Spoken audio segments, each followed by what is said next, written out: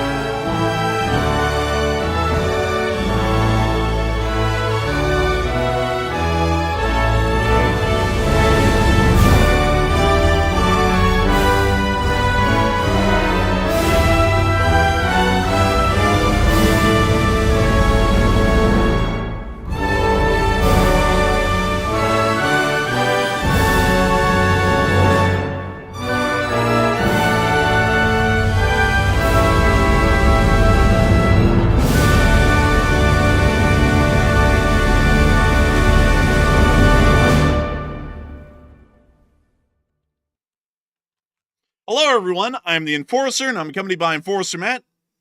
And good evening, folks. It's Enforcer Matt, and welcome back to day 1301 of the War News stream. And today we have very big news that Ukrainian agents have launched an attack from within Russia on a base in Vladivostok. We've also heard that Russian spokespeople are warning that NATO is now in a de facto war with Russia in a wild statement. And also, U.S. forces have struck a new Venezuelan vessel. We got big news around the world, and it's good to see you all once again. And of course, we're going to be covering the past 24 hours, actually, as a matter of fact, the past 48 hours of news from around the world, as we have been able to hear breaking news from the Kremlin spokesperson Dmitry Peskov that the Russian Federation has declared a de facto state of war with NATO. This announcement came at the exact same time as the president of the Russian Federation, Vladimir Putin, arrived personally at the Grodna training grounds inside of northwestern Belarus to personally review the Russian Federation's armed forces pulled from the Moscow military district, which are currently conducting exercises a half-mile away from the NATO border. NATO forces, in the meantime, are conducting a wide and sweeping amount of surveillance operations around the territory of the eastern frontier of NATO, with U.S. Navy PA Poseidons conducting reconnaissance operations directly off the coast and airspace of the Kaliningrad Oblast, while multiple other reconnaissance flights have been conducted throughout the entirety of the eastern area of NATO over just the past 2 days. We have also heard that the Ukrainian armed forces were able to conduct a massive and successful strike within the city of Vladivostok, bombing the base of the 155th Naval Infantry Brigade and apparently causing the death of several soldiers and the loss of significant facilities inside of the base of that brigade. The Taiwanese are also unveiling a new air defense system, one that is an anti-air ballistic missile system that will be able to help them defend their skies to a far greater degree, and is an indigenously built missile system, meaning that it's entirely reliant on Taiwanese industrial abilities to be able to manufacture missiles and launchers for their own national defense. Outside of that, the United States of America has conducted another attack against a Venezuelan narco boat, striking the vessel and destroying it outright, leading to the death of several cartel personnel members, as well as the loss of the vessel. The United States of America made the public announcement just an hour after the attack, and we continue to see further developments and buildups of U.S. naval forces, including those under the command of U.S. Second Fleet under the command of Southcom inside of Miami, Florida, around the area of the island of Puerto Rico. In the meantime, the armed forces of Ukraine have been able to hold back the Russian Federation's armed forces along most major fronts, inflicting significant casualties and, of course, turning the Russians back on their heels towards the area of their established front lines. The armed forces of Ukraine has also stated, through the statements of the President of Ukraine, Volodymyr Zelensky, that the Republic of Poland appears incapable of defending itself from significant Russian drone attacks, pointing out that Poland's drone defense initiatives, at least over prior days, have proved unsatisfactory. That news also came out while a Russian drone was flying over the city of Warsaw and was directly engaged and shot down over the capital city overnight. We also heard that in the midst of that, the Polish have admitted that an AIM-120C apparently malfunctioned in the midst of the air defense scenario several days ago and was actually the ordnance that led to the damage to one of the village buildings that was seen to be damaged in the prior strikes from nearly a week ago.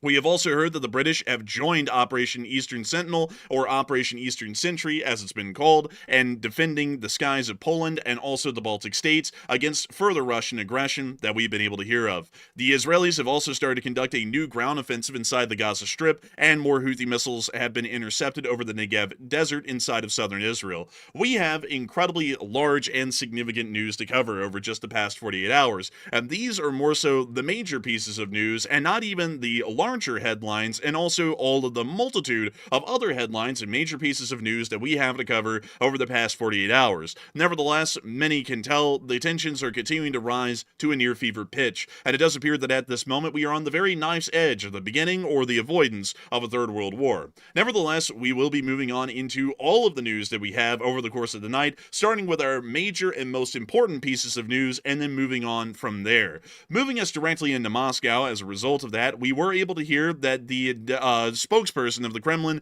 Dmitry Peskov, has stated that there is a de facto state of war with NATO, and that was according to his words directly, and that is coming from Dmitry Peskov, which is the spokesperson for Vladimir Putin personally. The former president and prime minister of Russia, Dmitry Medvedev, and current head of the Russian Security Council, has warned that the downing of Russian drones by a NATO member over Ukraine would mean war with Moscow. This was coming as the foreign minister of Poland, Sikorski, stated that Poland should start to shoot down drones over Ukrainian airspace if they're getting close or perceived to be crossing the area of the Polish border. Not only that, the statements by Dmitry Peskov were more so in direct retort to the current tensions that exist inside of Eastern Europe between that of the Russian Federation and NATO. This, of course, has been culminating over years as NATO forces have continued to support and supply the state of Ukraine in their armed defense against the illegal invasion of the Russian Federation into their territory. And we were able to see that just over recent weeks, the Russian Federation has started to conduct hybrid drone attacks against Poland, and while not officially declaring a state of war, we can tell that the mass incursion of drones into Poland as well as Romania appears to be those of warlike actions, leading many analysts to state that the situation has already devolved into the very precipice of war at the moment, and we are quite literally on the very verge of a third world war beginning. This is also in the midst of the Zapad 2025 military exercise, which is being conducted in large form around the area of the Suwalki Gap and involves a wide variety of Russian forces from the Russian Army, Air Force, Navy, as well as Naval Infantry, which are all conducting their own military exercises throughout key areas of the Russian Federation and Belarus, but most importantly around the areas of the cities of Grodna as well as the Kaliningrad Oblast. Over prior days, we have been able to note significant Russian military activity within both of these areas of Grodna and Kaliningrad, and not only that, we have been able to note the specific appearance of Russian forces inside of the Kaliningrad Oblast, which would be incredibly important for the Russian Federation to conduct an armed offensive into the Suwalki Gap. Considering that this military operation, or more so military exercise, at least at the moment, is one that is built around a hypothetical scenario of an armed invasion and capture of the Suwalki Gap, it is highly likely that at this moment, if the Russian Federation would like to start an armed conflict, this would be the opportune time, as we have seen prior in historical instances that the Russian Federation started other military invasions after supposed war games or in the midst of those supposed war games. For example, the beginning of the invasion of Ukraine in 2022, or the invasion of Georgia in 2008. Both were started under the guise of military exercises, which justified a Russian military buildup close to the borders of the country that they intended to invade, and during the military exercise, or not long after the military exercise, an armed invasion was conducted. Vladimir Putin was also personally seen at the Grodna training grounds today, apparently observing the Zapad exercise, as well as talking to foreign advisors as well as foreign observers who were there to observe the war games and the abilities of the Russian Federation's armed forces, and to see if there's any sort of tactics or strategies that could be acquired or ascertained from the observance of these war games. We actually were able to see Putin and his physical appearance at the Grodna training grounds just earlier today. I would like to thank you for participation. I wonder if that's the real Putin right there, or is that Putin actually cosplaying being a military soldier at this point? Because you can't really tell these days. This kind of looks like the real deal, but I don't know. I don't really know. It's really hard to say. From the professional point of view. From the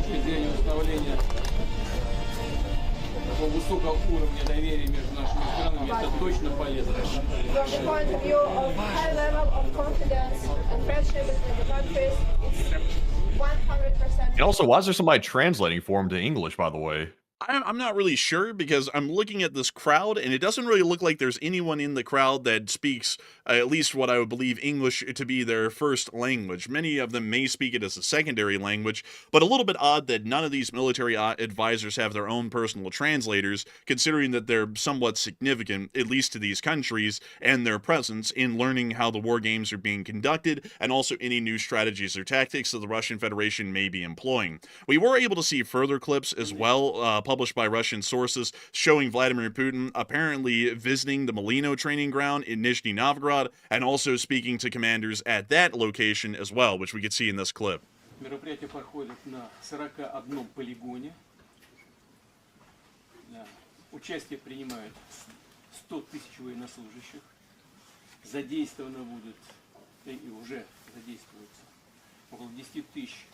Nevertheless, I'm going to cut the clip short because we do not have an actual translation to even speak about what he is saying to these commanders, but nevertheless, we can clearly tell from these actions by the President of the Russian Federation that observance of military readiness, at least involved in this exercise, is somewhat important. And we have very rarely ever seen that Vladimir Putin has made personal appearances during the midst of the Zapad 2025 military exercises, either to that of the field commanders of the exercises, or for that matter, the armed forces that are involved. This has started to acquire a greater deal of NATO attention, as we have been able to see that a U.S. Navy PA Poseidon was conducting visually confirmed and also electronically confirmed observance and surveillance of the Kaliningrad Oblast. PA Poseidons are incredibly similar to those of other types of surveillance aircraft that the United States Air Force would use inside the area of the Black Sea. This aircraft in particular is trying to gain and ascertain surveillance and information on the Russian armed forces inside of the Kaliningrad Oblast, which are quite a large number.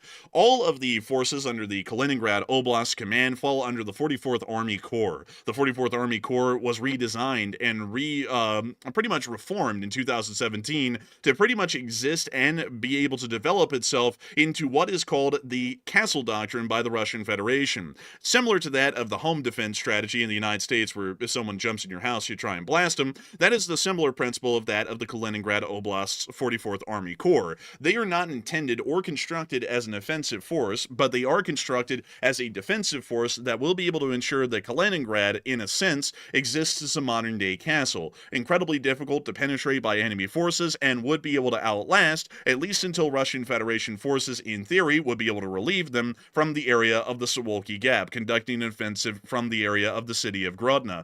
These forces are somewhat significant, however, in that although they are largely defensive and are designed to be able to try and create a perimeter around the key areas of the Kaliningrad Oblast in the midst of a NATO invasion, there are other forces here that would be able to conduct significant actions in support of Russian Federation offensive activities around the Suwalki Gap. Most importantly, those would be the 152nd Guards Missile Brigade as well as the 25th Coastal Rocket Brigade. The 25th Coastal Rocket Brigade operates the KH-35 and K-300P Bastion P anti-ship missiles with a range of nearly 300 miles. This anti-ship unit is actually able to project anti-ship fire across the entirety of the southern Baltic Sea from its location on the coast of Kaliningrad. This means that, in a sense, NATO forces that are in the Baltic Sea are quite truly in a boxing match with that anti-ship missile battery, which would be in range and easily able to fire anti-ship missiles at them during that time. That could greatly interdict NATO actions in relieving the Baltic states if they were to be encircled in a Russian offensive at the Suwalki Gap, and would of course buy the Russian Federation valuable time where NATO resistance would not be as strong inside the Baltics, and the Baltic states could be dealt with piecemeal. Most importantly, another unit that's involved in the 44th Army Corps is the one based at Cherniakovsk Air Base, which is the 152nd Guards Missile Brigade. The 152nd Guards Missile Brigade primarily operates the 9K720M Iskander missile. These systems are of course quite potent, as can be seen in the war in Ukraine. Iskander missiles are easily intercepted by the SAMP-T and Patriot air defense systems of the NATO alliance, and there are a quite large amount of them that can be called upon just within the U.S. Army of Europe and Africa, much less speaking to the fact of the Germans, the Polish, and multiple other countries in the region also possessing similar kinds of air defense systems. Nevertheless, this unit could be operated in support of a Russian offensive inside the Suwalki Gap and provide a large amount and a high yield explosive in indirect fire support that would be able to hit key command and logistical facilities, or at least pose some sort of a chance at hitting key logistical and command facilities in the midst of that ongoing offensive. Unfortunately, I have not been able to track down, or at least post on the map yet, the exact fighting regiments that are involved in the Grodna military exercise around Grodna at the moment, but I am trying to research that at the moment and get that here on our map so that we can speak about the Russian forces that are involved within that area. The last we heard, which was about 3 weeks before the beginning of Sapad, there were about 5 motor rifle regiments from the Moscow military district that were going to be involved inside of the exercises at Grodna, but we are not able to confirm the additional regiments or additional details, or brigades for that matter, that are also involved and supporting the operations within that specific area of the motor rifle regiments. However, the situation is quite clearly one that is somewhat strained at the moment, and it does appear that by the direct statements by Dmitry Peskov, these are about as strained as they can get. And really quickly, Matthew, also to get people a direct audio clip of Dmitry Peskov saying that, because there is one, was that clip copyright free or not? Because I was really having a hard time ascertaining whether it was or wasn't. So let me go check real quick. Let me go get the actual source clip right here so I can see if it is copyright free or not. Just going back and grabbing it real quick. Let's see here. You can use the audio right here. I'm going to go ahead and repost that one right now so you can show that to the audience. I just reposted it. It's from Anton Jurashenko. Got you. And let me make sure. So, can we show the clip so that way we have the subtitles as well, or might we run into copyright? Yeah. You're good to show the clip. Okay, so here is the actual statement, because I want to make sure that y'all are not just getting the statement in text and the statement from us. Of course, we always like to have video and picture evidence wherever possible, and this is video audio evidence of the statement made by Dmitry Peskov today. And so here's that statement. НАТО воюет с Россией. НАТО воюет с Россией, это очевидно, и это не нуждается ни в каких дополнительных доказательствах. НАТО де-факто задействовано в этой войне. НАТО оказывает и косвенную, и прямую поддержку киевского режима. Поэтому можно с абсолютной уверенностью сказать, что НАТО воюет с Россией. НАТО воюет. That was the direct That's the rat statement right there. The rat coming directly from the Kremlin right there. Also, I want to point this out to folks real quick, because I see people saying, "Oh, are we listening to this guy again?" This guy right here is the official Kremlin spokesperson. So it's the same as the, let's say, the White House official spokesperson. Whatever that individual is saying, which is Peskov, that is being instructed directly from the top, directly from Vladimir Putin himself, to go out and repeat this message. It's basically the translator for Putin for things that he does not want to say directly. He sends out the rat, which is Peskov, to come say it to the public instead. So this is not some random guy, and this is also not Medvedev, who people allege to be a drunk. This is the rat himself. So it's coming from a direct source. And also, really quickly, just to reiterate this for those who may not be watching the screen and only heard his voice in Russian, here's a read-off of what he said in English. NATO is at war with Russia. This is obvious and requires no further proof. NATO is de facto involved in this war. NATO provides both indirect and direct support to the Kyiv regime. Therefore, it can be said with absolute certainty that NATO is at war with Russia. So, quite clearly at this moment, and I also want to make this a little bit clear, based off of prior statements that we have been able to hear in the past, where they threatened some sort of a state of war through Peskov, or Medvedev said something stupid. This is a fairly different sort of a statement than those made in the past. And you always have to remember that with statements like these, while they might sound somewhat similar on a face at their face, you have to note that they are different in how they're being said and structured, which is an incredibly important thing to pay attention to. This statement is saying that NATO is in a de facto state of war with the Russian Federation, and that the Russian Federation is officially recognizing that sort of a situation. That sort of a statement has never been made before in that direct sort of wordage. They have stated things like NATO's support to Ukraine is akin to a war, or economic sanctions are akin to a war, but they never stated that that is a state of war. They've always just kind of insinuated that they will look at it that way, but have never said it in raw, direct wordage that it is a state of war. Now this is the first time that we've ever heard that Dmitry Peskov, or any higher up level official in the Russian Federation, has stated that this is an official state of war. That is a very important distinction, because this is justifying the actions by the Russian Federation against NATO states like Poland and Romania. And this is further adding to the credibility that the Russian Federation is not looking at those actions as accidental. They are looking at them as deliberate armed actions against what they are now viewing as armed belligerents in a conflict against the Russian Federation. Now, a lot of people have been talking about this statement today made by Dmitry Peskov, which is, of course, the official spokesperson for Vladimir Putin. And a lot of people are wondering what is going to be happening as a result of this statement that Russia is in a de facto war with NATO. And Matthew, what are people thinking about that, and what are you thinking about that as well? All right, so it looks like 45% of the audience said Russia plans more blatant drone attacks, just like the one they carried out on Poland the other day, while 25% of the audience said Russia plans to launch a total war with NATO, and 20% said Russia plans more covert sabotage behind the scenes. And this is a tricky one right here, because Peskov, who is taking his statements directly from the top, which is coming straight from Vladimir Putin himself, is saying that NATO is at war with Russia, a de facto war with Russia. So that's a pretty strong statement right there. That is literally as close as you can get to saying that Russia is going to go to war with NATO. So that's a pretty bold statement. Me personally, I would say this. Based on that statement right there and the attack that we just saw in Poland a while ago with the 19 drones that went into their airspace, I would say that that seems like the opening shot of the war, because that was, in my opinion, an attack on Poland. Some people say that it was just testing the boundaries. I would say that was an attack. 19 drones going intentionally into a NATO country like Poland, that is obviously an attack. So I would say that was the opening shot of it. We'll have to see where Russia's going to go from here, but obviously they're conducting wildly routine sabotage against NATO countries. Poland said that they're under 50 attacks per day in covert sabotage when it comes to cyber attacks and things like that. So Russia's waging a silent war against NATO. It's becoming a very obvious war, though, with these recent drone attacks. So I think they're planning more blatant drone attacks. I'm with the 45%. I think that's probably coming next. We're going to see that some more, and I think that is coming soon. But Enforcer, what say you? I would have to be with the 45% as well. I believe that more blatant and overt drone attacks are imminent against NATO states inside of Eastern Europe, and maybe even attempting to extend that into the Federal Republic of Germany, because we've already been able to hear from the Germans that, according to their information, along with U.S. officials within the area in U.S. Army Europe and Africa, that there have been multiple drone incursions conducted by the Russian Federation in the past,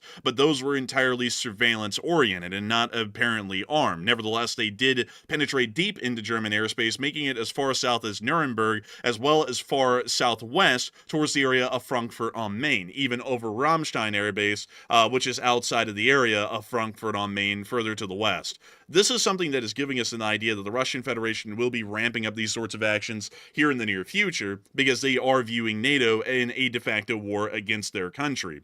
This is also something that is starting to greatly increase tensions or escalate the conflict, at least from what we're seeing right now. We already are generally considering on this channel that we are pretty much in a de facto state of war with the Russian Federation, considering their attacks against the Republic of Poland as well as against Romania in prior days. And and also the multiple continued escalations that they've been conducting against the West in multiple different forms. This is all leading us to already have said here on the channel that we're pretty much on a teetering edge of this officially becoming a world war, although we pretty much are in one nearly already, although it has not broken out in full. With the Russians now saying that they are most likely going to start operating on that sort of a level, and we will start to see that drone attacks will become more overt, more aggressive, and most likely a large amount of drones involved in those attacks will be armed in attempting to hit key targets inside of these countries.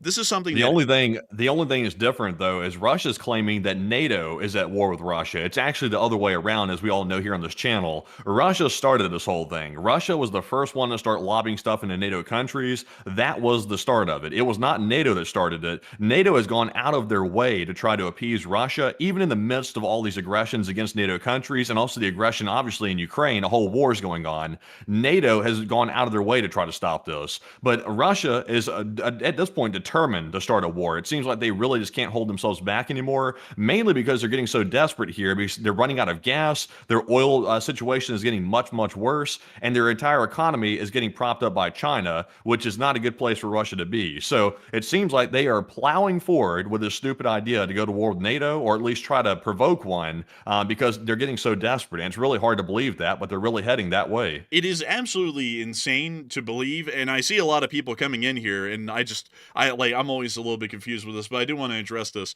Some people are asking us, oh, is this just straight up clickbait? No, it's not. Like, the title says Russia declares a de facto war with NATO. We just showed the clip on air literally 2 minutes ago. We even have it on the map as well, that Dmitry Peskov, the spokesperson for the president of the Russian Federation, has declared that Russia is in a de facto state of war with NATO. This is not clickbait. This is actually what they said today. This is what they're working on, and this is what they've been working on most likely for about the past week. This is something that is an inevitable situation. And I know that a lot of people are a little bit confused about that because the current U.S. administration likes to make it sound like Russia is just harmless and nothing's going on over there and everything's completely fine. And then some other people hear that Russia's our friend and Russia's a great country and everything, although they're not. And so I know that that confuses a lot of people who may not really read more than a headline, but the situation right now inside of Eastern Europe is quite truly right on the verge of world war. I'm not even kidding. We have been going out of our way here on this channel to avoid saying that for years because there was really no credibility or proof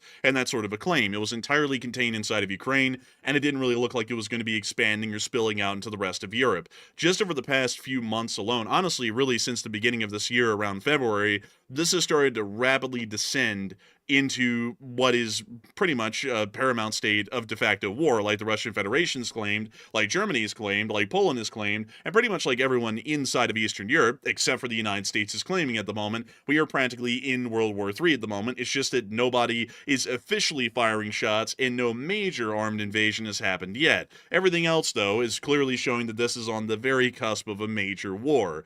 Even the Russians are saying that right now, and that's a little bit crazy to hear because they usually don't say those sorts of things, but this is what they have admitted to today. Now, however, another thing that I have to say is that the United States of America has to get on the ball. I don't know why in the world we keep pretending like this is something that we can stick our heads in the sand over. This is about to become a war that will involve us. We have forces that are inside of Europe right now, and whether people want to say that this is our war or it's not our war, the Russians have a target on every single American service member's head that is inside of Poland and Romania, as well as Germany, right now. When the Russians start this war, which they're very clearly adamant on starting at this moment if nothing changes, they are going to fire missiles at those American service members, and there's a chance that some of them are going to end up getting killed. If some of them end up getting killed, we are in a war. There is no way to curb ourselves around that, and I'll be honest with y'all, at that point, I'm just going to be completely straight up. If American service members do get killed in Europe due to our inaction and due to our weakness, and then the current administration tries to cover that up and act like it's not a big deal, I'm going to be absolutely livid. That's going to be outrageous. That's going to be insane. That we're pretty much going to sell out a couple of Americans and their livelihoods and their lives to sit there and try and maintain a peace that is not lasting at this moment and is quite clearly collapsing before our very eyes. This is the situation that we are in. We have to deal with the situation as we're physically seeing it. We are on the verge of war, and if we do not start to realize that that is the case and start to react to that accordingly, accordingly, this is going to start becoming a third world war guarantee. We have plenty of historical examples to prove that. The greatest historical example that is quite literally a historical parallel is the lead up to the Second World War. Multiple countries. You know what's disturbing to me? You know what's disturbing to me, though, is, and once again, we don't have any evidence to say this for a certainty, but if y'all recall, I actually reported, and we both reported actually here on the stream as well, that there was a soldier that had passed away. I believe it was in Lithuania. There was an investigation ongoing by the authorities, but I don't think we ever got an answer to what happened to that soldier, and he had died very close to the Belarusian border.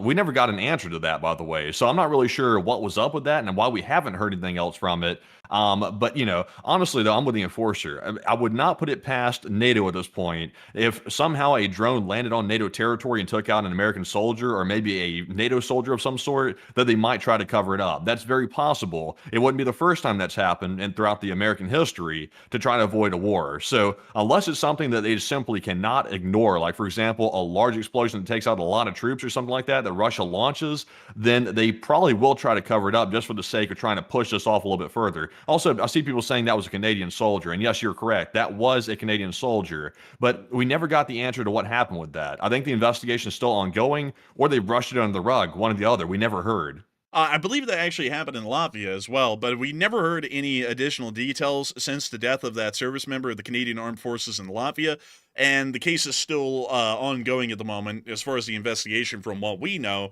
and no results of the investigation have been published. That is a little bit suspicious, I will admit, because if the soldier died from natural causes, just to go through the list of things that a service member could die from, that would not be a direct armed action. They could die from alcohol poisoning, drug overdose, they could die of medical conditions, for example, a heart attack, a car crash, they got hit by a train, they drowned. There's a million things. A service member can die much as anyone else would die in incredibly mundane conditions.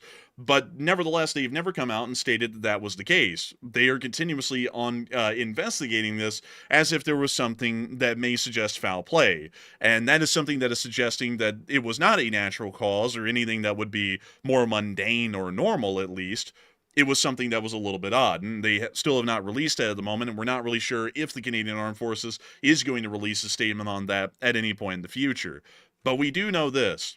The current administration in the United States of America is so adamant on pretending like this will not become something that we are pretty much ignoring everything that's going on right now, just to be completely frank with y'all. And this is getting to a point that I really can't continue to conduct analysis without addressing that head on. The current administration's approach to the situation has been weaker than the prior administration, which was about as weak as you could get without it looking like a joke. At this point, it looks like a joke. The Russians are openly attacking NATO states inside of Eastern Europe at the moment. We are continuously seeing that they are ramping up these attacks. Not only is it 1 or 2 drones now it's over 20. 24 drones and a missile flew into Poland overnight about a week ago.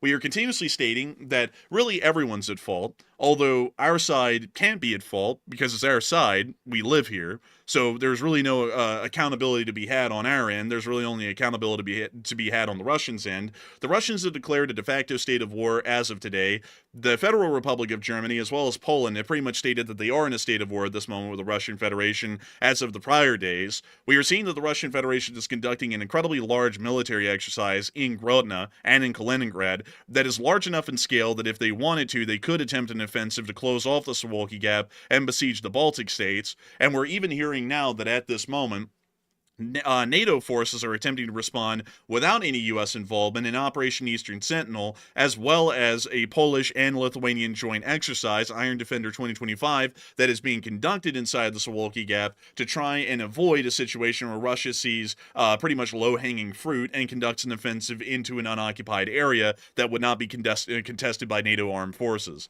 That is the situation that we're seeing right now. There's no way that that can be avoided, and it's absolutely incredibly insane, which we'll get to in a minute, that right now the administration is trying to avoid this. I'm not trying to be political here with this at all or whatsoever. I want to make it very clear that this channel only views the situation from an apolitical perspective and looks at it at the interest of the United States of America and the common citizenry, which is 360 million strong inside this country, and our allies make up well over another billion. This situation is one that is so concerning that there has to be a change in our foreign policy approach in this current situation, because the current approach, which is incredibly weak, is incredibly soft, and crumbles and erodes at any sign of resistance, and generally goes to blaming our allies, is clearly not working, because the situation has continued to degrade over the past few months using that kind of a strategy. We need to employ a strategy that has been used in times prior against the Russian Federation and the former Soviet Union, which was an example of strength. If the Russians want to build up forces along a NATO border, we will also build up our forces in the exact same place along that border. If the Russians want to threaten nuclear war, we will also threaten nuclear war, as the United States of America and as a collective alliance. If the Russian Federation wants to say they're in a de facto state of war with NATO, we will treat the Russian Federation as though we are in a de facto state of war with Russia. This is the only way to de-escalate, is through escalation. It seems counterintuitive, but historical examples have shown time and time again throughout the entirety of the Cold War and the time since, that the Russian Federation only understands and respects the West when we negotiate or operate with the Russians from a position of strength. We must show the Russians that we mean business and that we will not back down under any circumstances. Any square foot of ground will be paid for dearly by the Russian army. Any square foot of gain in a diplomatic sense the Russian Federation is able to achieve will be gained by the shed of blood from the Russians. It needs to be made incredibly clear that there is absolutely no situation that the Russian Federation will be able to bully us and make us back down. It needs to be very clear at this moment that from the West's position, it is a do or die situation. And the United States needs to treat this with the deadly seriousness that this has now evolved to inside of Eastern Europe. Nevertheless, a lot of people are also talking about the statements made by President Volodymyr Zelensky earlier today, which were incredibly concerning, and we'd have to admit are largely true. As Volodymyr Zelensky earlier today did state that Poland is not capable of protecting people from a massive attack. In an interview that he made with Sky News today, he stated that out of 810 drones that are fired into the state of Ukraine by the Russian Federation, Ukraine is able to shoot down around 700 or so, while Poland managed to shoot down only 4 out of 19 drones that entered their airspace. This air interception rate is incredibly poor. Not only that, it was against an incredibly small pool of targets, only 19 drones. This generally suggests that the Republic of Poland, as well as many other NATO countries that are not accustomed or have altered their doctrines towards drone offensive and defensive operations at an industrial scale like Ukraine, are incredibly susceptible and vulnerable to those future drone strikes that the Russian Federation already appears to be testing against these countries. And this has led a lot of people to bat around the incredibly important question today as to whether or not a country like Poland, with the largest ground army in Europe, as well as one of the largest military budgets in Europe, would ever be able to actually defend themselves, at least effectively in the here and now today, against major drone swarms that would be fired by the Russian Federation. And Matthew, what are people thinking about that, and what are you thinking about that as well?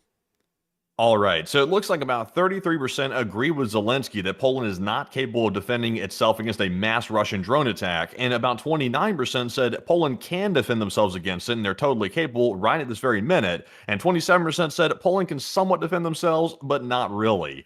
And honestly, the answer is actually very clear at this point. Russia launched an attack with at least 19 drones into Poland, and Poland was only able to shoot down a handful of them, which is very disturbing to see that, because obviously, like Zelensky mentioned, Russia can launch hundreds of drones into Ukraine at any given point in time. And if Russia were to do that to Poland, Poland would be in foul shape, very foul shape actually, because Poland relies on F-16s for air defense, which shoots AIM-9X missiles. They also rely on, for example, Patriots for air defense, and larger systems that are more expensive.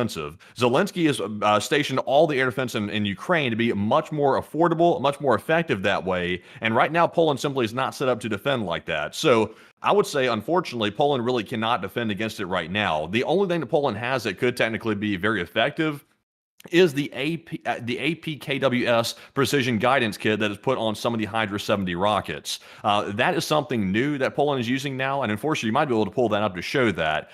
Poland does have these advanced precision kill weapon systems, which basically turns these unguided rockets into advanced laser-guided munitions, which can shoot down these drones for a relatively cheaper cost. And when I say relative, it's still kind of expensive, but it's definitely cheaper than using an AIM-9X missile system. So right now, Poland's in somewhat of a bad spot right now, because even though Poland is armed to the teeth and they have a very potent military, they don't have the cheap and effective systems needed like Ukraine has to defend against a mass Russian drone attack. So NATO needs to get on that. We've been preaching this for a couple of weeks and if not months now, and it looks like NATO is still behind the curve. But Enforcer, what say you?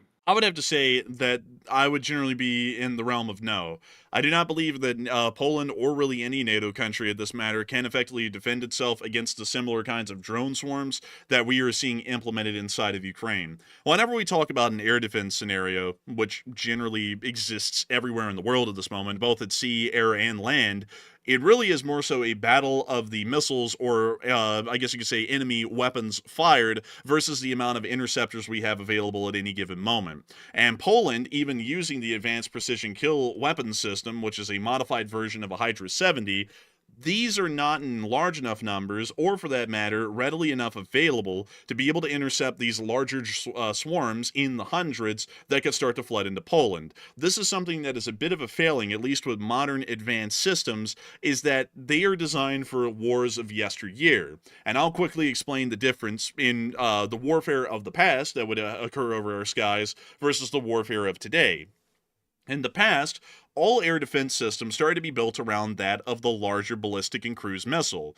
Ballistic and cruise missiles are incredibly expensive and usually limited in number. Most countries only possess, even major superpowers like the United States, a few thousand at a time. Most countries only possess hundreds at a time. Most of our air defense systems, for example the Patriot, are designed to be able to operate against conventional fixed-winged aircraft, as well as the cruise missiles and ballistic missiles that may be fired by ground units of enemy armed forces or the air units of those enemy armed forces. For that matter, the amount of available interceptors is somewhat limited, and usually a system like this, a Patriot Pac-2, will only have about 4 missiles per launcher. A single Patriot battery has about 5 launchers to 6, depending on the variant, and that means, doing the simple math, 6 times 4, you have about 24 interceptors per battery that are available at a given moment. That means that if the Russians fired, say, 300 drones into the country, and this is your only air defense system, you were spending about $1 million per missile, which is quite expensive, and you're also expending all of them that were available in your air defense batteries within about a couple of minutes, and then you're completely out. 4 drones that cost a couple of $1,000s. You're spending about $1 million, just to break down the cost efficiency side of things, you're spending about $1 million to shoot down a $5,000 or $10,000 drone, and not only that, once these launchers are out of ammo, they have to be reloaded, and the reloading process can be somewhat lengthy, meaning that once these interceptors are out of their initial volley of missiles, they're pretty much out of the battle for the remainder of that airstrike that's occurring with that drone swarm. Then that means that they're having to count on either Stingers or man-pads, for the example, which are man-portable air defense systems, to be able to try and shoot down these incoming targets. Here's a Piorin, which would actually be used by the Polish. Or you're having to count on something else entirely, which is practically nothing at this point. There are some other air defense systems that they do have inside of Western countries, like the NASAMS and others, that do use the cheaper AIM-9s, which can also engage and shoot down these targets at closer ranges, usually less than about 8 to 10 miles, but even still, those are wildly expensive, costing hundreds of thousands of dollars per shot to shoot down drones that cost several $1,000s, and once again, you have to be able to reload the system. That means that in any sort of an air defense scenario, at least in the modern day, those drones are going to make it through in incredibly large numbers. If you pulled out all of the stops and you try to shoot down everything, you may, in the first day, be able to shoot down about 60 to 70% of that swarm. But the next day that a swarm comes through, there may not even be enough available ammo for the Patriots left to be able to intercept that swarm, or enough man-pads to be able to intercept it, so on and so forth. On top of that, the cost efficiency side of things is also being lost out. We are expending volumes of additional cost to shoot down these inexpensive drones compared to what they're actually costing the Russians. Once again, this is a situation that has to be dealt with immediately. It is largely an emergency situation for NATO because we actually could start to lose, even in our conventional sense, the air superiority war, which is one of the most important wars that can be fought on the modern battlefield, because of these cheap and inexpensive drones overwhelming our conventional air defense systems. The Ukrainian model is a far more efficient one and also cheaper, but requires a larger and wider amount of manpower, but also sacrifices the cost side of things, which is the major benefit. Ukraine uses a series of iPhones that have been connected to a larger system, at least this is what we knew earlier in the war, that have their microphones constantly turned on, and they are able to generally listen into those 24/7, and once the microphones pick up the sound of a drone, they are able to generally triangulate where that drone is and also where it's heading based off of what microphones it's triggering. This allows for them to activate their territorial defense forces, which operate technicals and technicals with spotlights, to be able to move into the line of flight for that drone and to be able to engage it with some sort of a heavy machine gun or even a light machine gun and shoot the drone down. This costs relatively about less than a couple of $dozen per shoot down. It is incredibly efficient even compared to the cost of that drone, and not only that, it is really the only way that we've seen, at least in the modern day, to effectively deal with these industrial-sized swarms that are starting to flood into Ukraine practically every single night. NATO countries need to implement that sort of a system, at least for drone defense, immediately. It still will take time for us to master the drone offense side of things, because that requires us to be able to mass-produce incredibly cheap disposable drones. But in terms of air defense, we need to start fielding, in most NATO countries, brigades worth, at least, of these technical-based light air defense units that are gun-based and self-propelled on some sort of a truck like a technical that will be able to move around the country rapidly and engage these drones wherever they're entering the country, and to also have territorial defense forces and militias that can set up around key cities and create one final air defense ring around those cities to also be able to try and intercept those drones. The conventional air defense systems will still work. They will be able to intercept the conventional ballistic and cruise missiles that would be fired, but we wouldn't be wasting their valuable interceptors on incredibly cheap and disposable drones that the Russians would be firing. Yeah, they need all that. They need the gun-based ground defense for the drones flying in. But also another thing they need to focus on, they need to focus on jamming technologies, because Ukraine's gotten very good at that. They've created jammers for small consumer drones, and they've started trying to electronic warfare and interfere with the larger drones as well. As long as you try to disrupt the signal going to these drones, as long as they're not pre-programmed, you can generally try to throw them off course a bit. So that's something important as well. But the big problem is, and this is a institutional problem in NATO, and it's not just limited to one country. It's not just the United States. It's all of them. We all rely on these legacy defense companies that we're all familiar with, the Big Five, and they are very heavily invested into legacy, major cost systems that are not cheap whatsoever. They usually make their money on these larger systems, and we are seeing startup companies like, for example, Anduril. They're starting to develop things that are on a cheaper basis that they can use, but it's taking a minute for the U.S. military to actually adopt that into practice, which is something right now we cannot afford to wait on that. We're obviously behind the curve already. If Russia decided tomorrow to launch a massive 800 drone swarm attack into Poland or another NATO country, that country would be ravaged. That's the unfortunate truth of it. It would be in foul shape because we simply do not have the large multitude of systems needed to defend against that. So we need a stopgap measure. Honestly, the best stopgap measure, I think Jay Bagwood mentioned this the other night, is simply technicals with large machine guns on the back to be able to shoot at these drones. That is the best immediate solution we have right now, and surely they're thinking about that, because we can't use F-16s to shoot down one drone at a time with $15,000 rocket modules. That is simply too expensive. Even at that, that's too expensive. So they need to come up with something, and hopefully it's quick. And I would hope so. And I see a lot of people saying things like, oh, we definitely have anti-drone weapons. They're just not showing them. No, we don't. We know of those anti-drone weapon systems, and they're in the prototype phase. And they're also not going to be mass-produced anytime soon. It'll be a few years out before any of them are mass-produced. So in between now and 2 to 3 years from now, we have no defense against drones. And I think this is where a lot of people are kind of getting a little bit mixed up here, is that having a drone defense system that is a prototype, and we have one of them, and it's in butt-F nowhere in Missouri being tested right now, does not mean that we have laser-based drone defense systems across the entirety of the U.S. Army in Europe, and also across the whole of the NATO alliance. That's where the issue lies. We need to have a stopgap system in the meantime that would be able to deal with these drones cheaply and effectively. And the only way to do that is to create the sort of technical air defense systems that the Ukrainians have, where it's quite literally machine guns mounted on the back of pickups, and they drive them around, and they also have another pickup that operates a spotlight. and you spotlight them, and then you shoot them down directly. It's simple, it's cheap, it's incredibly effective. A truck only costs, at least in America these days, for the average consumer, about 40 to 50,000 US dollars. A machine gun only costs about maybe 2,000 or so, and the ammunition is incredibly cheap. So with that in mind, it's a very small upfront cost, and it pays dividends well over the future. And also, by the way, I see a couple of people mentioning, for example, DDX has said, what about the CRAM? That is a possibility as well, but I'm not sure how many CRAMs would be needed. I'm not really sure what the range on that is. And obviously, the CRAM uses a hell of a lot of ammunition extremely quickly. So it's a very potent ground-based system, and obviously, it's done wonders for the U.S. military in the Middle East. It's been a very, very potent thing. Pretty much if anybody's ever served in the Middle East, they will talk about the CRAM and how memorable that thing is because it works so well. So, and also has a distinct sound, too. It uses a very large, I believe like a minigun style thing. I think it might be a Gal gun actually that thing uses. I'm not sure though, but it's very potent as well. But they would need quite a lot of them to defend the front lines in Poland and these other countries. But the difficult part that I have a hard time believing is while NATO's been preparing for war with Russia the entire time, they've been stockpiling Patriot systems, they've been getting ground-based defenses like that in place. They have neglected to think about large drone swarms, and that's almost hard to believe that we've neglected that to that degree.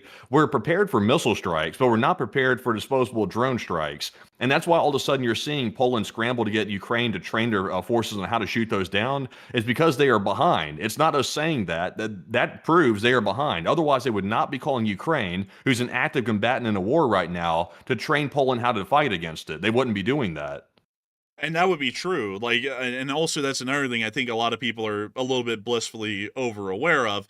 Overconfidence kills. And I see a lot of people who are really overconfident in our abilities. And I would have to say that as far as conventional armed forces go, we have the best in the world. There's no doubt about that.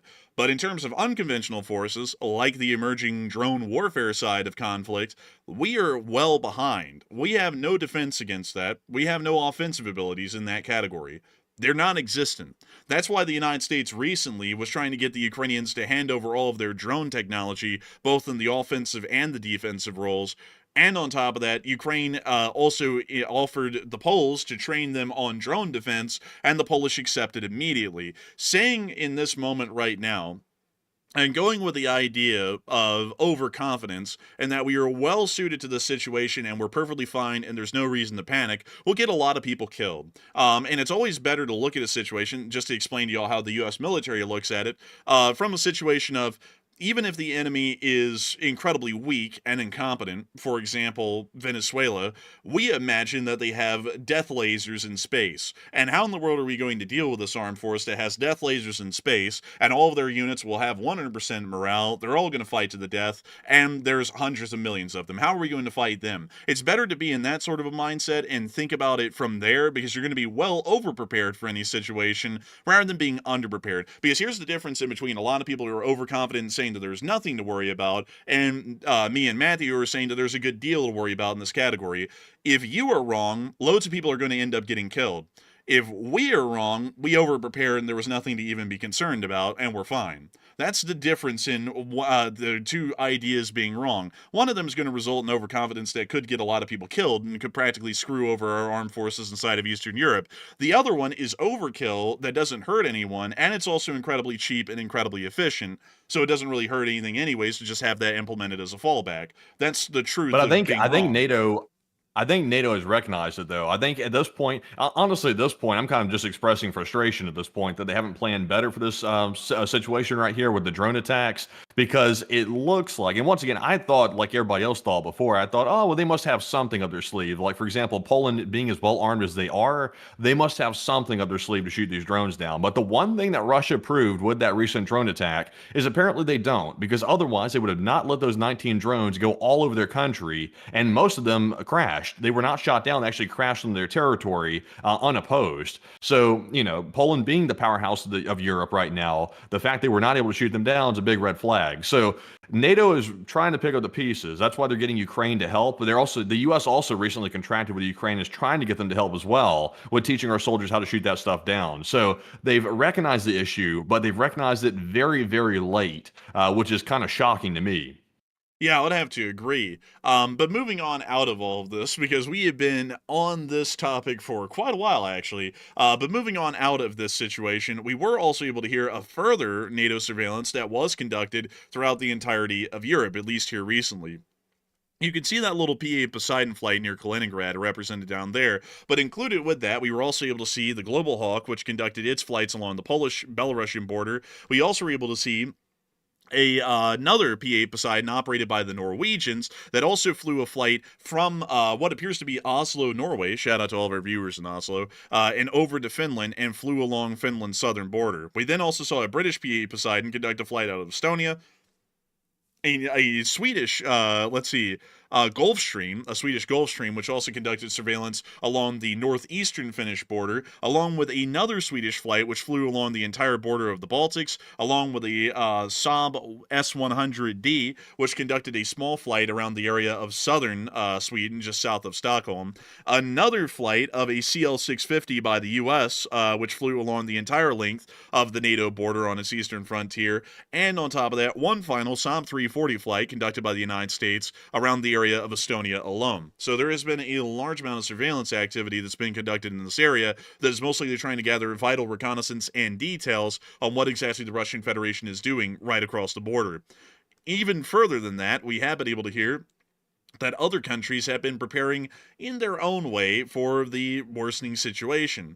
We have been able to see that the British have joined Operation Eastern Sentry and will be providing Eurofighter Typhoons, the exact ones seen here in the picture. This is technically an FGR-4 in the Royal Air Force, although most people would just call it the Eurofighter Typhoon. These are incredibly competent and have been described in the modern day as highly maneuverable, a great fourth-generation aircraft, and also a missile bus. This thing carries an insanely large amount of missiles. And on top of that, it is the only aircraft in NATO service currently that can actually fire the Brimstone surface-to-air launched missile, which in a sense, allows for the Eurofighter Typhoon, in a perfect hypothetical scenario, to engage and destroy 14 ground targets simultaneously.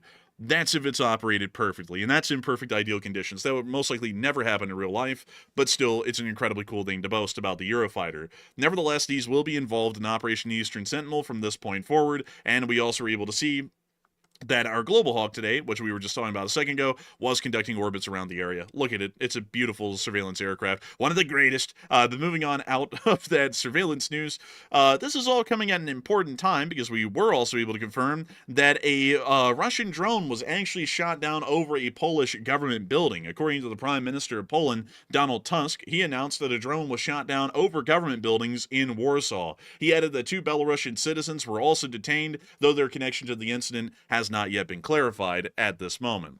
But still a very concerning situation in showing that drones are able to penetrate even into the deepest heart of Poland, the capital itself of Warsaw.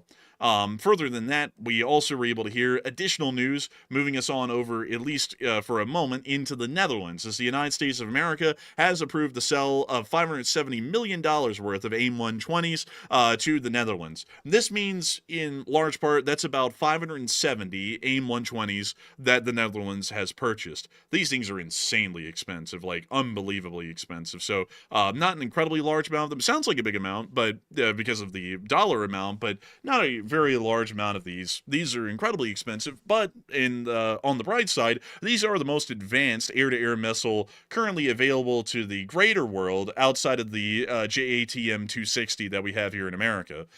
We also were able to hear that the European Union Commissioner, Ursula von der Leyen, has also stated the following today. I had a good call with the President of the United States on strengthening our joint efforts to increase economic pressure on Russia through additional measures. The Commission will soon present its 19th package of sanctions targeting crypto, banks, and energy. Russia's war economy, sustained by revenues from fossil fuels, is financing the bloodshed in Ukraine. To put an end to it, the Commission will propose speeding up the phase-out of Russian fossil imports. It's only a little bit sad that the countries that are importing those fossil fuels are Slovakia and Hungary, and it's also a little bit sadder that the pipeline that they would get that access to those fuels from has been out and down for about a week or two at this point, so really nobody in Europe is getting any fuel, but it's great to know that they're going to be passing sanctions against them, because it's not like the Ukrainians pretty pretty much already did that by blowing up the Druzhba pumping station on the Druzhba pipeline inside of Bryansk, specifically within the town of Venezuela. So, not like that happened or anything, but we'll be seeing how that pans out. I'm sure after that happens, we'll hear that it's the moon's fault because the moon changes the tides, and based off of those tides, Russian ships are able to get into port, and they're able to drop off their fuels to India and China, which makes money, so we're going to have to blow up the moon or something to try and stop the tides to stop the war, or something like, it's going to be something else. But moving on into the Caribbean, we also have had a large amount of significant news coming out of this area. But before we move us into this whole other can of worms out of this area, I do want to make sure that we talk really quickly about stopgap measures that a lot of people would believe would be pertinent for NATO defense inside of Eastern Europe. And Matthew, what are people thinking about that, and what are you thinking about that as well? All right, so I ran a poll on this because a lot of people were throwing their ideas out there about what the best immediate measure would be to defend NATO countries against these mass Russian drone attacks in case they were to happen again, which honestly, I would say the odds of that happening are pretty high. So it looks like 41% of the audience said technical trucks with machine guns, lots of them, are the best way to defend the border against these massive drone attacks, while 37% said CRAM automated defenses, and 6%, only 6% actually, said the AP KWS F-16 launch rockets. So what we do know right now is Poland has a limited number of the AP KWS, but the problem is, while those may be about $15,000 a piece, the cost to run the F-16 is tremendous. I can't quote the exact numbers right off the top of my head, but running an F-16 is not a cheap measure at all. It costs a lot of money to operate that, and you have to add that to the cost of the $15,000 missile. So me personally, I would say that's really not a cost-effective way to do it because we can't maintain that. And also, it doesn't take away the fact that you have to shoot down one drone at a time using an F-16. That is simply not practical, and I would say that's not a good way to do it. It may be a good temporary thing to supplement maybe another type of defense, but not a permanent measure. I would say, honestly, while the CRAM would be very effective, we simply just probably don't have enough CRAMs to defend the entire border of NATO. That's probably just not a feasible possibility right now. If they could ramp up production of that weapon, maybe it could be, but I'm not sure how many are in service right now that we could actually use and put along the entire border. So that would be my first option if it was available. But the most simplistic, cost-effective option is, honestly, it sounds kind of silly, but technical trucks. It could be like the Toyota Hilux, any technical truck that is reliable, mounted with a large machine gun on the back. Yes, it's crude. Yes, it's not the best, most accurate way to do it, but you can field a lot of those quickly, and all the infrastructure already exists to get that done. We don't have to start, expanding like production lines. We can immediately purchase trucks, purchase machine guns, strap them to the back, and simply tell soldiers, do the best you can trying to fire at those things, and while we work on a better measure to shoot these things down. That's the best way to do it in the short term, in my personal opinion. But Enforcer, what say you? I would have to say that flying an F-16 out to shoot down a drone is absolutely insane in cost. To give you all an idea of how expensive that would be, it costs $500 a minute to keep an F-16 in the air. So every single time an F-16 is rolling around with its engine on, that's about $500 every single minute, $30,000 an hour. On top of that, if it fires an AIM-9X at the drone, which we'd be incredibly fortunate if that was the case, that is an additional $300,000, or the equivalent of a BMP-3 being flung at that drone in terms of the expense. If we are not fortunate and they use an AIM-120, that's about $1 million flung at the drone.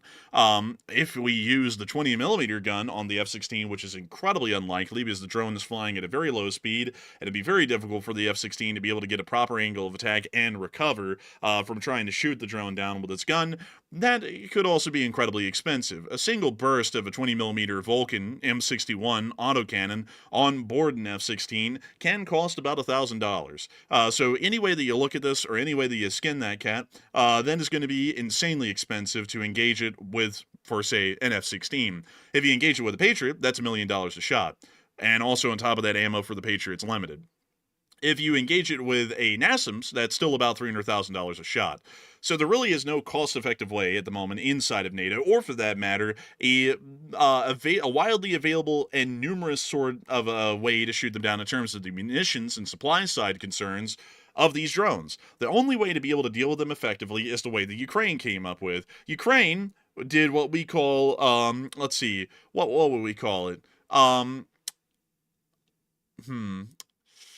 Jerry rigging? Hoodology. like Hoodology. yeah, something along those lines, like technology, hoodology. They ended up just getting out some technicals, the kind that you would see, some group in Central Africa using to, wage war in the middle of the desert. And they just started to use those to shoot down the drones. It's insanely effective, incredibly cheap. It costs like practically nothing to keep a engine on a Ford F-150 running if that was the truck you chose. There's a wide variety of others that you could choose out there.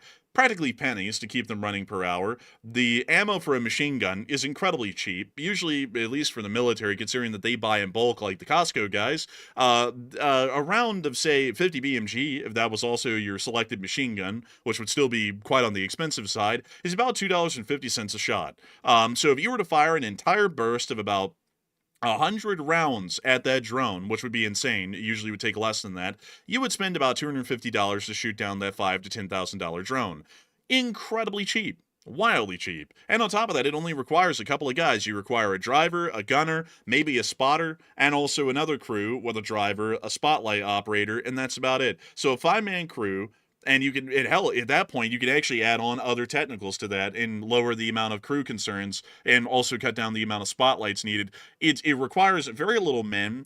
It's incredibly easy, and it's incredibly cheap. And on top of that, And it's something better yet, while you're on that topic right there real quick, you know what they can do? Because obviously the one advantage that a CRAM would have is, for example, the CRAM has targeting in it. So it can target and predict the path of a projectile, and it can actually shoot ahead of it, and that's how the bullets actually end up hitting the projectile in the sky.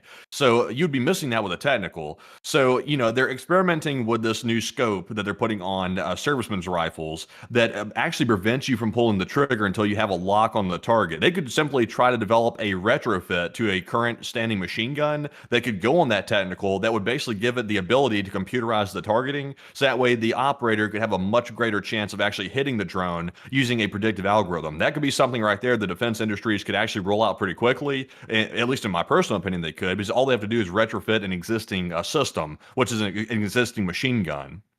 I would agree. Also, on top of that, I see a lot of people saying a whole bunch of different statements like, "Oh, that's not true. Oh, the West has plenty of defenses." You know what? I got a great example. Everyone keeps glossing over it, but Israel is a perfect example. Israel has the same kind of overconfidence to a fault that a lot of Western countries have in, oh, Israel can deal with anything. And look how that did them in the 12-Day War. They got overwhelmed just by ballistic missiles. And they have all the conventional air defense systems that we have here. They had the Patriot, the David Sling, the Arrow. That was it, really. But they had tons of them. And they went, oh, there's no way in hell that the Iranians will ever be able to start landing shots on us, because we've just got missile defenses out of the ass. And if it gets through all that, maybe we can fling an Iron Dome at the thing, and we'll call it a day. And it turns out that that didn't work. They actually ended up getting slammed a pretty good bit in the 12-Day War by the missile volleys fired by Iran. And as more satellite footage has come out, there have been a lot, just to be honest with y'all, a lot of hits that actually could be confirmed now that definitely ended up killing IDF service members that the Israelis never admitted to. The Israelis would say something like, oh, it just hit near the base, but it didn't hit anything. It hit like a swimming pool. Satellite pictures are coming out now, and I wish that I had them to pull for y'all for an example, where a missile would slam right into a barracks, knock out 3 buildings, definitely had to kill people in the process, and the Israelis would just quietly bulldoze that a month later, cover it up with grass, and act like that didn't exist. And that clearly is showing us that that is not a clear defense. The conventional types of missile-based defenses we have right now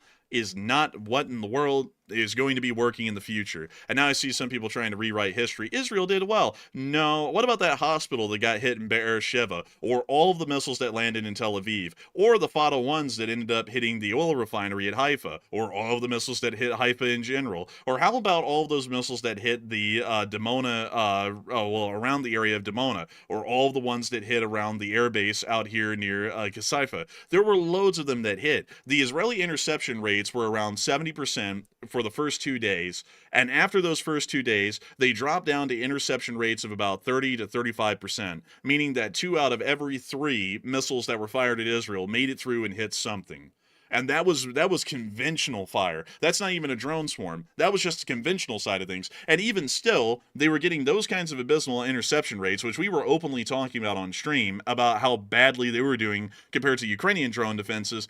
And they were also having to beg the United States, Jordan, and everyone else in the surrounding region to help them with shooting down the drones because they literally had no way in hell of dealing with the drones as well. So the U.S. was shooting down, along with Jordan and a couple of other countries in the area, like the British, hundreds of drones before they'd even make it to the Israeli air defense perimeter. And then the Israelis would have to try and deal with them with an extremely expensive missile. And then they were running out of those. So with all that put together, I mean, Israel is a case in point example of how that does not work. It was insanely poor. It was terrible. And so we will have to make sure that we don't have a similar situation like that happen inside of NATO. But anyways, with that, before we move on. Also, by the way, I know some people are about to say, because someone else told me this the other day, they said, well, instead of focusing on shooting down the drones going into NATO, like for example, if Russia launched a ton of drones into Poland again, then we should focus more on striking into Russia and hitting the launch sites of those drones. That is a possibility. Like, we could do that. We have missiles that could reach there. The only problem is, though, is some of these launch sites are mobile. Like, for example, we've seen the videos of the Russians using these American-based trucks with big systems on the back of the pickup beds of these trucks actually launched a Shahed from a moving stop, or actually a moving vehicle. So that's a huge problem because they're moving these sites around. They're not all stationary. As we know, the Shahed can be launched from the back of a trailer that goes in the back of a semi-truck or a military vehicle. So that's a problem. You can't just always strike the launch sites because they're launching hundreds and hundreds of drones. Obviously, those are not coming from one centralized launch site. That's not the case. So we could hit some of them, but you'd still have a huge swarm coming at you, even if you're able to knock out half of them if you knew the launch site. Yeah, that's also true. And I see some people saying that I'm wrong. The Israelis performed tremendously. As a matter of fact, they shot down everything. I don't know where y'all were. I mean, I know where we were in the middle of that. We were here on the show reporting what was happening. And Matthew can also attest, there were tons of missiles that made it through. We were literally watching them on air make it through when it was happening. Like, it's not something. I would say there were some missiles that made it through, but it wasn't like a huge number. I would say the bigger problem that Israel had is they had a hard time dealing with the drones coming into their territory. That was the main problem. You would see that there would be several drones that made it through because they have the same problem that NATO has. They don't have an efficient way to shoot stuff down cheaply. They do have the Iron Dome, but that's more, missile defense. Also, we had to bring in a THAAD to Israel as well because Iran was using these hypersonics at one point, and the THAAD had to shoot them down a couple of times. So there was multiple different types of weapons being used, but I think only a handful of missiles made it through to Israel, based on what I remember, unless I'm recalling that improperly. But a lot of drones made it through, if I recall. Man, don't you remember the videos that were getting out of Tel Aviv, where the skies were filled with dozens, and they get a few, but then there are about another 2 dozen would end up slamming into stuff on the ground? I mean, there was loads, before the Israelis started censoring all the footage coming out of their country, I mean, there was loads and loads of examples of skyscrapers, the office buildings, residential centers just getting slammed by these high caliber missiles. I remember they got hit pretty bad a couple of times, but it wasn't volleys of 10 or 15 missiles coming in. It was maybe 2 or 3 would hit, but they were obviously large missiles. So when they hit, they caused a large amount of damage, when they finally did hit the city. But I recall a lot of them getting shot down. I remember the interceptors shooting a good bit of them down, but it definitely wasn't a perfect defense. That's for damn sure. Israel got damaged quite heavily when these missiles made it through, but it wasn't like a majority by any means. I mean, maybe folks in the question segment, I can go pull up the videos because I remember it very much differently. And I remember us talking about how bad the interception rates were in Israel and saying that they need to learn some lessons from Ukraine. I remember saying that very vividly back then because we were watching all of these missiles hit their targets and very few of them were being intercepted by about the 4th day in. And we were going, the Israelis were still on top and they were still absolutely slamming the Iranians. But at the same time, in terms of the defense in Israel, I remember at some point we were saying on air, look, it doesn't really look like either side has any proper defense anymore. It's just great offenses and almost no air defense whatsoever. But we'll have to go back and look at that and see. I think if I recall properly, the main reason a lot of those missiles actually made it through, and I still say it wasn't a majority, it was like a handful maybe during each volley of the attack that Iran launched on Israel, is because Iran made a strong effort to send in those cheap drones first, the Shahed, to wear out the Iron Dome system. As the Iron Dome would start launching their very expensive interceptors of the Shaheds, they would wear down the Iron Dome, and then they would launch the ballistics to follow up with it. And that's why some of them made it through, but I still don't think it was a whole bunch, though. I think it was a pretty high interception rate for most of the missiles. I mean, we can pull up the footage later in the question segment and see, because we have all the footage here on the show, so we can just go back and look and see. You know, that would pretty much be the ultimate decider. But before we waste time doing that, at least right now, because it'll be time well spent later, but time wasted for now, we need to make sure to keep moving through the rest of the news, because we have been on the whole drone defense thing for a while. But before we move on into the Caribbean and the rest of the news that we have for the day, I do want to make sure that we grab a couple of questions. So Matthew, what do we got? All right, so grabbing our 3 super chat questions and getting right back to our news, our first one here goes to Bobby43, also known as LC39A, and he puts in a massive $150 donation. And thank you very much, good sir, for the largest support of the night, and we do appreciate that very much. And Bobby is helping this channel to keep running for weeks now. We appreciate it very much, Bobby, and thank you for helping to keep us on the air. And he said, hello there. Oh, hello there, Bobby43, and thank you for the massive support and helping this channel to keep on running, because it is folks like you who have helped to make this thing possible and helps us to keep this thing running. And I got to say that it's an absolute honor and a pleasure to know that folks like you are here and enjoying the show and helping us to keep this thing rolling. So a humongous thanks to you so much once again. I hope that does address that incredibly well.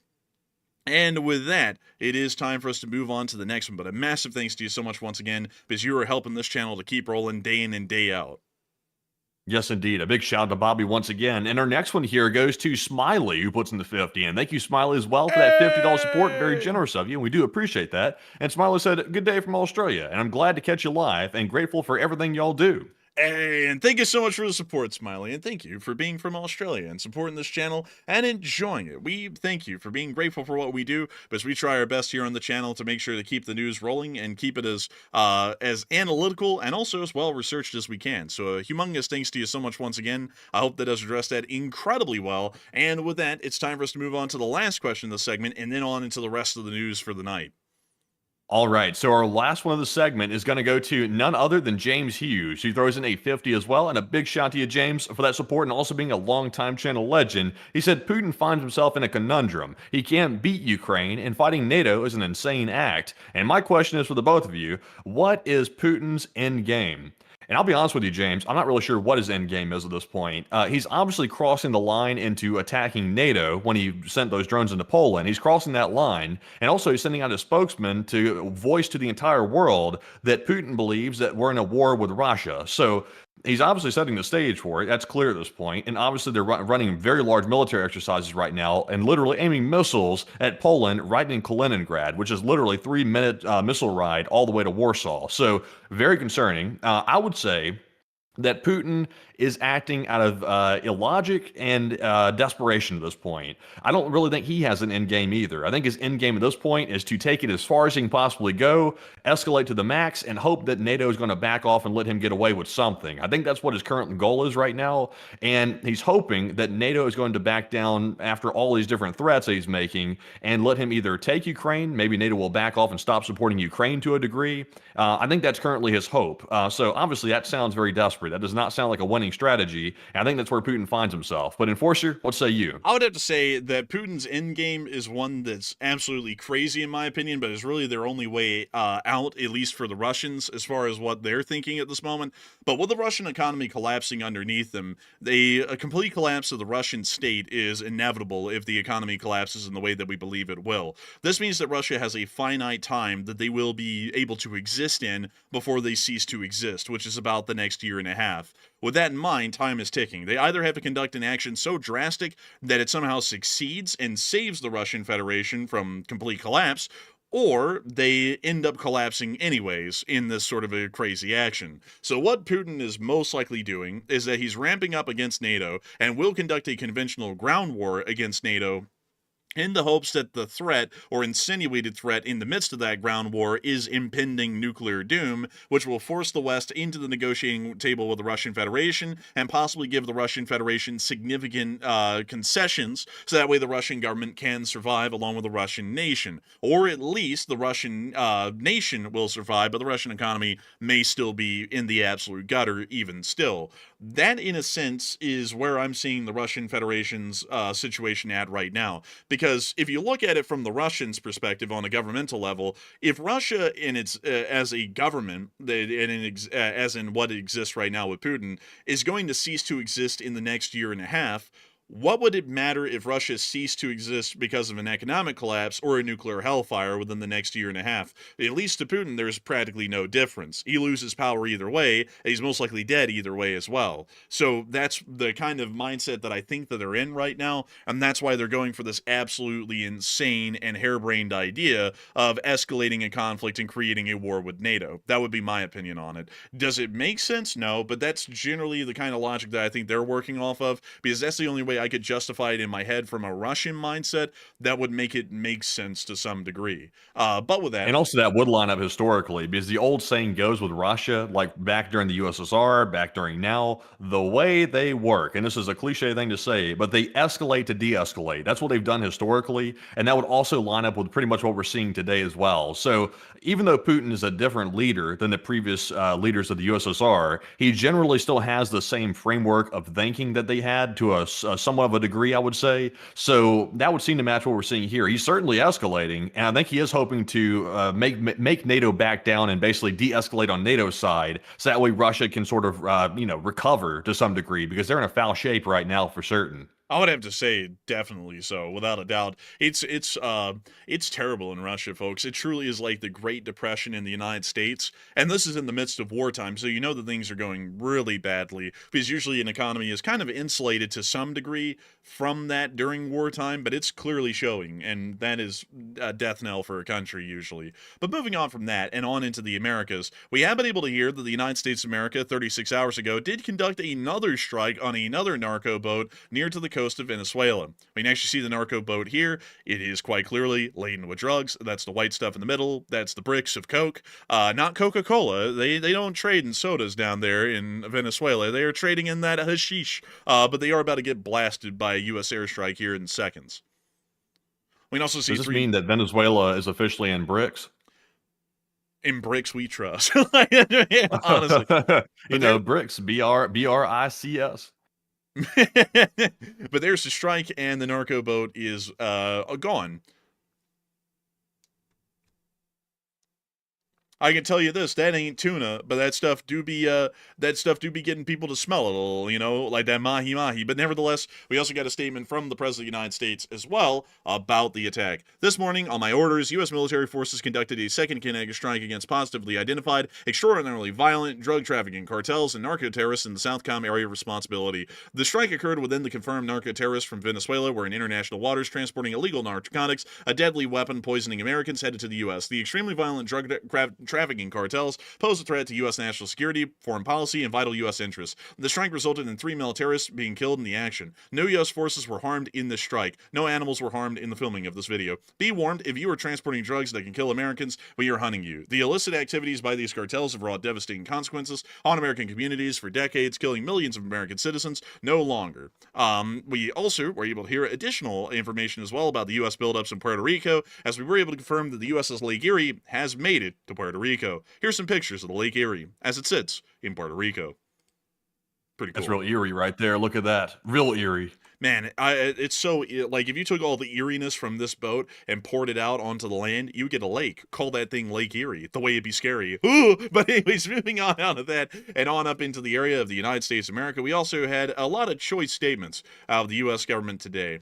For one, we were able to hear that Besson, who is the Treasury Secretary, stated that the war would end in 60 to 90 days if Europe imposed sanctions on buyers of Russian oil.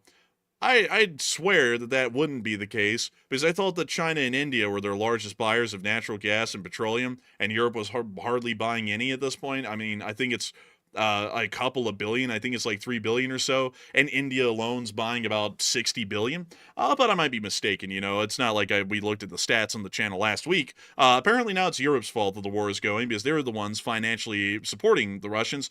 I gotta be honest with y'all folks. I just gotta call crap when I see it because this is just absolutely stupid.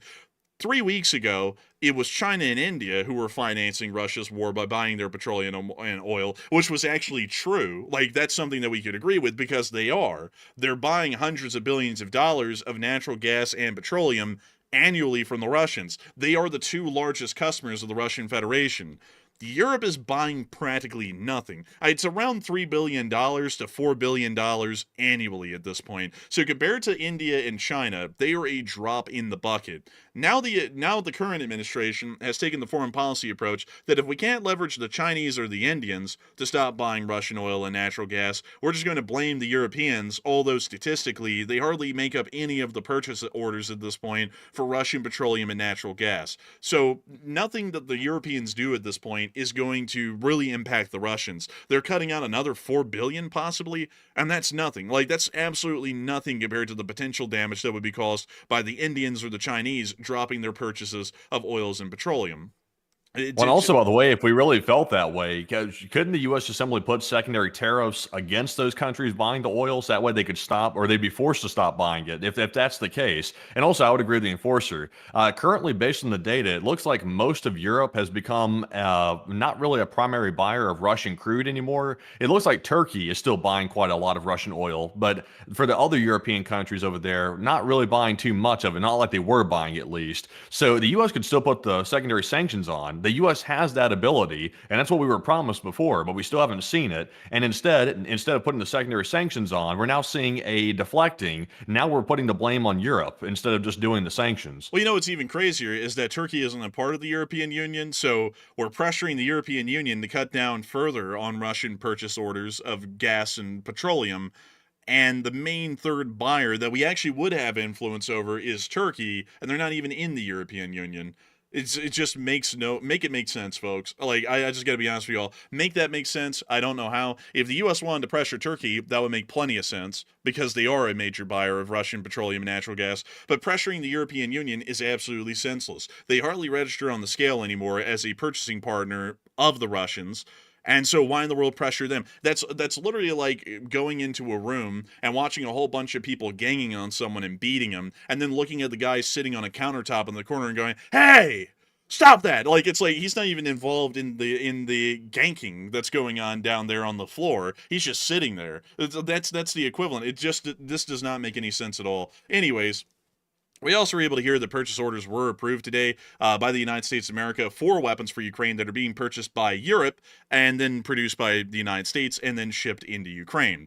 We also were able to hear that the U.S. Secretary of State stated in response, I cannot show the video unfortunately, but in response to the Russian drone incursions into Poland, the Secretary of State responded with, Ukraine is also conducting strikes in Russia, as well as a caveat or a counter argument to Russia attacking NATO, is that Ukraine, which is not a NATO member, that's involved in a totally separate war, that's not really attached to NATO, is striking inside of Russia, so that makes it all fair in the end.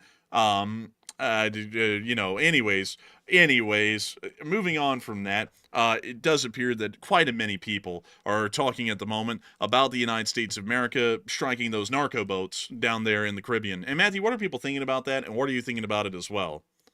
All right, so we did see in the footage that yesterday the U.S. struck another alleged Venezuelan narco boat carrying narcotics, allegedly. And what is the U.S. doing? So it looks like 41% said the U.S. is trying to create a war justification against Venezuela, while 37% said the U.S. is actually stopping the drug trade, and 15% said, seems like no plan to me.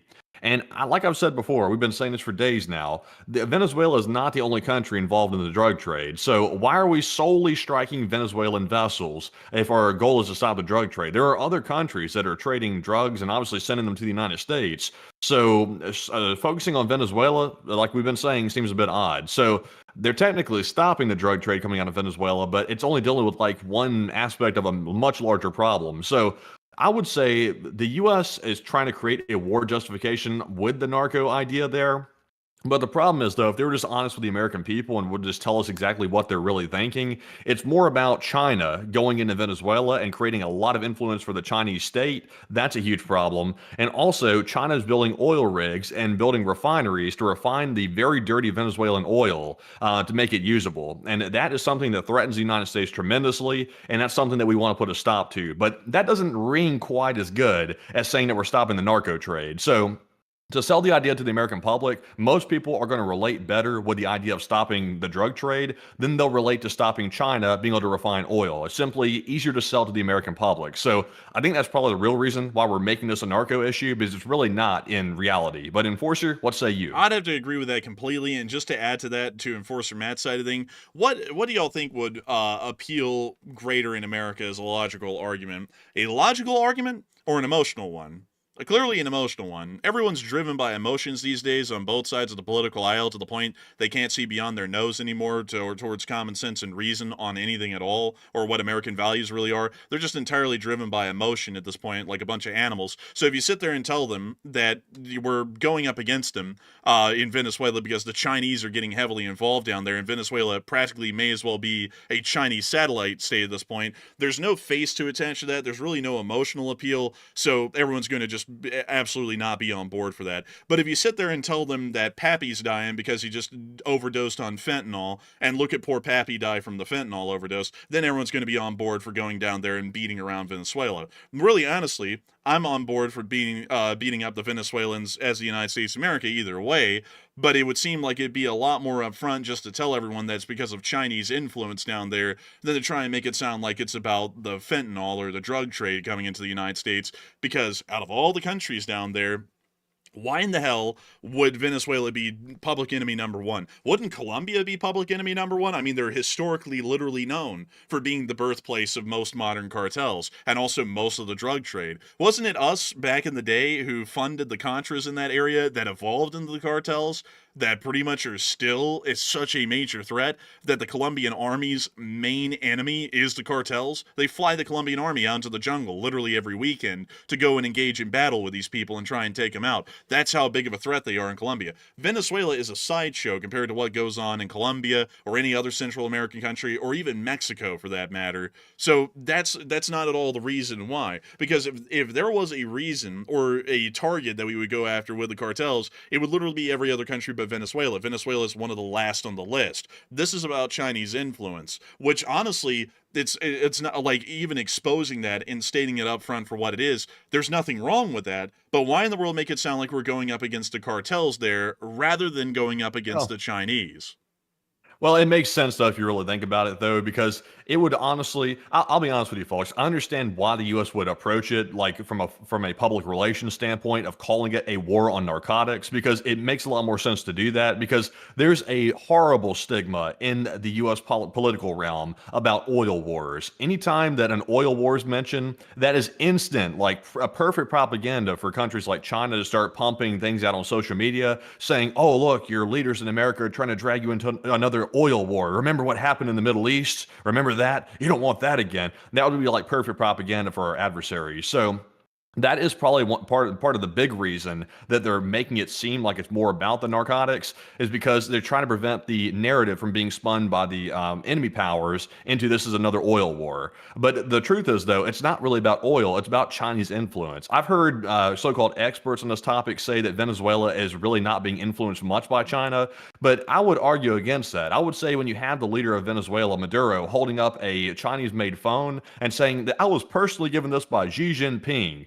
Obviously, the Chinese have their tentacles pretty deep into Venezuela. They're building refineries, they're building oil rigs, and they're taking the dirty oil out and they're refining it, and then they're using it for their country. So obviously, they're deep into Venezuela, and we can't have a country in our hemisphere like Venezuela that is so hostile against us, literally right there. It's literally like a Cuba situation, just in another form. It's in South America this time. So while we should be careful about getting bogged down in South America, because obviously if Russia's starting a war in Europe, we can't afford to be bogged down in Venezuela, but it's still an issue which we have to deal with nonetheless. Also, I see some people saying, no, we can't say that it's because of Chinese influence. That would piss off the Chinese. Well, that never stopped us, like in any other historical period. Do you know what we would do when we used to go down there and deal with these countries? We would literally say, it's because of the Soviets. It's because of the communists. And guess what? They never did anything. Because the truth of the matter is that China can't make it over here. They can economically make it into the Americas, but they can't militarily make it to the Americas because their navy can hardly even make it down to Australia at the moment, which is about 7,000 miles away by sea. The United States is about 10,000 miles away, and Venezuela, on top of that, is even farther away because China would not have access to the Panama Canal in that situation. They would have to go all the way around the Americas, all the way around the Horn, quite literally, and then back up around to Venezuela. It's absolutely impossible. And also on top of that, from a sea lift supply capability, absolutely impossible as well. They just don't have that ability, and they also don't have the overseas bases to be able to support that kind of an expedition. So if we said it was because of Chinese influence, they're going to go, I don't like that. They'll put in a little diplomatic protest in the United Nations. We'll look at that, put that in the shredder, and then we'll keep going. And there's really nothing that they can do about it. Honestly, it would be a lot better to posture that way because it would clearly show that the United States is containing the Chinese, which, one, puts us in a strong position with our allies, like Japan, South Korea, and Taiwan, as well as Australia, New Zealand, and the Pacific, because it shows that we're more than happy on going up directly against Chinese influence anywhere in the world.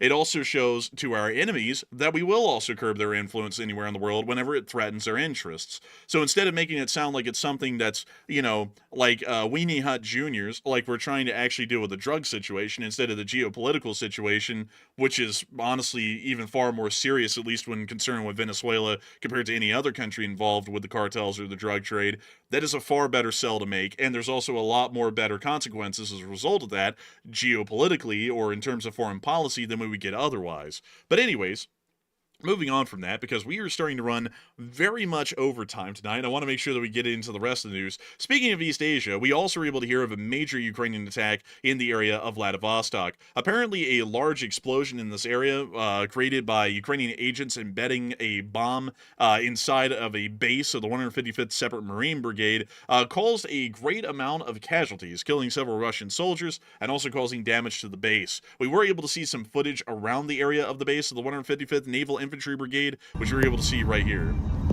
We see some sort of military police out there, also crowding around, trying to create a security perimeter after the explosion occurred. Moving on out of Vladivostok, we also were able to confirm that the Taiwanese have created a new air defense system that they are showcasing proudly. This is the TK-4, the Tiangkung 4, or Skybo 4 in English, which is an anti-ballistic missile system which will be used by the Taiwanese in the future to engage and shoot down aerial threats, including those of supersonic and high-speed cruise missiles, as well as maneuvering re-entry vehicles, the MARV, and also high-value aircraft and drones. So this system will be able to deal with China's most advanced weapon systems that could be fielded against Taiwan, although, of course, it will not be able to deal with drone swarms. It will not have that ammunition availability, nor the cost efficiency to be able to do that properly. But anyways, moving on out of that and on into the Russian Federation, over here in the west of the country, we were able to confirm in the city of Saratov that the Ukrainians have hit another refinery. Womp womp womp. Take a look. There's the ground air defense fire. Oh no, not Saratov. It can't lose that. That's terrible right there. Man, I'm telling you, man, it's absolutely terrible. Tragedy, really. But here's another clip. You hear that dog? They got that dog with them. That thing right there, 7 million tons of oil per year. That's a hell of a lot.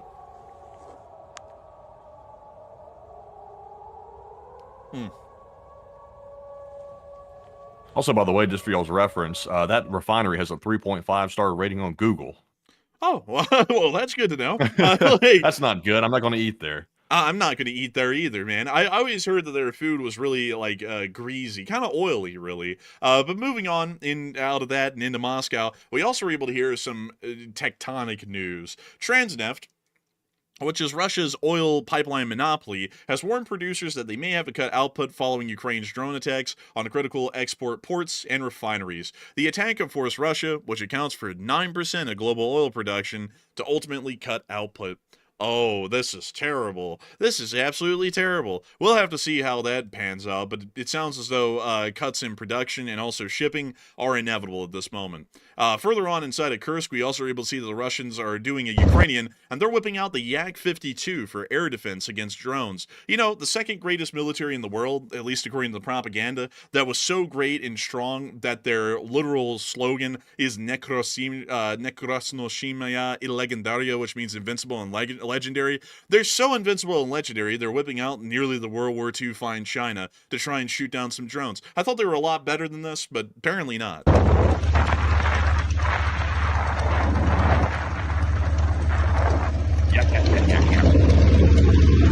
Man, look at that. Getting in there with a suppressed AK. Now that's really going to work. You know, oddly enough, both Ukraine and Russia are doing this at this point. So kind of crazy. But you know what's interesting is that the Ukrainians use a PKM machine gun. This guy's using an AK-74. It's like, I don't, like, in terms of magazine capacity, the AK might not be the best move. And also, it's a smaller caliber, too. He's also having a hard time getting in.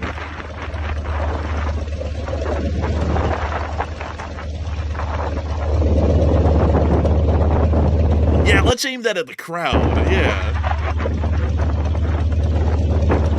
How about not? I would say no. Like, not a good idea. Anyways, moving on into the front in Ukraine.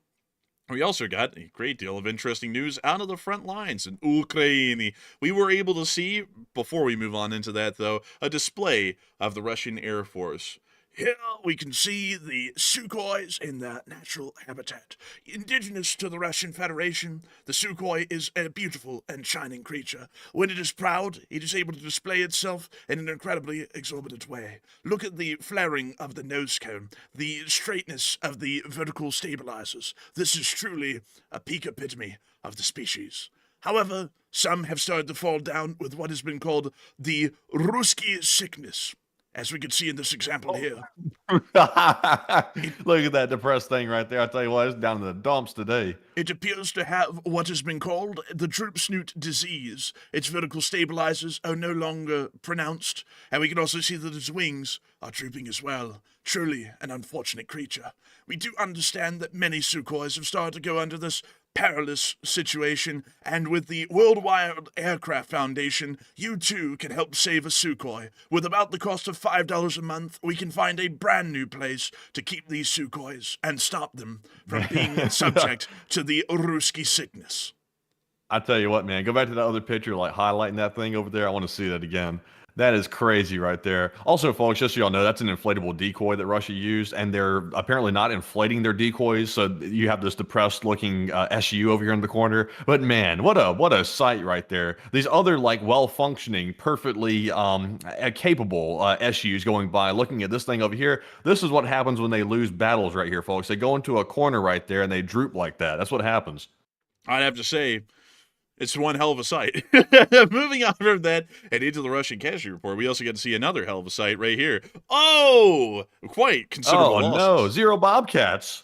0 Bobcats, but the other losses are looking pretty decent. 310 UAVs is the 14th highest daily loss, according to Miss Decent Keeper of the Records. Past 3 weeks are consistently high numbers, averaging around 300 soldiers, around 300 per day, in terms of the drone category, which is pretty decent. But moving on into the totals, well, you were able to hear that over the course of the past 24 hours, 910 Russian soldiers have been wounded and killed, along with 5 APCs, 72 trucks, 26 artillery pieces, 310 drones, and 2 MLRSs. It was a pretty decent day overall. Moving on from that, and on up into the area past Kharkiv, we included that on the map. That was a Russian attack on the city of Kharkiv today. We won't be showing it on stream. It's a little bit graphic, but I did put it there just to remind folks what the Russians really are about in the war. But moving on into our front lines and into the area of the Severonsky Forest, we were able to see the Ukrainian Signum unit targeting and destroying Russian vehicles that were operating around the area of the Severonsky Forest. Oh, you see, it's one of those hideous buhankas, and it did get hit. We can also see another drone here targeting another buhanka. Actually, it was a Russian soldier. Waiter, another Russian soldier. You also see them hitting an outpost here. Today in the 100-acre wood, we have poo with the taste of blood and honey out here. This is the real-life horror version of that. And down here we have Eeyore trying to get around the field, which is not going too well. Honestly, the Russians are like Eeyore at this point. They're just defeated. Oh, nothing I do ever works. And honestly, they're right. Like, Oh man, another day on the battlefield. It sucks. you know, man, that could just easily evolve into, oh man. he's one rung below Eeyore though. That's a downgrade from Eeyore. He's about 3 rungs below in the gutter. But anyways, we can see them hitting an MTLB down here on the Seversk front. And also a tank. Just in case you didn't know, it's a tank. Oh, look. Oh. 2 occupiers is what it said. Why were they 4 of wearing them. like, those lead blankets you wear when you get like a dental x-ray? Why were they wearing a cape or something? I couldn't tell what they were doing. It's like they were like cosplaying an old-time medieval set or something. Bro, they were cosplaying the liquidators from Chernobyl. Like, putting on the lead vest and everything. Trying to remember old times, the good old times of the USSR. Man, that drone went through the weeds to get that guy. Damn. You also see one going into an outpost and cooking it on up.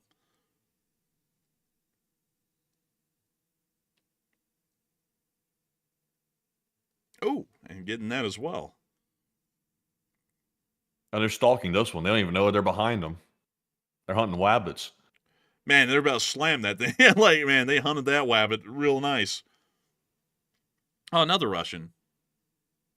Oh, here comes another one into an outpost. Right into the door. And it's gone. Right there. Oh, man. Nothing I can do works out right. Oh, man. I don't even Cheer know up, Eeyore. I don't even know what that thing sounded like, honestly, man. I'm trying to think about it, and I'm like, I just cannot think of it at all. Man, the silence after that was deafening. Man, I was trying to think that over. That was deep. I was trying to remember back to my childhood, like 15, 20 years ago, thinking about Eeyore and the gang, all the Winnie the Pooh and all them. I just couldn't remember. I was like, it's gone. Man, I tell you, man, honestly. But we also got to see another clip here. Oh, okay, of the copyrighted music of the Russians under attack. Oh, was this drone riding on top? Oh, I'm sorry. When I forgot to clarify here. Whoopsie daisy. I was a little bit disoriented. I thought this was a drone POV. This is actually a POV of a Russian soldier on a quad bike who's a part of a bike assault regiment. And he's under an attack by an FPV. I forgot to mention that to y'all. So with that context in mind, here's the clip again. We can now see him dismounting, whipping out the AK, and firing at the drone that's flying right over his friend's head. We now see him taking a little run back, hitting the ground. The drone flies over. It's got an RPG-7 warhead attached. Everyone's freaking out trying to shoot it. And we can see the gun safety is not in the criteria here. But there it goes, and it's gone.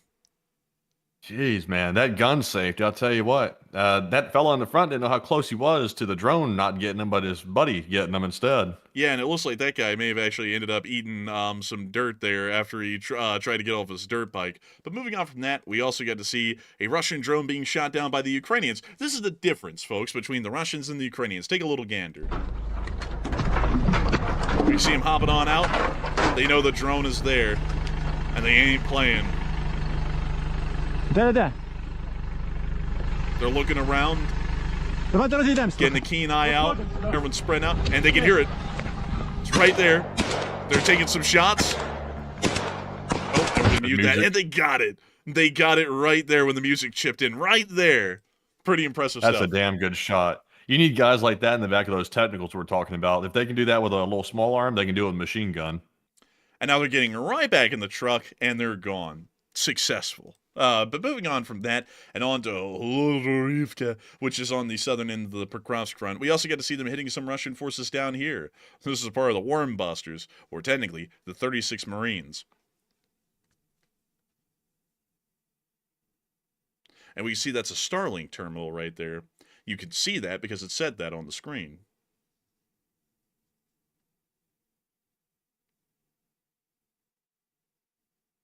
Boom. Worm busters, blät.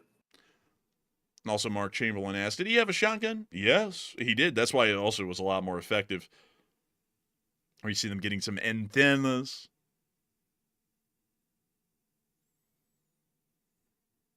What did Magyar's Union used to be called? It wasn't. It didn't used to be Worm Busters. It was Magyar's Birds, wasn't it? The Birds of Magyar, and it was it was the Birds of Magyar. it was a separate unit. It was a territorial defense force. Then they became a part of the 36th Marine Brigade of the Armed Forces of Ukraine, and they were still the Birds of Magyar. And then apparently they rebranded at some point a few months ago, and now they're the 36th Marine Brigade's Worm Busters drone unit. Interesting. I don't know how Magyar felt about his name getting taken off of it like that. I think he was the one who did that. Interesting. Maybe he was trying to avoid the Hungarian ban or something. I don't know. I think it was a corporate rebranding. But that's the end of the clip. That's the end of that clip right there. And moving on from that and on towards Shevchenko, we also got to see the Russians coming under attack. That's actually a duplicate, so we'll get rid of that one. Moving further on down and towards the area of Tokmak, we also get to see the Ukrainians hitting the Russians down here as a part of the Ronin. Okay, the Ronin loves music, so we're going to mute that. And we can see here them hitting a tank with a cope cage surrounding the whole thing.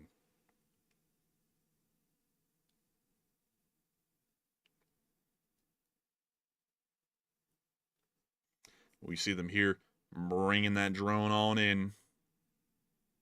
Bada boom. Hit it with the current in it. Oh, they're hitting the car. Oh, they're hitting a Kamaz? That's really rare these days, but they got it. I mean, call him a Kamaz, but looks like he's down with Kamaz. You know, I know one thing that Israel and Ukraine could agree on. Down with Kamaz. Oh, damn. I was like, dang, man, you want me to, like, jump in the middle of this one? That's crazy. Man, shoot. Shoot, man, shoot. But we can see them just slamming them. The Ronin loves to show off their hits.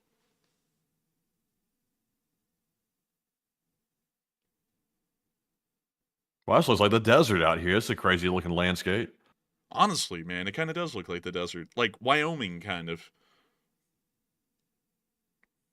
Man, blood's out in Wyoming. Now they're hitting an outpost. And now they're going after a Buhanka, a classic of the front lines these days. And that was a hit for sure. Now see them going after another. Oh, another Buhanka right in the hood. Whew. Man, that's a rough one. That's a rough one, fellas.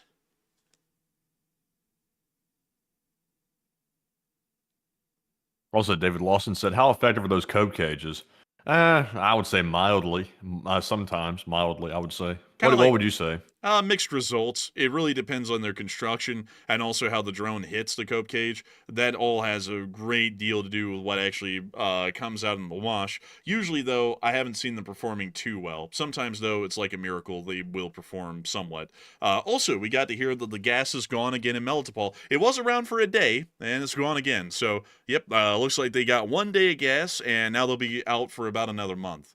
Oh, by the way, speaking of some gas, you want some news out of the Middle East? We have it. And so moving y'all down here into the southern area, near to the Negev Desert, we were able to see that the Houthis did fire off another one of their one-off missiles today, which was intercepted by the Israelis. נו, מה עניינים עכשיו? למה? We can't really see the אני רעבה interception האמת, too לא well. אכפת לי מהאזעקה. And that's the end of that clip. But moving on from that, we also were able to confirm that the Israelis did start a new offensive inside the Gaza Strip through these clips that we were able to get right here. Damn. And the crickets were out on this one. That's some huge blast in a very densely populated area. Yeah, in the middle of the night. Also, we were able to confirm that they did make it into the middle of Gaza City today. It's kind of like Lego City for the folks who may not know. And we also were able to see earlier in the day another offensive moving across the border and on into the city. That was filmed earlier in the day before we saw that other clip just a second ago. You got to admit, the Israelis are on top of their OPSEC. Like, this is a approved video for release right here, so that's our first view we got of it. It really shows you much of nothing except for the vehicles moving in. Doesn't really show you the location or anything. So a lack of footage coming out here, but the explosions that we're seeing from a distance are crazy. Like the size of those explosions are massive. I would have to say, yeah, they're quite massive. We really don't know if those areas were evacuated or not beforehand, but let's hope. You know, that would be unfortunate to hear about a massive civilian casualties from significant bombing campaigns, because we really didn't hear about a mass evacuation beforehand, but we'll have to see. I'm sure we'll get plenty of information on that. But anyways, with that, it is time for us to move on up to Kyiv to cover the speech from President Volodymyr Zelensky of Ukraine here on this very day of the war. And it's a little bit of a lengthier one, which is good. Yay! And so without further ado, here's the speech. Speech! Бажаю здоров'я, шановні українці і українки. Коротко про сьогодні. В Запоріжжі продовжують надавати допомогу людям, які постраждали вночі через російські удари. Станом на цей час 20 людей звернулись по медичну допомогу. Серед них 4 дитини. На жаль, є загиблий через цей удар росіян. Мої співчуття. В Харкові був жорсткий удар по центру міста, по будівлям Національного фармацевтичного університету. Цілеспрямовано саме по цьому навчальному закладу. Є постраждалі в Херсоні через обстріли. Значна кількість ударів російських безпілотників в Запорізькій області, також на Донеччині, Дніпровщині, Харківщині, Сумщині. Щодня триває російський терор, щодня росіяни відкидають можливості закінчити війну, припинити вогонь і реально говорити про мир. Ми в Україні сприйняли позитивно всі пропозиції Сполучених Штатів Америки та президента Трампа щодо припинення усіх цих ударів та вбивств. Також Україна ініціативно пропонувала різні формати, щоб закінчити війну. Саме Путін зацікавлений у вбивствах. Щодня ця війна залишається тільки його війною, війною тільки Росії. Ми розраховуємо, що світ зробить з цього висновки. Особливо після вторгнення дронів у Польщу, країну, яка є надзвичайно важливою для безпеки всієї Європи. Країну, яка так поважає Америку і президента Трампа. І важливо, щоб і в Європі дійсно відчули, що коли йдеться про Росію, йдеться не про того чи іншого її сусіда. Йдеться про всіх. Інакше Росія зробить висновки і тільки розширить війну. Причому не обов'язково проти саме України. Сьогодні доповідав керівник служби зовнішньої розвідки України. Передусім про ситуацію із паливним сектором в Росії після наших далекобійних санкцій. Дякую за влучність операторам українських дронів. Дякую нашим виробникам, як наших дронів, так і ракет. Відчувається, що українська промисловість набирає обертів. Водночас була доповідь і по намірам російського керівництва, в тому числі щодо інших країн. Жодного дружнього наміру у Росії немає. Це м'яко кажучи. Система там перебудовується під можливості війни в будь-який момент і проти будь-якого супротивника. Це можна перебити тільки санкціями, сильними санкціями світу і нашою далекобійністю. Ще одне була доповідь прем'єр-міністра України Юлії Свириденко щодо нашої стійкості, нашого розвитку. Важливо, що в плюсі створення робочих місць в Україні. Дякую кожному бізнесу, кожному активному керівнику регіону та громади. Ми обговорили також нові програми підтримки зайнятості в Україні та залучення фахівців. Була доповідь щодо параметрів бюджету на наступний рік.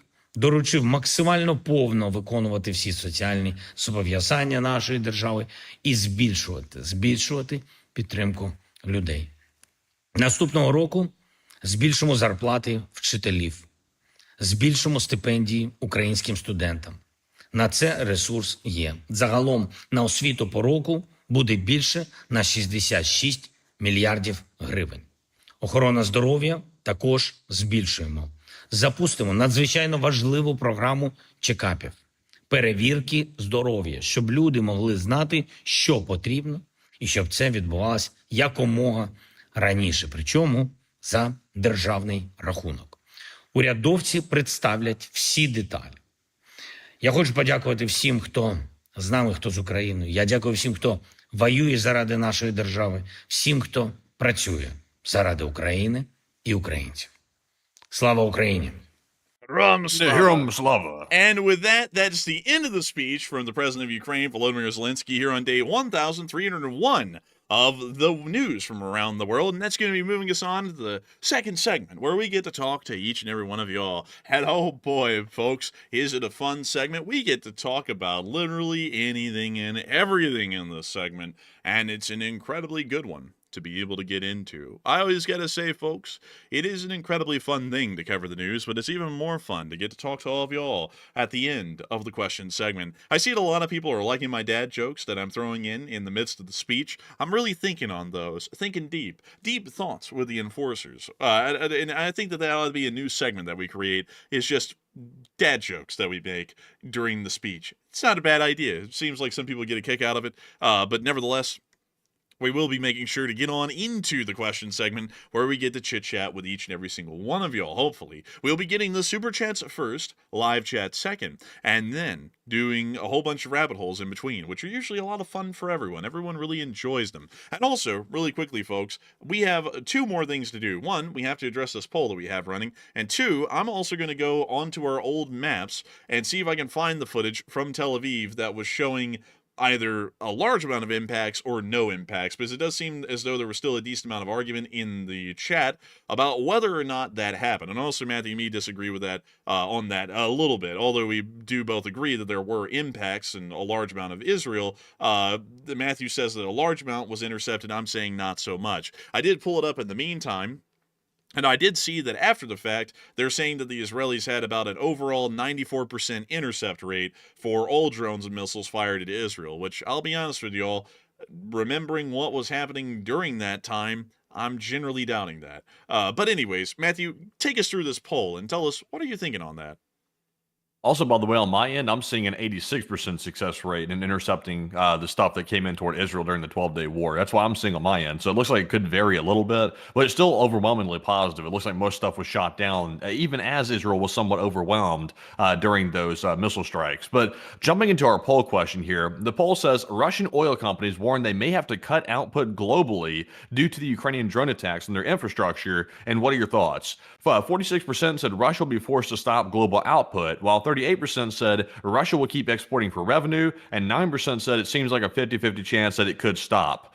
And this is a tricky one right here, because while Russia may need to conserve their oil for their country, they still need to make money, because right now money is a shortage right now outside of Russia. Money is becoming more of a shortage than the fuel is at this point. So I think, honestly, Russia will probably try to keep exporting for as long as they can for revenue, because they need that money to keep the war going. So I doubt they're going to cut that output. They'll probably sacrifice domestic stability when it comes to the fuel supply over stopping the exports, in my personal opinion. But Enforcer, what say you? I would have to say that in my honest opinion, I believe that the Russians are going to try and keep exporting for revenue, but at the same time, there's only so much that they can do considering the significant damage that's been caused, so they will most likely be forced to stop output even if they don't want to, because there's really no way for them to raise the funds nor pose the ability to continue their normal rate of exports considering the damage caused to their pipeline infrastructure by Ukrainian attacks. So I'd generally say that, in my opinion, I'd be with the 46%. I think that the Russians are actually going to be forced to stop due to the overwhelming damage caused on those pipelines by the state of Ukraine. But really quickly, I want to show you all this because I actually found the map. And Matthew, this one was crazy, honestly. I was looking at it, I was like, dang. I was like, I don't think we have worked this hard in a minute, but this is one of the maps from the 12-day war. There's all of the news from Ukraine, which is literally only the last day of the week and one from the first day of the week. And this was everything in the Middle East that happened during the first week of the 12-day war.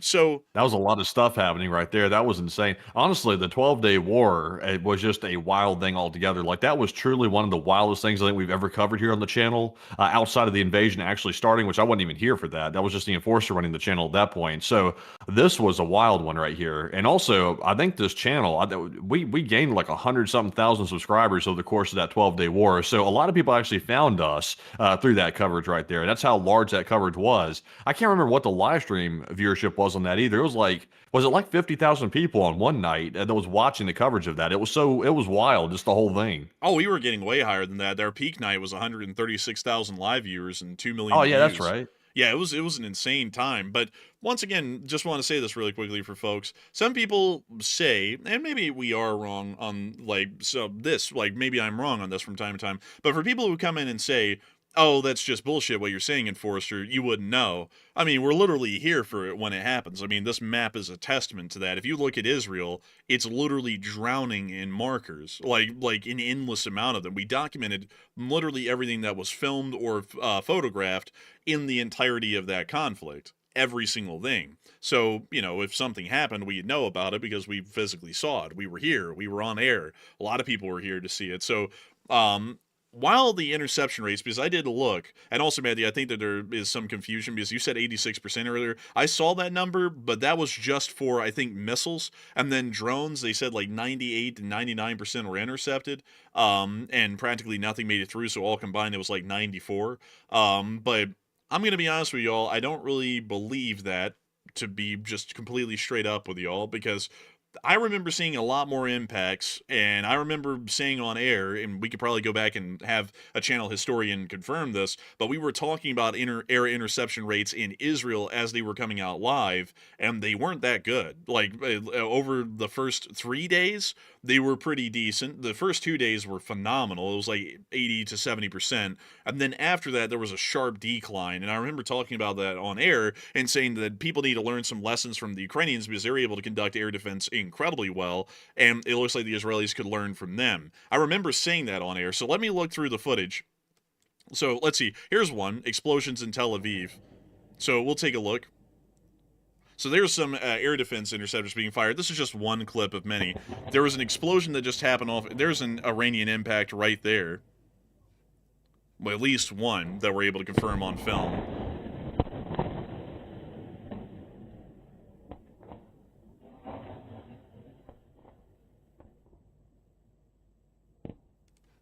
And let's go to another, because usually all of these markers that have a fire on them, it's about an explosion or some kind of confirmed damage.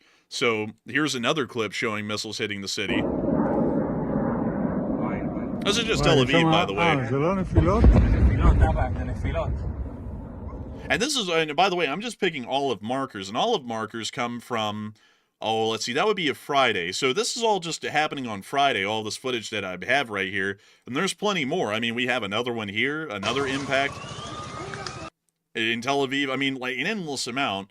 So, it's not really like I'm coming up with this stuff. Israel didn't really do that well in the air defense scenario. And we could go through, or better yet, y'all could go back to the streams that were run during that time, click on those links, and it will bring you to these maps that we have, and everything was documented. So, if you want to go back and see how many missiles generally did make it through, I mean, it was a pretty decent amount. And the whole thing that I'm saying, and this is where a lot of people get kind of caught up in their bias, is that people like a lot of people like Israel or they hate Israel a great deal. But as far as this channel is concerned, it doesn't really matter on that. And on top of that, we generally support Israel because they are pertinent to U.S. interests within the region primarily. But when it comes to military analysis and defense analysis, there is no room for partiality. Like, we like Israel, it's pretty cool, so therefore they did amazingly, and they did so well that it was just better than anything else in the world. It's truly the latest and the greatest. I mean, I remember talking about it while it was happening, and it wasn't they weren't doing too well at air defense. There's a lot to be learned for that example out of Ukrainian air defense. It is the best in the world that we see right now, even with the hamstrung Western provisions of large caliber air defense missiles. Ukraine still does incredibly well. Israel is the perfect example of a modernized army using yesteryear's air defense equipment to fight tomorrow's wars. It just doesn't really turn out too well, and there has to be some sort of evolution in air defense. Otherwise, a situation could turn into one like the Israelis had, where the air defense interceptors are being overwhelmed, missiles are easily making it through, and then there's really nothing else that you can do rather than just watch those missiles come in and pray to God they're hitting nothing important. I mean, hell, you know what? Actually, better yet, because I see some people saying, well, the Israelis let them through whenever they weren't hitting a pertinent target. The Israeli Ministry of Defense was hit directly by an Iranian missile. I remember that specifically, and let me see if I can find that. Let's see. Interceptions, 3 missiles fired, hits in Tel Aviv. It might be this one, because it was within central Israel. Oh, this was actually around Haifa. And unfortunately, oh, man, that clip does load. So here's another example, just to show. This is one of the Iranian barrages that came in.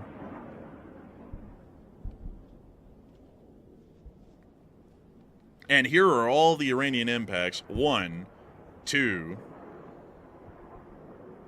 There were 2 impacts in that clip, and there were more still coming in even after. So, you know, just to put it out there, not that I have anything for or against Israel, but as far as military analysis goes, purely missile-based air defense systems do not work in this modern day and age. There has to be a change. And also, on top of that, the reason why that many missiles were getting through, and there's endless footage and proof of it, is because they had used up a large amount of interceptors already on the cheap and inexpensive drones that were entering their airspace. So they shot down hundreds of those along with the coalition that was in the area. And so when the Iranian missile barrages came in, either their launchers were being reloaded or they had expended a lot of ammo, so they were having to strategically pick which missiles they were shooting down. So basically, like you would see in any other NATO country that has the same types of air defense systems, they're going to be overwhelmed. And there has to be some sort of a revolutionary change to how we fight these kinds of air defense wars. Otherwise, we can end up losing them. Israel was very much on the cusp of completely losing the situation over their airspace on multiple occasions during the 12-day war. But anyways, with that, I hope that does address that the best I can, at least from what I was able to show. And once again, folks, you know, the proof is really right there in the video and picture evidence. Some people say, oh, nothing made it through. Clearly in those videos, a decent amount did make it through. You know, like a statistic put out after the fact that it could be fibbed is a lot more different than seeing it in person for 12 days and actually watching the results. But anyways, with that, we are on to the next one. All right. Excuse me, goodness. I got to choke through the question segment there. But anyways, jumping into our question segment, right back into our super chats. This one goes to Smiley. And thank you very much, Smiley, for that $50 support. And we do appreciate that very, very much. And Smiley said, can I ask a question? And yes, you can. Sure. They said, NATO doctrine seems to be overwhelming air superiority. And could we not see NATO overwhelm Russia to the point where they could not respond effectively should war break out, including with drones? And what are your thoughts? That is a great question. And technically, in the long term, the answer would kind of be yes. But there are a lot of caveats to that, and there's a lot of issues with that, with the new realm of drone warfare coming into being.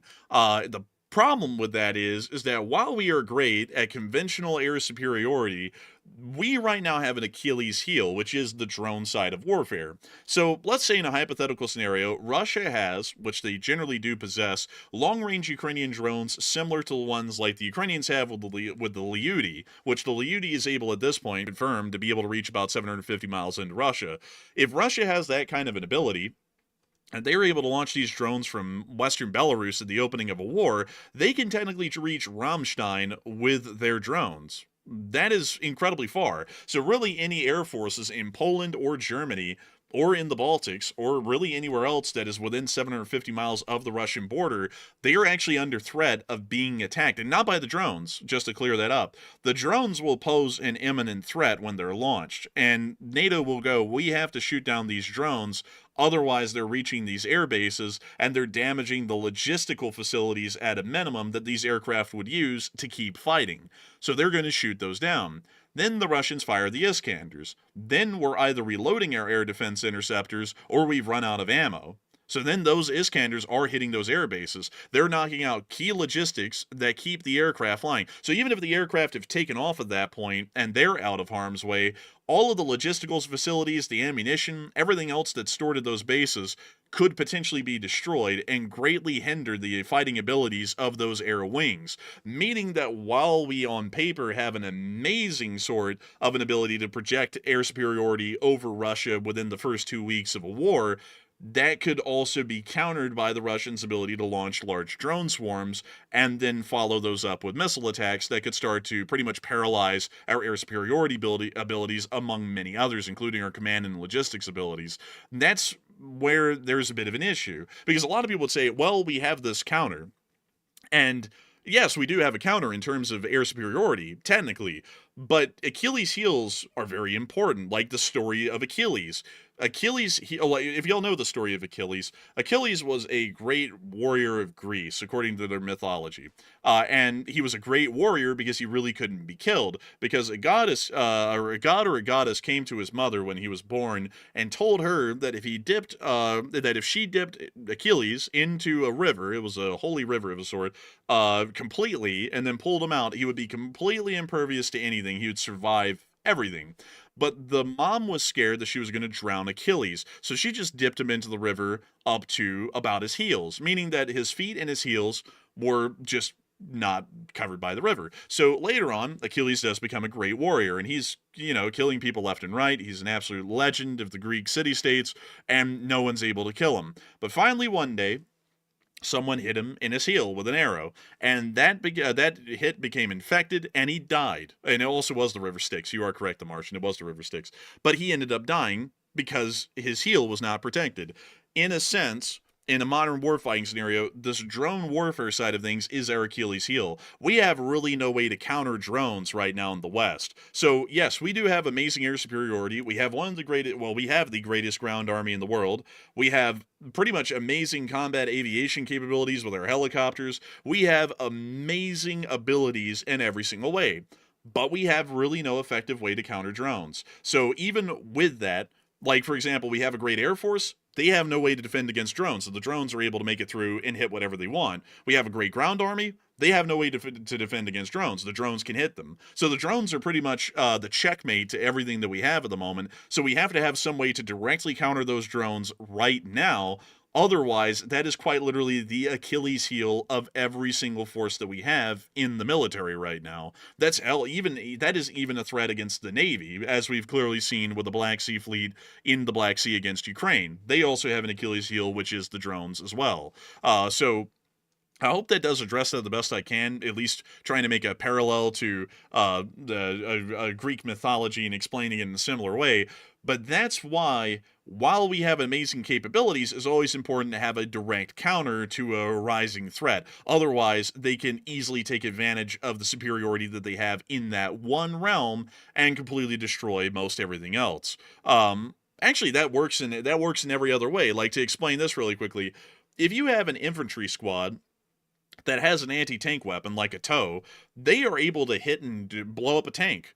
But if they don't have a stinger, like a man-pad or something, like a little air defense system in that infantry squad, that enemy unit, whatever it is, they can call up a helicopter, and because that infantry unit has no counter against a helicopter, that helicopter will eat them alive. It will kill them all. And so while they could defend themselves against enemy infantry and an enemy tank, they couldn't defend themselves against an enemy helicopter because they had no weapons to be able to do that. So they get wiped out. Same thing if you do the other way around. So let's say you get rid of the anti-tank weapon, you give them a stinger. Well, now they can engage the helicopter, but if they roll a tank up on that infantry squad, they're all as good as dead again. So you always have to have some sort of a counter to every threat on the battlefield. Otherwise, you are pretty much open to being destroyed if you do not have a counter to every single thing that could attack you. And that's how a combined arms force works in the modern day, or at least that's how it's supposed to work in theory. So with that, I hope that does address that the best that I can, at least from what I would know, and best way to explain it. And a huge thanks to you so much once again for support and helping this channel to keep on running, because if it wasn't for folks like you, we wouldn't be able to answer great questions like that, Smiley, and we wouldn't be able to make this channel possible and keep it rolling. And so with that, we are on to the next one.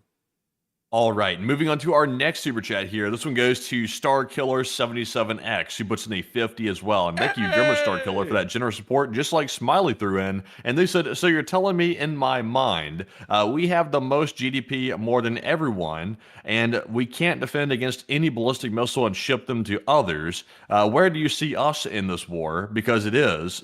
So in your knowledge, and what is your prediction? So we can't defend against any ballistic missile and ship them to others. We can definitely defend against the ballistics for sure. Like, we can defend against ballistics. The cheap drones are the problem. It's kind of like the opposite problem you'd think we would have. Like, you'd think that ballistics would be harder to defend against, but we've invested heavily in missile defense, but we haven't invested in drone defense. Yes, that's actually the case. We have the ability to defend against ballistic missiles and cruise missiles. Everybody in NATO has that ability. The problem is we don't have the ability to deal with the drones, and the drones pose as big a threat as the ballistic and cruise missiles, but they're far cheaper to make, and therefore they can be fielded in insanely large numbers. Like, for example, let's say one drone costs $20,000, and that's an incredibly high-end drone. Practically none of them cost that much, but let's say that they do. So a Tomahawk cruise missile costs $1.5 million. If we were to divide that by the cost of $20,000 drones, you could get 75 kamikaze drones for the cost of one Tomahawk cruise missile. So that is 75 potential targets you can hit versus the one that a Tomahawk would be able to hit for the same cost, meaning that you can field 75 drones, $20,000 drones, 75 of them, for the same cost as a Tomahawk cruise missile. So when you talk about it in that kind of a situation, yeah, that air defense system we have, a Patriot, can easily shoot down a Tomahawk because we're only expecting one of them. But when you have 75 drones at the same cost of a Tomahawk, and you're getting more than 75, you're getting quite literally hundreds of them at a time, that's where the problem lies. We can't defend against that. There's no way. And also, on top of that, it's cost exorbitant.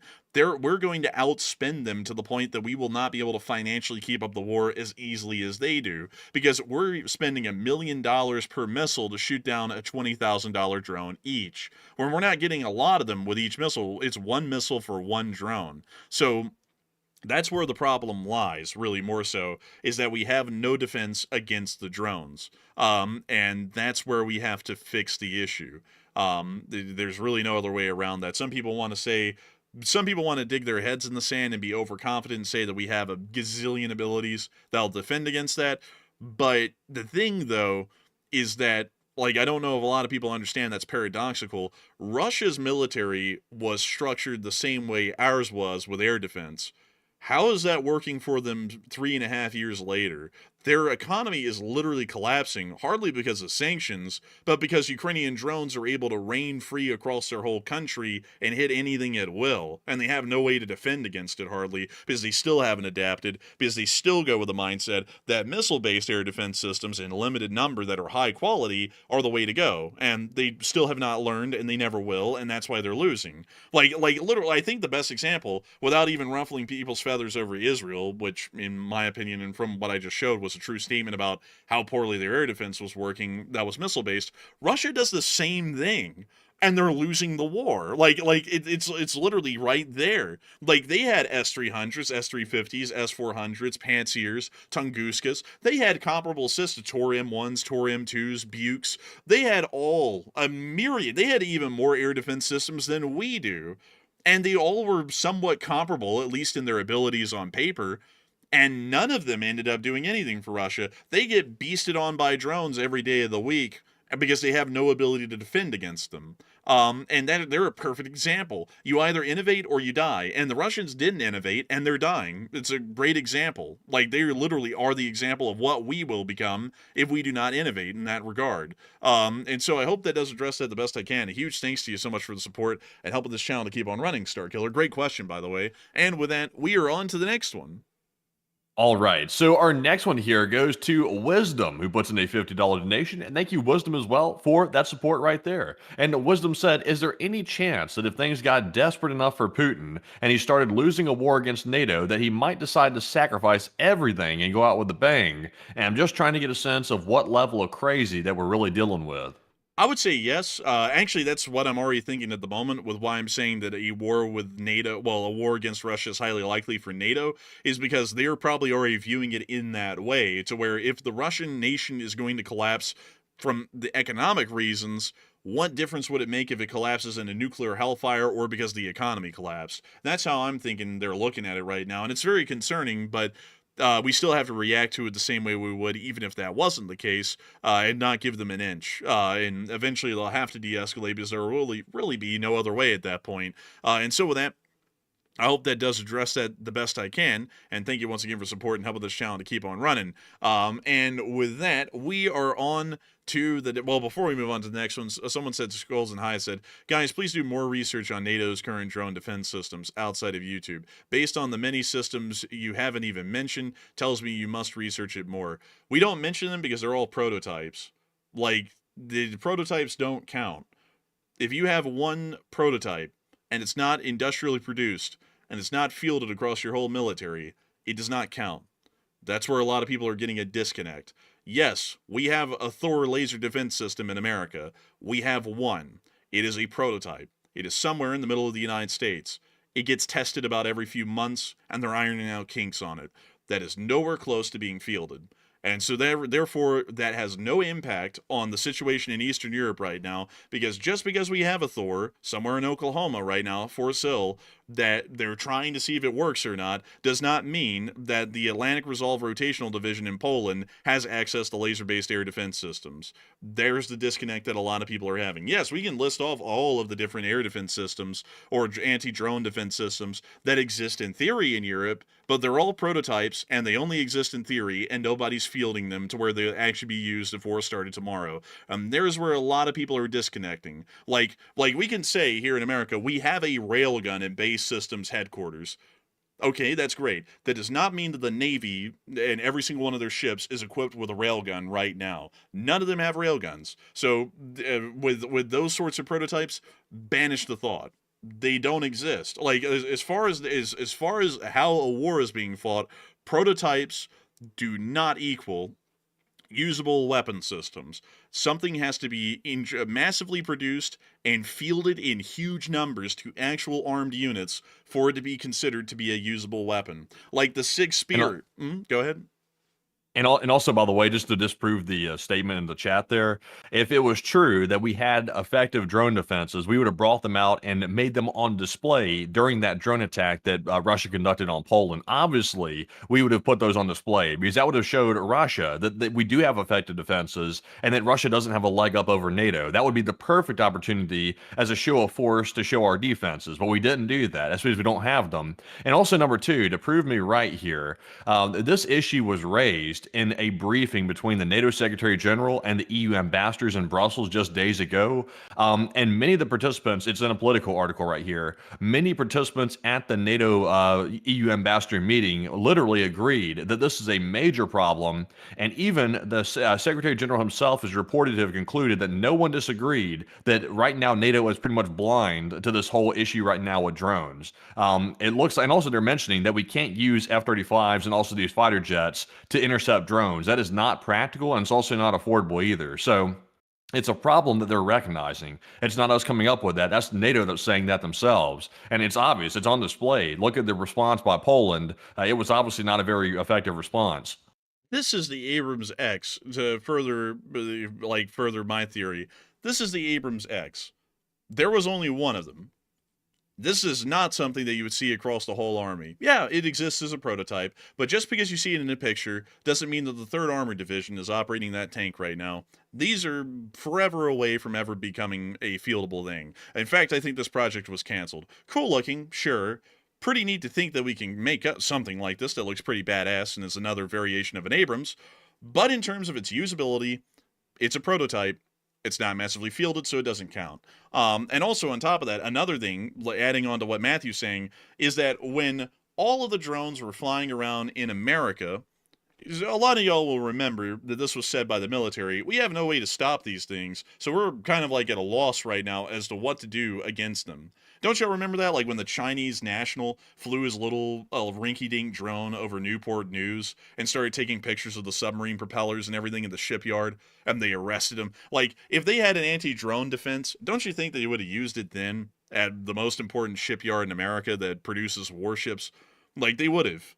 They would have used it anywhere. But no, they don't, because they don't have that. It's not fieldable. Like, that is being overconfident. Like, I'm all for patriotism and I love the country and everything, but I love the country because I like the idea, at least in theory, that people in this country actually think, and we work and strive in every single way to make the country something worth being proud of, instead of just sitting on our laurels and going, there's nothing to improve, we're perfect, and it never gets better. You know, a lot of people have said that through history, and they usually end up all getting killed because they were a little too overconfident, like the Chinese. Like, the Chinese literally cut themselves off from the world, a lot like Japan, for hundreds of years, and they went, oh, we're just the perfect society in the world, nothing ever gets better, we've reached the peak, all these little barbarians, they're just gonna have to catch up to us. That ended up biting them badly, because when the British showed up in the 1810s and said, we want to trade, they said, kiss our ass. So then Britain said, well, we'll import a whole bunch of opium and get everyone hooked on drugs. So then the Chinese went, no, you're not. And then they went to war with Britain. The whole of China, by the way, it was the Qing at the point, the whole of the Qing dynasty went to war with Britain. And Britain sent over a little force, and Britain won. Curb stomped the Chinese, because the Chinese had gotten complacent. They sat there and thought they were the greatest country on the planet and fooled themselves into thinking that for about 300 straight years, to the point they got their ass beat by an expeditionary force that the British sent halfway around the world just to pretty much mog on them a little bit. Like, that's the kind of mindset that ends up bringing a country down, is when people are way too overconfident and we're not always looking to try and strive to succeed or improve in any way, and we just say that everything's perfect and it can never be better. That is how you end up that's how you end up getting killed. Like, that it really is. Like, that's a very dangerous sort of a mindset to have. We always have to be thinking about how to defend ourselves and how to defend our alliance and how to improve everything and adapt to the situation we're seeing. But anyways, with that, I hope that does address that the best I can, at least in my opinion, because that's just my 2 cents on it. But, you know, I got a lot of history to back it up, so, you know, it's more so a fact than anything. But anyways, with that, we are on to the next one. All right, so our next one here goes to Wubba, another channel legend, and thank you very much, Wubba, for that $25 support. And we do appreciate that. And Wubba said, I've been on vacation for a bit, and also hope you had a good one, by the way. He said, I hope you guys saved me some action. Oh yeah, we saved you some action. Russia saved you some action. Russia's geared up right now, I must say. They're gearing up a lot. But Enforcer, what say you? I'll have to thank you massively for the support and helping this channel to keep on running, Wubba. And I gotta say, I hope you had a great vacation. And oh yeah, we saved some action for you. I mean, there's just endless action coming out these days. It's really crazy. What's even crazier, folks, is that there were 20,000 people here live tonight at the peak. That's quite a lot of people. And we've had 135,000 people watch the stream in 2.5 hours, which is even crazier. That's quite a lot. I don't know what's got me coughing, by the way. I'm over here like choking and everything. Man, honestly, bro, he's having a hard time. Like, blood's kicking the can. But beyond that, I gotta say, a huge thanks to you so much for the support and helping this channel to keep on running, Wubba, because if it wasn't for folks like you, we wouldn't be able to be here to save you some action when you came back. So a huge thanks to you once again, and with that, we are on to the next one. Also, by the way, I don't know why certain people keep mentioning this over and over and over. Some like it's 2 individuals in a live chat trying to push this idea forward. They're trying to claim that somehow Ukraine procured Shahed Iranian drones and launched them at Poland themselves, so that way they could do a false flag and blame Russia for it and create an escalation. I don't know where that is coming from right there. That sounds like a straight up Russian propaganda line. These drones appear to have come from Belarus. That appears to be the flight path they came from into Poland, and also coming through Ukrainian territory as well. So I don't know where people are coming up with this is somehow Ukrainian attack. Poland is warning about that too. Poland keeps repeating over and over and over that the Russian propaganda narrative is that Ukraine is trying to do this as a false flag attack. They've already warned people against, falling for that crap, but yet there's still people falling for it right now. Poland was literally attacked. They have the best detection in the world to figure out who sent these drones in, and Poland's literally saying that it was a Russian drone that came into their territory. It's not Ukrainian. So I don't know why people are believing that. It's pretty silly. Oh, it's that stupidity, honestly. Like I'm just gonna call it for what it is. Like, man, if those people were alive back in the day, the Japanese would have attacked Pearl Harbor, and they would have said that it was the British operating off the HMS Ark Royal bombing the U.S. Navy to force us into World War II. It would have been some stupid crap like that. Like, I don't even really listen to folks like that, man. Like that one's like a raw, hard propaganda take from a Russian bot or someone who's drank way too much Kool-Aid to the point that they're seeing double.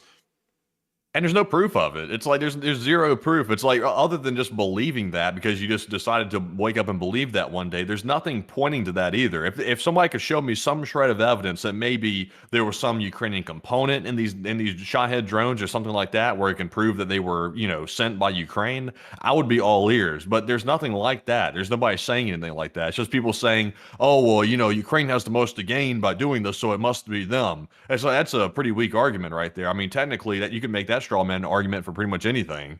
Yeah, really. I mean, it's just so stupid. I mean, it makes no sense at all. It makes absolutely no sense. And also, that's the world of people who are like, and I say this very sarcastically, folks, they're like too smart for their own good. Nothing that they see in front of them is ever really the case because that's too simple. I've got to make everything way too complicated to where it makes no sense at all, but it makes me feel smart. So, like, Russia bombs Ukraine. Well, it really wasn't Russia that bombed them, it was Ukraine. You see, Ukraine built these little bombs that look like Russian bombs, and they walked up guys that they trained in Ukraine speak Russian into this town to massacre 500 people and also blow them up with bombs, so that way it made it look like the Russians did it. Like, it's some stupidly overcomplicated explanation to something that's really simple. It's the Russians crossed the border and they killed 500 people in this town, and they did it for sport. Like, that's just a straight up easiest explanation to make, but no, it's got to be something overcomplicated every time. It's the same people who think that there's lizard people who live in the center of the earth, where it's too damn hot for anything. It's like 5 times hotter than the sun down there, but somehow there's a lizard down there. And also, on top of that, they crawl out from time to time, and they just run the whole world, and nobody's ever found out that they're lizards for some reason. Like, they know it, but nobody else knows it. Not even the people who you found out about that lizard thing? Oh, yeah. Like, Mark Zuckerberg is the only real one, and we don't know where he came from. He definitely didn't come from the center of the earth. But, Come on, man. Don't do Mark like that. Come on now. Dude, he's rebranded. He's got a new skin update. Like, it's not pale anymore. It's tan. He's a Giga Chad. He's a Giga Chad. He's no lizard.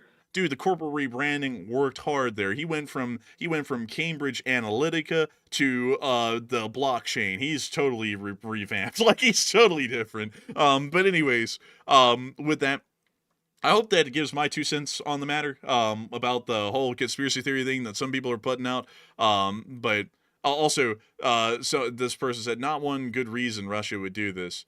Yeah, it's that NATO is supporting Ukraine, and they're also about to economically die. So there's probably good reasons to start escalating this thing.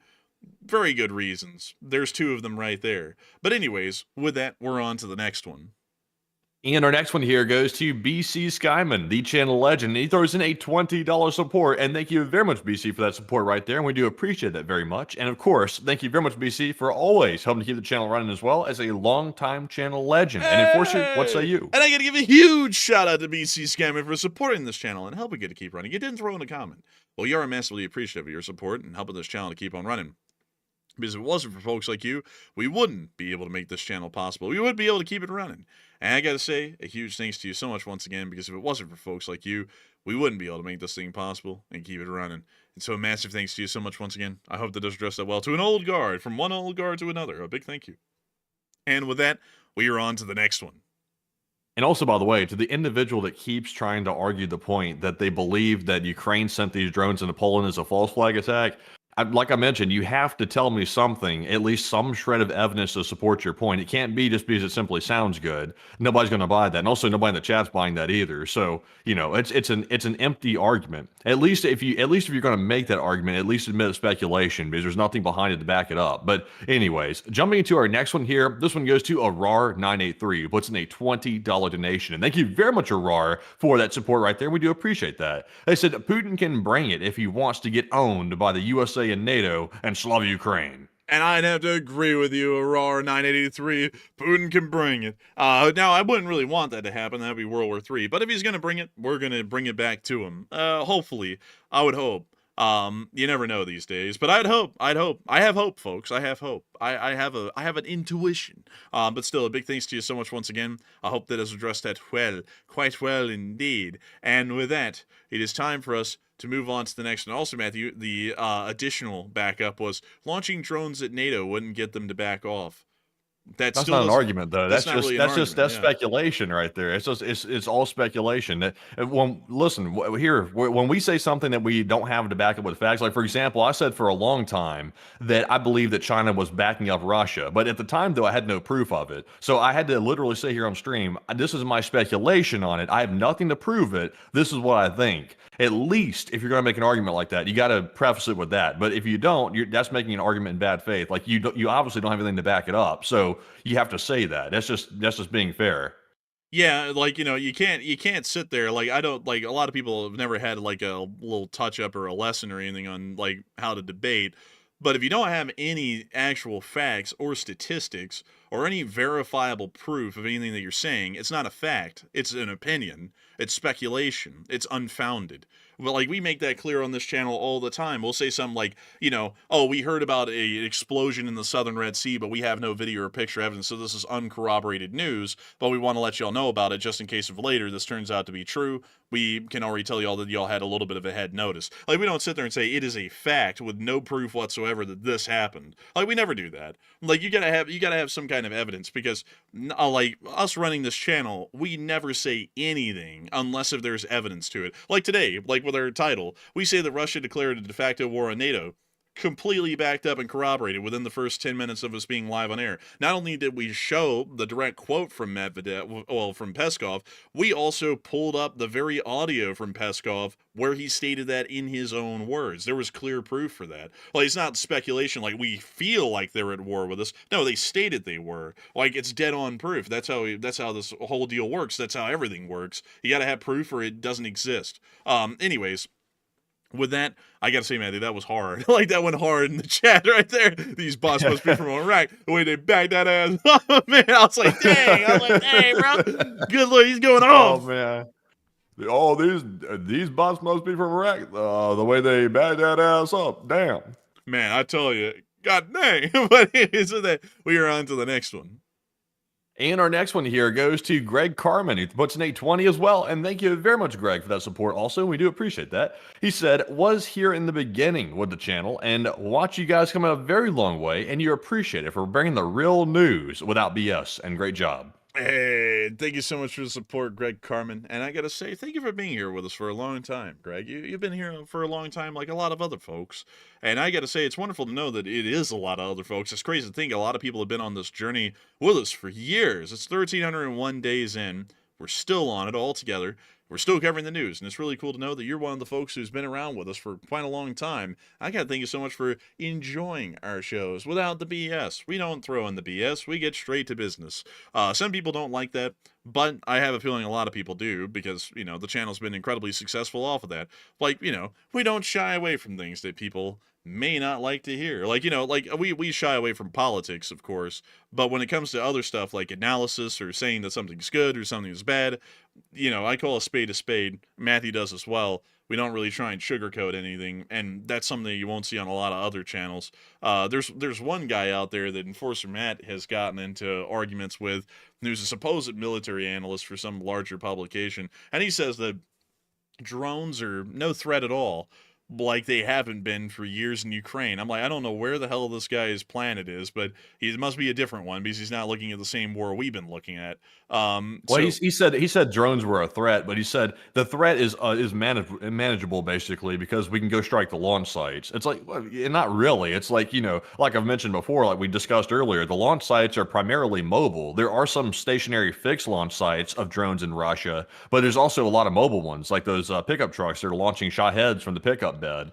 So, he didn't address that. That was my problem with it. It's like, well, what about those mobile ones? You're totally ignoring that and acting like the problem's non-existent, or at least minor, because you have these stationary launch sites allegedly, which is not the case. Well, it's like let's war game that out in like a really quick scenario. Let's just go with how that would go. So they launch hundreds of drones. All of our aircraft are up in the air shooting those down.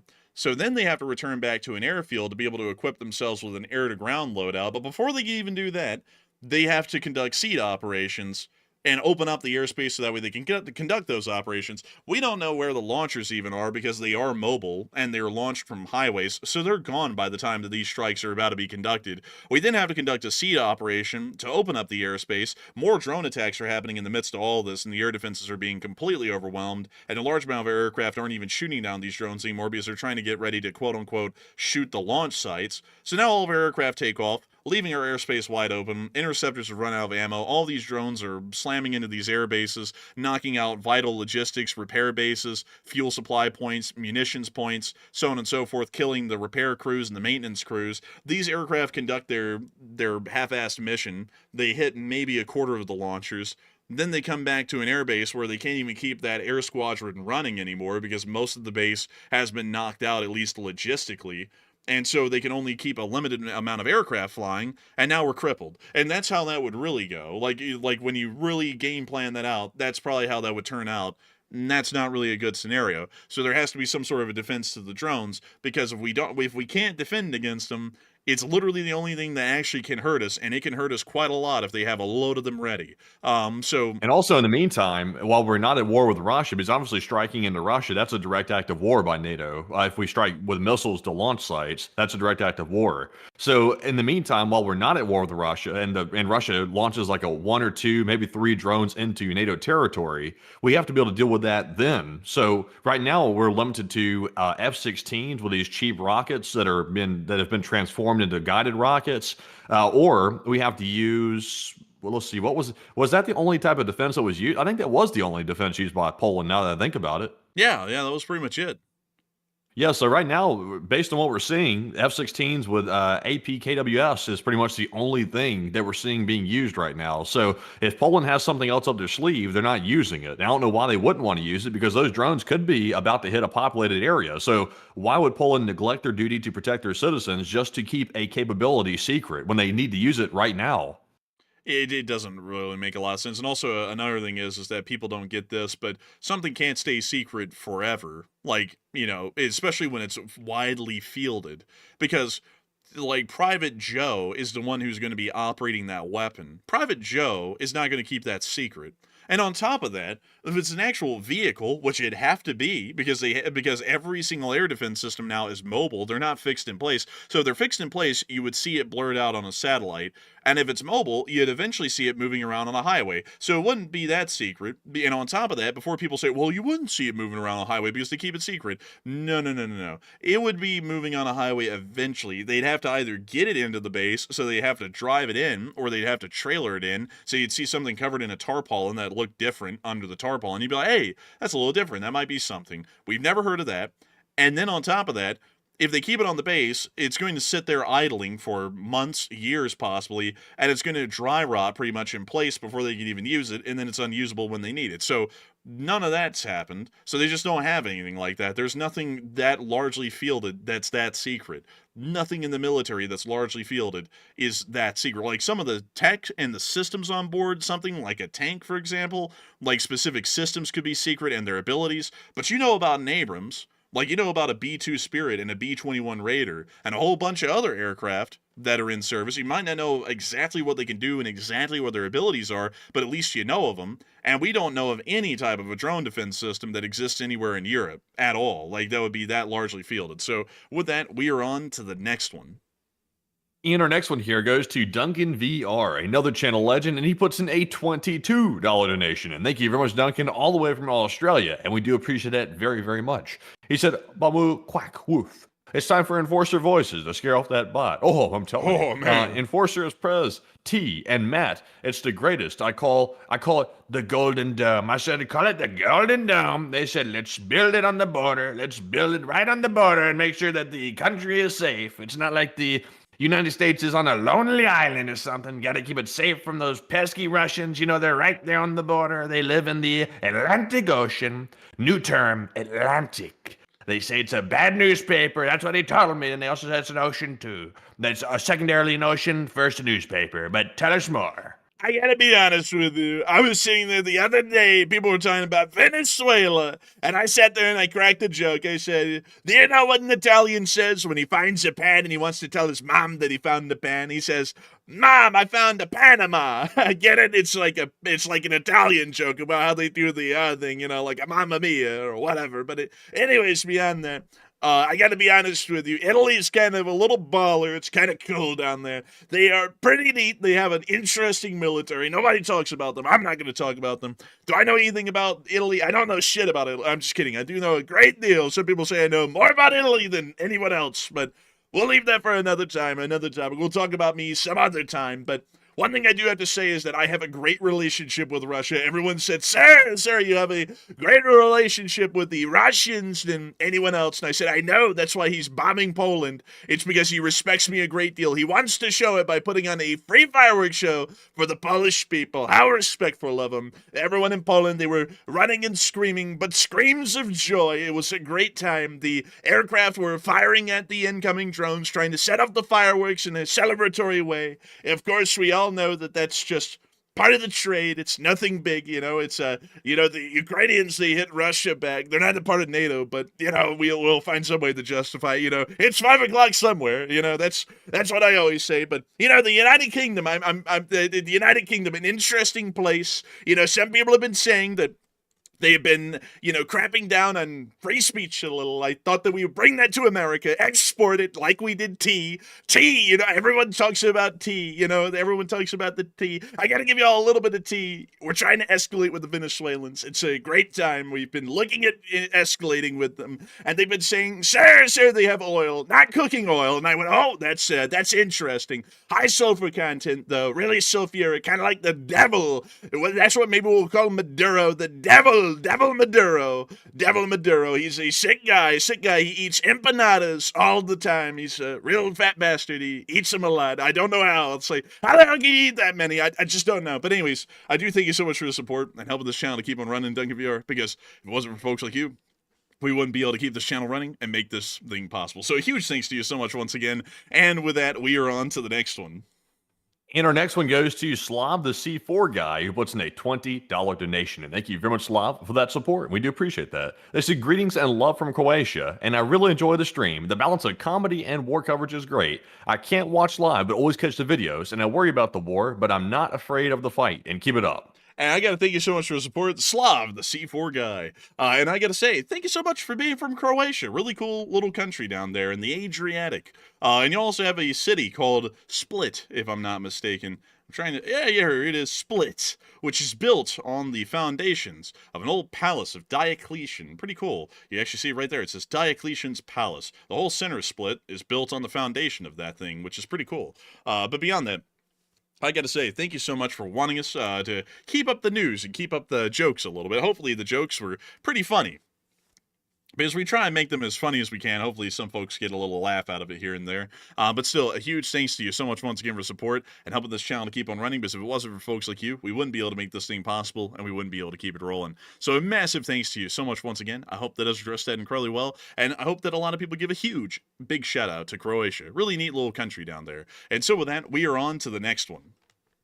And our next one goes to Luke UK, and Luke puts in a 10, and thank you very much, good sir, as well. He said, hello, Enforcers, hello, LSA, and fantastic work as always, and take one from the live chat. Hey, and thank you for the support, Luke UK, and a big hello to you, and thank you so much for enjoying our work, and we will make sure to get one from the live chat. And really quickly, Matthew, I'm actually going to nominate one for the live chat. It's from Dave Hill. Dave Hill said, Diocletian, the Roman emperor? Yes, he actually had a private palace built in Split. There was nothing there at the time, so it was just Diocletian's palace in this little bay. And then later, after the collapse of the Roman Empire and the death of Diocletian, it started to fall into disrepair and decay. But out of its decay came the city of Split. It literally grew from inside of the abandoned palace, which was literally the size of a small town, and then grew out into what it is today. So yeah, it actually is the Roman Emperor Diocletian, the one that's known for the Diocletian baths, amongst a whole other major works and projects that were done during that time of the empire. But a huge thanks to you so much for the support and helping this channel to keep on running. And with that, we are on to the next one. Oh. I gotta be honest with y'all, he's going a little robotic. Some people call him Robovet, and I sit there and I go, why in the world is Discord messing up right now? Why is it messing up? Look at that. Am I back? Oh, you're back. Welcome back.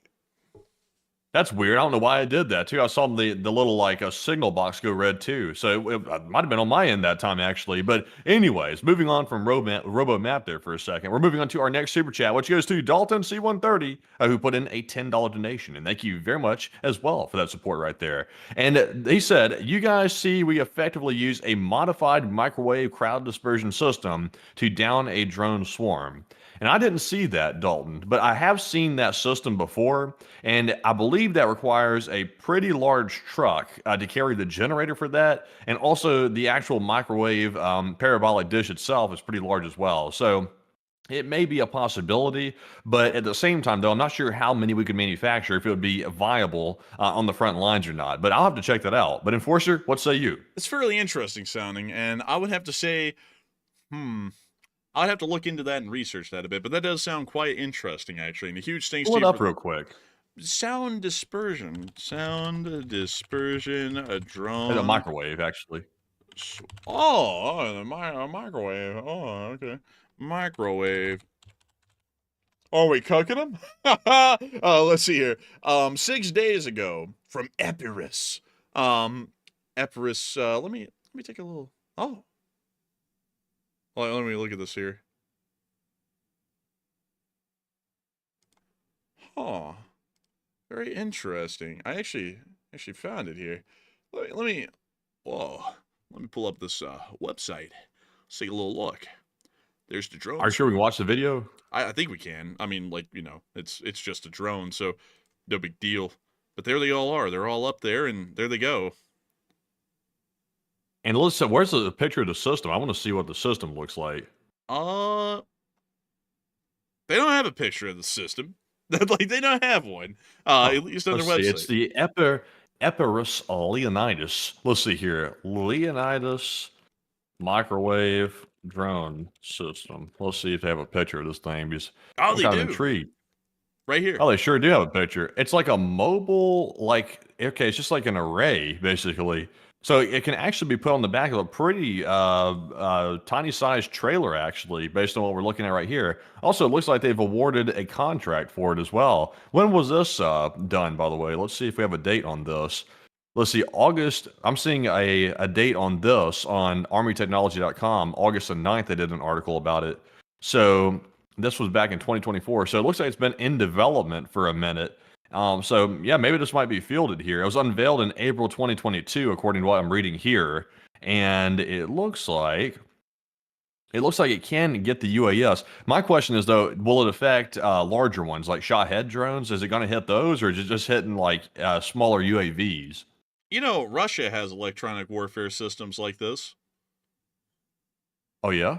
Yeah, and they really haven't worked, like, at least from what we've seen in Ukraine, because it's a directional system. It's not like multi-directional. It's not like a giant, like, sphere around the thing. It's like a directed beam. So as long as your drone isn't flying in the directed beam of wherever that thing is aimed, you can get it. You can blow that thing up. Well, that's kind of interesting. It would seem like maybe like putting this thing like on a swivel, like where it can literally turn around like a radar little like antenna. That seems like it could be working pretty good. But honestly, though, I would say anything we're building here in America is probably going to top anything that Russia's building. So I would imagine this is probably a lot more effective. I would assume, like I wouldn't doubt it, but at the same time, though, I don't know. Like, this thing kind of seems, especially considering that it'd have to be near a front line to protect against drones on a front, that it could probably be taken out kind of easily by artillery or anything else for that matter. So, maybe not the greatest thing. Because, this thing is literally a giant moving target. If the Russians get a recon drone in that area and they see that thing, they're like, oh, hit it. And as soon as they hit it, that whole area is without drone defense. Yeah, maybe so, but it's better than nothing, though. Like, this is the type of innovation they need to be working on, so at least that's a good sign they're working on it. But the problem is, though, I can't tell if they're fielding it yet or if they're still in development. I can't tell which one it is. So And also there does appear to be some limitations to it. So it's better than nothing, but I'm not really sure about the full capabilities of it. I'd have to do some research. And also another thing, folks, and someone just pointed this out in the chat, and this is the real gotcha on this one. You can just fire in a fiber optic cable drone at this thing, and there's nothing it can do. We've seen that plenty of times when a Ukrainian fiber optic or a Russian fiber optic goes up against a jammer. They go straight through. There's no way to stop them. So that's also another issue, is that there are drones already pre-designed to be able to defeat this thing. So once again, it comes down to you have to stop it kinetically by hitting it with something and physically taking it down. Well, it depends on how it's hitting it. Like, it's microwave, so I'm not sure if it's disrupting the signal between the drones, or is it actually like frying the electronics in the inside of it. I'm not sure which one it is. It would depend on what method they're using to take it down, which I'm not really sure. Yeah, that's a good question, actually. But still, we will have to see. Interesting though, this is a saving grace in a sense. We do know of one, but it wasn't a big contract. It was only $66.1 million, and we don't know what the unit cost for this thing is. So I would assume there's not a lot of these because I've never really heard of the thing. So let's see here. And before someone says it's secret, no, it's not, because we know about it. Like, it's right there, so it's not super secret. Let's see. Oh, yeah. 4 prototypes. That was the contract. The $66 million contract was for 4 prototypes. So that means that unit cost-wise, this thing is costing about $15 million a pop. So not really cheap. And like, if one of these things gets hit, it's a loss of about $15 million. And on top of that, it's the loss of the whole defense perimeter in that area against drones. So not the greatest thing, like, still insanely expensive.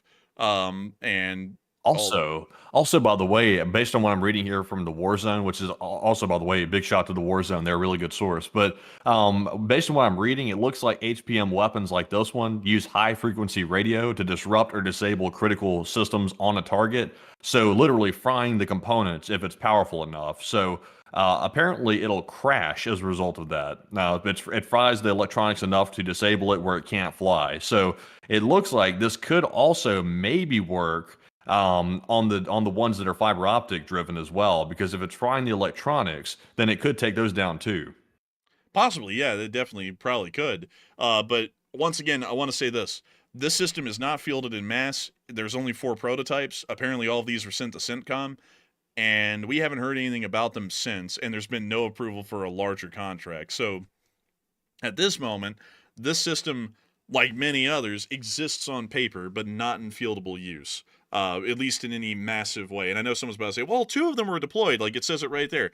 But 2 of them deployed does not mean everyone in Europe has drone defense cover, because these are in CENTCOM, from what we know.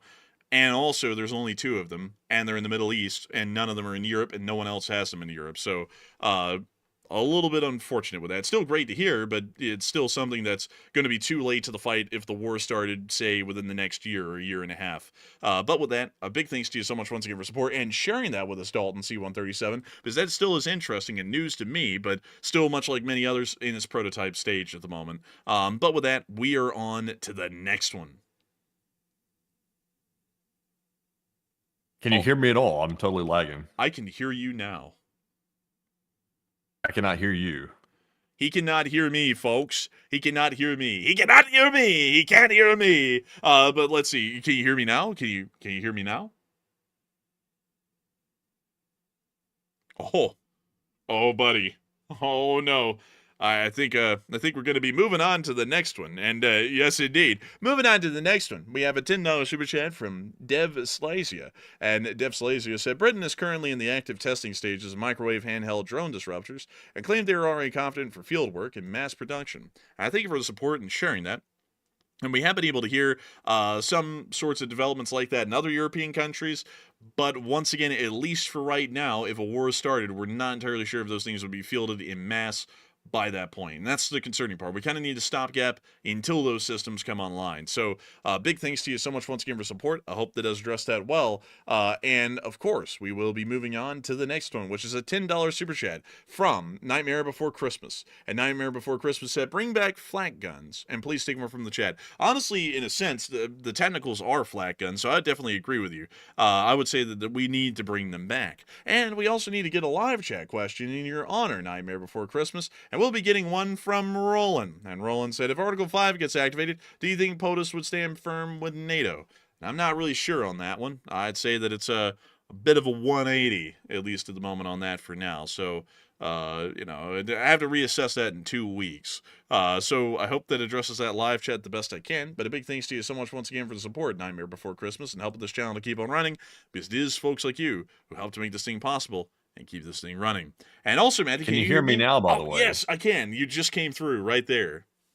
Yeah, they were microwaving my brain, my computer. They fried my brain. They fried my electronics. They were trying to fry my brain and finish it off after all these years. They were trying to just take the synapses and just put them out of action, but it didn't quite work. The popcorn setting was not powerful enough to take Matt down. They'll have to go for the meat dethaw setting next time. But anyways, this one right here goes to Terry Strife, who puts in a $10 donation. And thank you very much, Terry, for that support as well. And it said Russia has 200 facilities for brainwashing Ukrainian children, and it's sickening. I would agree. It really is. And it's really saddening to know how Ukrainians in occupied territories and those children are treated by the Russians. It's absolutely inhumane and barbaric. But a big thanks to you once again for support. I hope that does address that well. And with that, we are on to the next one. And up next, a big shout out to Livewire for putting in a $10 support. And thank you very much, Livewire, for that support as well. Also, a big shout out to Plazat also for putting in a $6 donation. And we appreciate the both of you, Livewire and Plazat, for that support. And we have a $10 support from Wisdom. And Wisdom said, any truth that Russia invited U.S. officers to watch war games, and some actually attended, according to what I read. That is true. There was actually video footage to confirm it, but it's not really like it was up to those soldiers' volition. Like they just decided, oh, I like Russia, I'll go. They were told by their commanders to go, and that was more so of an official thing. They were operating in the capacity of the Department of Defense. So they're there as observers to make sure that Russia isn't doing anything kooky, basically, is what they're there for. I think it was the commanders that went, actually. I can't remember their rank, but they were pretty high ranking. Yeah, but their commanders above them sent them, like, as official representatives and observers. Like, that's what I was trying to say. I don't think it came out well, but that's what it was. They sent those guys to make sure that they were there observing, so that way, at least in theory, if anything kooky was happening, there's a U.S. observer there, so it might dissuade them from doing something. At least that's what they generally think when they do stuff like that. So, yes, they were there, but it's not like they really love the Russians or anything. They're just there on orders. So, with that, I hope that does address that the best I can. A big thanks to you once again for support and helping this channel keep on running. And with that, we are on to the next one. And our next one goes to North Korea Production, NK Production, actually, who puts in a 10. And thank you very much, good sir, for that support. They said, my mom is in Lutsk right now, near the Polish border. She says the Poles are extremely concerned. Oh, they should be. And some escaped to Germany, and others are on high alert. And people in the Volyn region are very concerned as well. Now, imagine NK Production, and once again, I understand why your mom is hesitant about that, because obviously there's been some defense weaknesses that have been exposed with the recent drone attack. But imagine, though, how those people in the Baltics feel.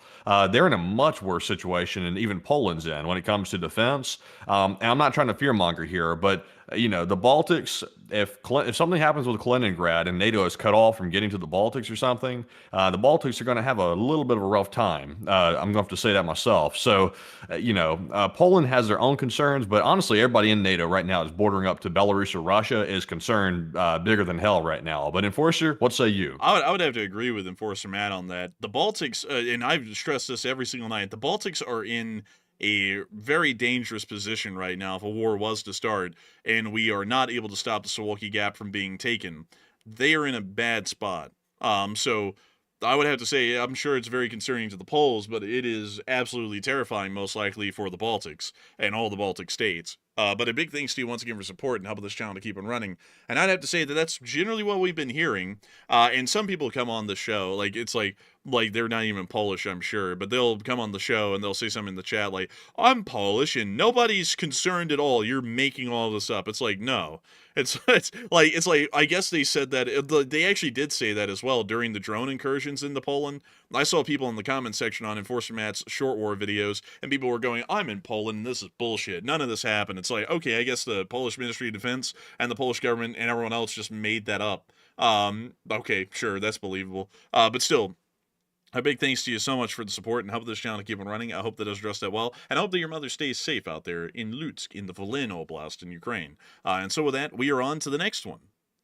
And our next one here goes to Mark E.M., who puts in a 10. And thank you very much, Mark, for that support right there. And we do appreciate that. He said, I love the channel and your message about the weakness of our legacy big weapon MIC against drone swarms is the most important thing you've ever said. And military success requires honesty. And that is true, Mark. The legacy weapons thing, I said that, and the Enforcer also said it too. That is a big deal right there because here's why it's a big deal to me.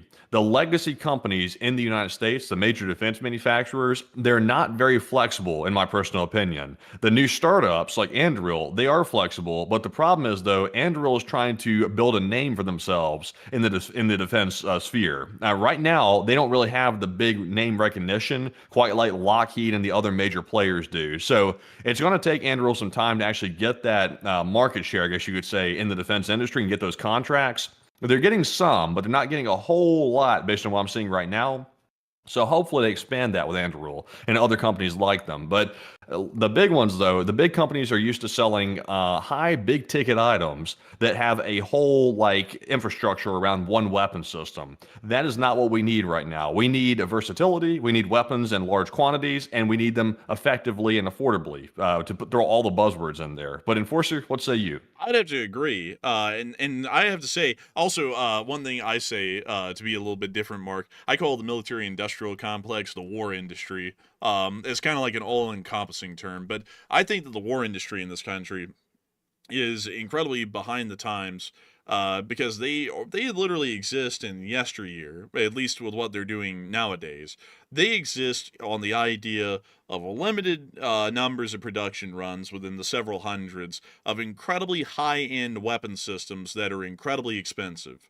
That's how current war industry survives in this country on a contractual basis with the military. They get those kinds of contracts, and that's their bread and butter. None of them ever think, how about I make something cheap and disposable and incredibly numerous? And the profit margins on the individual item per unit is going to be low, but because of the massive size of the contract, it's going to make the same profits. They don't think like that. They would rather go with the safer bet, which is just continue to make those limited runs of several hundred incredibly high-end, incredibly expensive weapon systems, and then keep that going, because that's more financially feasible for them. And on top of that, not really getting into the politics of everything, but they lobby the hell out of the Congress. They lobby the hell out of everyone involved in the weapons procurement and acquisitions programs. So they're also all going to be geared towards that sort of a system. This is what they know. It's what they generally would support. It's what they're lobbied to support in general, is whatever is going to be beneficial for those war industries. But at the same time, we have to know that what is beneficial for the nation is not only going to be beneficial for people's bottom line. What's going to be beneficial for the nation is what's going to be most effective. And the war in Ukraine is showing us that the most effective thing is not limited, incredibly expensive weapon systems produced in artisanal numbers. It is mass-produced industrialized drones or mass-produced industrialized drone defense systems that work. That's all that will work. Nothing else will make it. Everything else has been proven to be a failure. The Russians have proven it for us, really, because they took the approach that we would have taken of that more so conventional mindset. And you all do have to remember, and I would have to say, Mark, that you're also largely in agreement in this, and this is something that's a little bit important. Russia, it was in the mindset, is still in the mindset that a lot of people in America are in. We're the greatest, let me put it out the way the Russians put it, but it'll sound the same as America. We are the greatest military on earth. We have nuclear weapons out the wazoo, and, we're just such a large military and such a well-founded one with a deep history and tradition and endless and boundless amounts of equipment and an economy far larger than our enemies. There's no way we could lose. We're undefeatable. And the Ukrainians, on the other hand, because they are a small country with a small economy that could easily be crushed in reality, they went, we can't be that complacent. If we're complacent like that, we are going to end up dying. So we need to come up with ways to do whatever we can to just start obliterating Russians. And then they came up with the wildly cheap and massively fielded drones we see today, and they did it successfully. That's why they're winning. And anyone who doesn't catch on to that now, they're going to be at the cutting end of the next war. Not the cutting edge, they'll be at the cutting end. Because, you know, the French were like that. You know, everyone, this is something funny, a little bit of a legend of a sort at this point. Everyone knows of the French surrender in the Battle of France in 1940, but I bet you a lot of people wouldn't know that France had the largest army in the world when they lost. Did you know that, Matthew? So who? France had the largest army on the planet when the Germans beat them in 1940. Damn. And was that built up by Mussolini? No. It was built up. I forgot who in the world was the French prime minister at that point, but they had the largest military on the planet, actually. The largest army by far, even bigger than the Germans and what they had at that point. But you know why they lost, everyone? It's because the French were obsessed with fighting World War I again.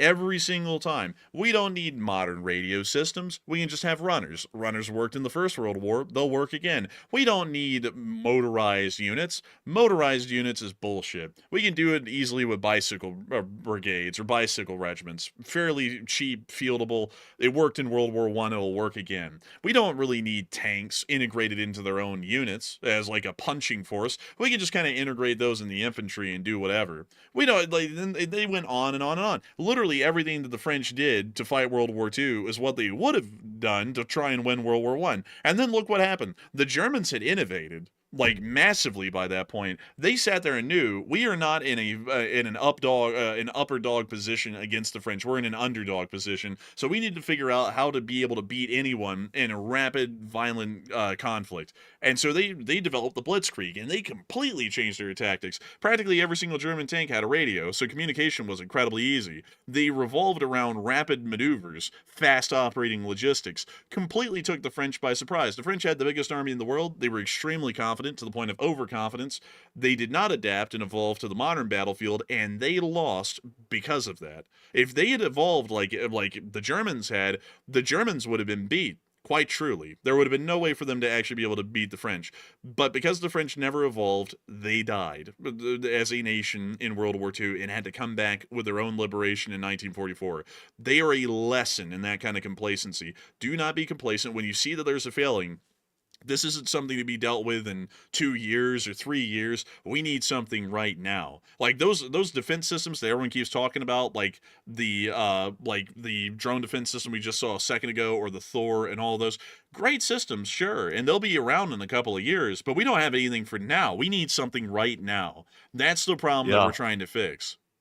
And if these startup defense companies, if they're having a hard time raising like seed money or investment money or something, they might just have to resort to, like for example, getting sponsors. Like if we need tanks sponsored by Coinbase or something, I mean, you got to do what you got to do to raise your money for your company. I mean, if you want to succeed in the defense industry, it's competitive. You got to find ways. You got to get sponsors from somewhere. Dude, the high explosive shells, man, when they fire them, they like stick into the side of the wall in the building where the enemy soldiers are at, and then you just hear a loudspeaker in the shell go, "This high explosive shell is sponsored by Coinbase," and then it blows up like right then and there.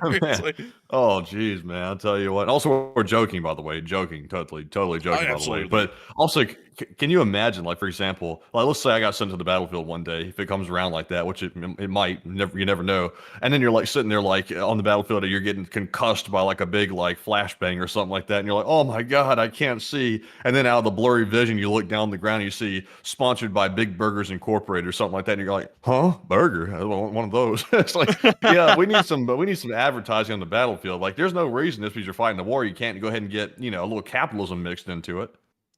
Exactly. Who could disagree? But with that, we are on to the next one. Regulated? Why are you regulated? Why are you regulated? But anyways, moving on to our next one here. This one goes to Gregory McGinn. And thank you very much, Gregory, for that support. He said, being back Douglas A1 Skyraider for drone defense. That would be an interesting one. I'm gonna leave it at that because honestly I don't know if that's a bad idea or a good idea. Honestly, that's kind of like straddling the line. But why the hell not? I think it actually might do somewhat okay. Actually, it's kind of like dogfighting a little bit. So yeah, I think actually might not be that bad of an idea. But beyond that, a big thanks to you once give her support and help this channel to keep on running. And we are on to the next one. And our next one goes to Putin Puppet, who puts in a 6. And thank you very much, Putin Puppet, for that support. They said, as Russia declares de facto war with NATO, certain individuals are completely okay with Putin as far as we can see, and Poland only has ammo for 2 weeks. And I thank you for support, Putin Puppet, and it is quite concerning, I will have to say. Now, I will say on the ammunition side of things, Poland isn't that bad off, because a lot of people said that about Ukraine, and 3.5 years later, they still have ammo. And also, the war industry in Europe has been massively expanded, so they should be able to keep up with the ammunition consumption. But I do thank you for support. It is fairly concerning to see to some extent. But a big thanks to you so much once again. And with that, we are on to the next one. And our next one here goes to Angelo Geruso. And thank you very much, Angelo, for that $20 support. And they said, what about Games Workshop sponsored tanks? What about that? Oh, I don't know. I don't really know on that one. But I do thank you for support and help this channel to keep running. And with that, we are on to the next one.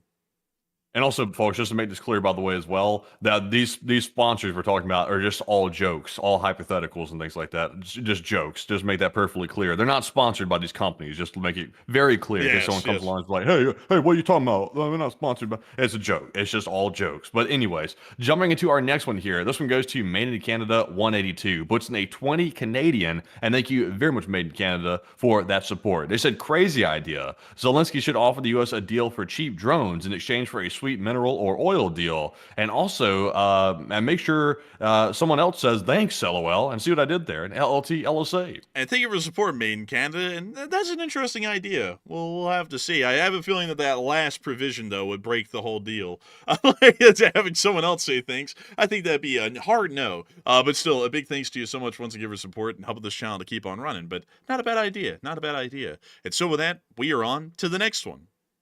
And our next one goes to Big Ron 394, who puts in a 5. And thank you very much, Big Ron. He said there were 2 U.S. officers invited there, according to another YouTuber content creator, and he showed a video clip showing the officers. Yes, it is true, actually. There was 2 of them. There's 2, I say, 2.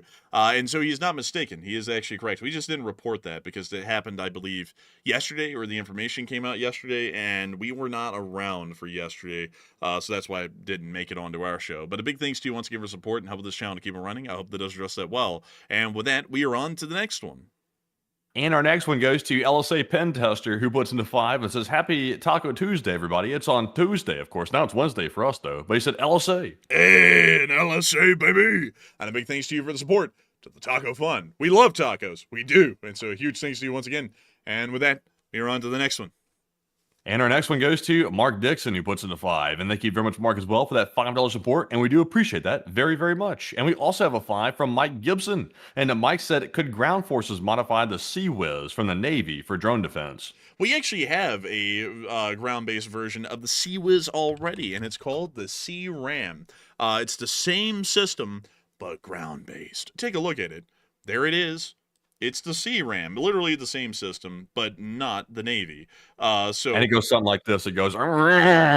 Wait, you forgot, Matthew. Incoming. Oh, don't do that. You'll set some people off. Don't do it. Man, honestly, man, that thing is honestly a little terrifying with that whole deal. But beyond that, it's an idea, but these things are also quite expensive. One of these units costs $15 million. And also, when it's firing that burst right there, it's 20mm shells that are proxy fused, and those are very expensive. So this can actually end up firing about, I think it's like 6,000 rounds, $6,000 in a short burst in cost. So it's still not cost efficient, really, because that would be about $6,000 to shoot down one drone. So it's getting there, but still not exactly what we're looking for in terms of the ideal sort of cost to engagement sort of a scenario. But anyways, also look at the size of that thing, man. It was like literally on like a semi-truck trailer too, with a whole system with it. Man, yeah. Let me go. Cram. Cram. What the hell is this? Let me put in a dash. Like, so there we go. Yeah, they actually have one that's mounted on an HEMTT. Oh, so they can mount it on a mobile vehicle. That's pretty cool. I didn't know that. I thought it was just on the semi truck trailer. But yeah, that's actually something right there that could work. That whole design right there. I didn't think about that. You know, Also, by the way, those HEMTTs are so cool. Like that is such a cool truck right there. I see people like that modify them into like overland vehicles. Now, obviously, you got to have a lot of spare cash sitting around to do that because these things are not cheap, especially to modify them. But so cool though, very cool. I think these HEMTTs are used by the Marines, if I'm not mistaken. The one was the CRAM on board. For like I think they naturally carry those little Connex boxes. You know what I'm talking about? It's like has a little hook that grabs the box and it pulls it up into the back. I think that's what they're mainly used for. Yeah, this is a special modification of the HEMTT. Actually, there's a load of different variants of these things. You have the Connex box carriers. You have the fuelers. You also have. I'm trying to see if I can find the other ones. The flatbeds, which can carry like flatbed loads and stuff like that. Not the containers though. Like the container ones are specialized to be able to haul the Connex boxes and the containers. But let's see. There's like a million of these. The troop transport versions.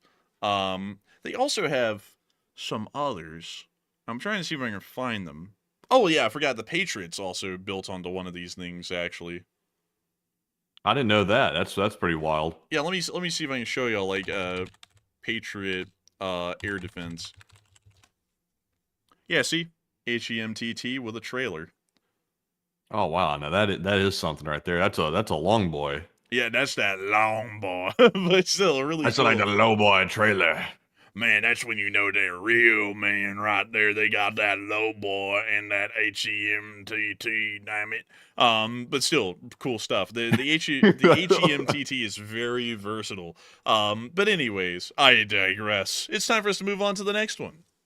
And our next one goes to Angelo Geruso, who puts it at 10 once again. And they said, when do you think we'll see the deployment of the F-47? We know it exists, but I haven't heard any estimates for when we may have it or its readiness, AFAC. And curious if y'all have heard any of the rumors. I've heard that it's going to be fieldable by the latter end of the decade, so around 2029 or so. That's what I've been hearing recently.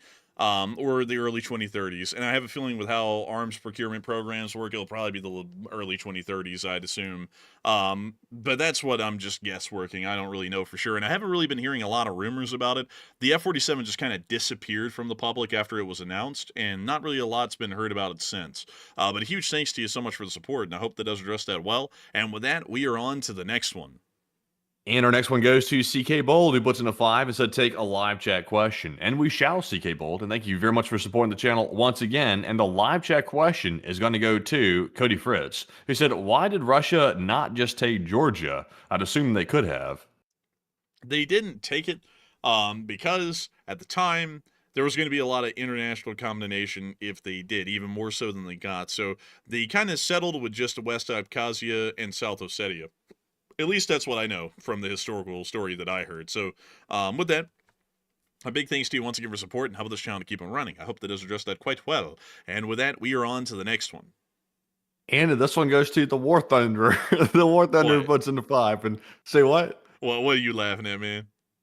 Oh, nothing, man. It's just you sound like the cartoon character just a minute ago. Like they just had a drink out of the alcohol barrel or something like that. I'm not kidding. I'm not kidding, dude. I've really needed a glass of water for like the last 30 minutes, and it finally caught up to me, and I hiccuped right there. And I was like, I hope a glass of water. I was like, I hope to the Lord nobody heard that, but you heard that, so I know everyone on stream heard that because I was like, dang, dude. I was like, I cannot control this at the moment. I need water. You know what, Matthew? Really quickly, I actually am gonna go get a glass of water so that way I can try and not do that again because my throat is dry as like a river in like the desert that has dry no water in it. Okay, in the desert. There we go. That's it. I'll be back. All right. So in that case, folks, I'm going to stall in the meantime while the enforcer's going to get a little drink of H2O agua. Don't drink too much, though. You don't want to end up like Kadyrov in the Turkish waters out there. But anyways, in the meantime, though, a big shout out to Angela Geruso once again for that $5 support right there. You said just a bonus, and thanks for making this content. And thank you very much, Angela, as well. It's our privilege to make the content. We enjoy doing it, and we're glad all y'all enjoy it as well. So a big shout out to you once again. But in the meantime, though, a big shout out to Cheese in My Pocket, who puts in a 5. And thank you very much, Mr. Cheese, for that support. He said, who would have known that Black Ops 2 would have become a reality? And it may become a reality. Not sure if it's going to become one yet. Hopefully it doesn't, though. Best case scenario is we don't have that in real life. I'd prefer that to stay in the video game. But hopefully it doesn't jump over there to real life, because if it did, that could be quite nasty for us all. Even though the West would win it, it could be quite nasty nonetheless, because obviously wars have losses on both sides. So it's not going to be just all one-sided. It's going to be bad for us all, but it's going to be definitely worse for Russia. But Enforcer, what say you? I'd just say it'd be pretty bad for the Russians, for sure. I'd have to agree. And so with that, a big thanks to you for the support and helping this channel keep running. Also, Miss DC asks, y'all still not prepping with water at your side? Not really, because I talk so much on air. I really don't get a time often to drink water, so that's why I usually don't prepare with water. Like for the whole 3.5 hours we're on air, I don't have a drop of water in my system at all. I'm just running off of sheer determination for the most part. So that's generally why I really don't have a free moment most times to be able to take a sip of water. So with that, we are on to the next one.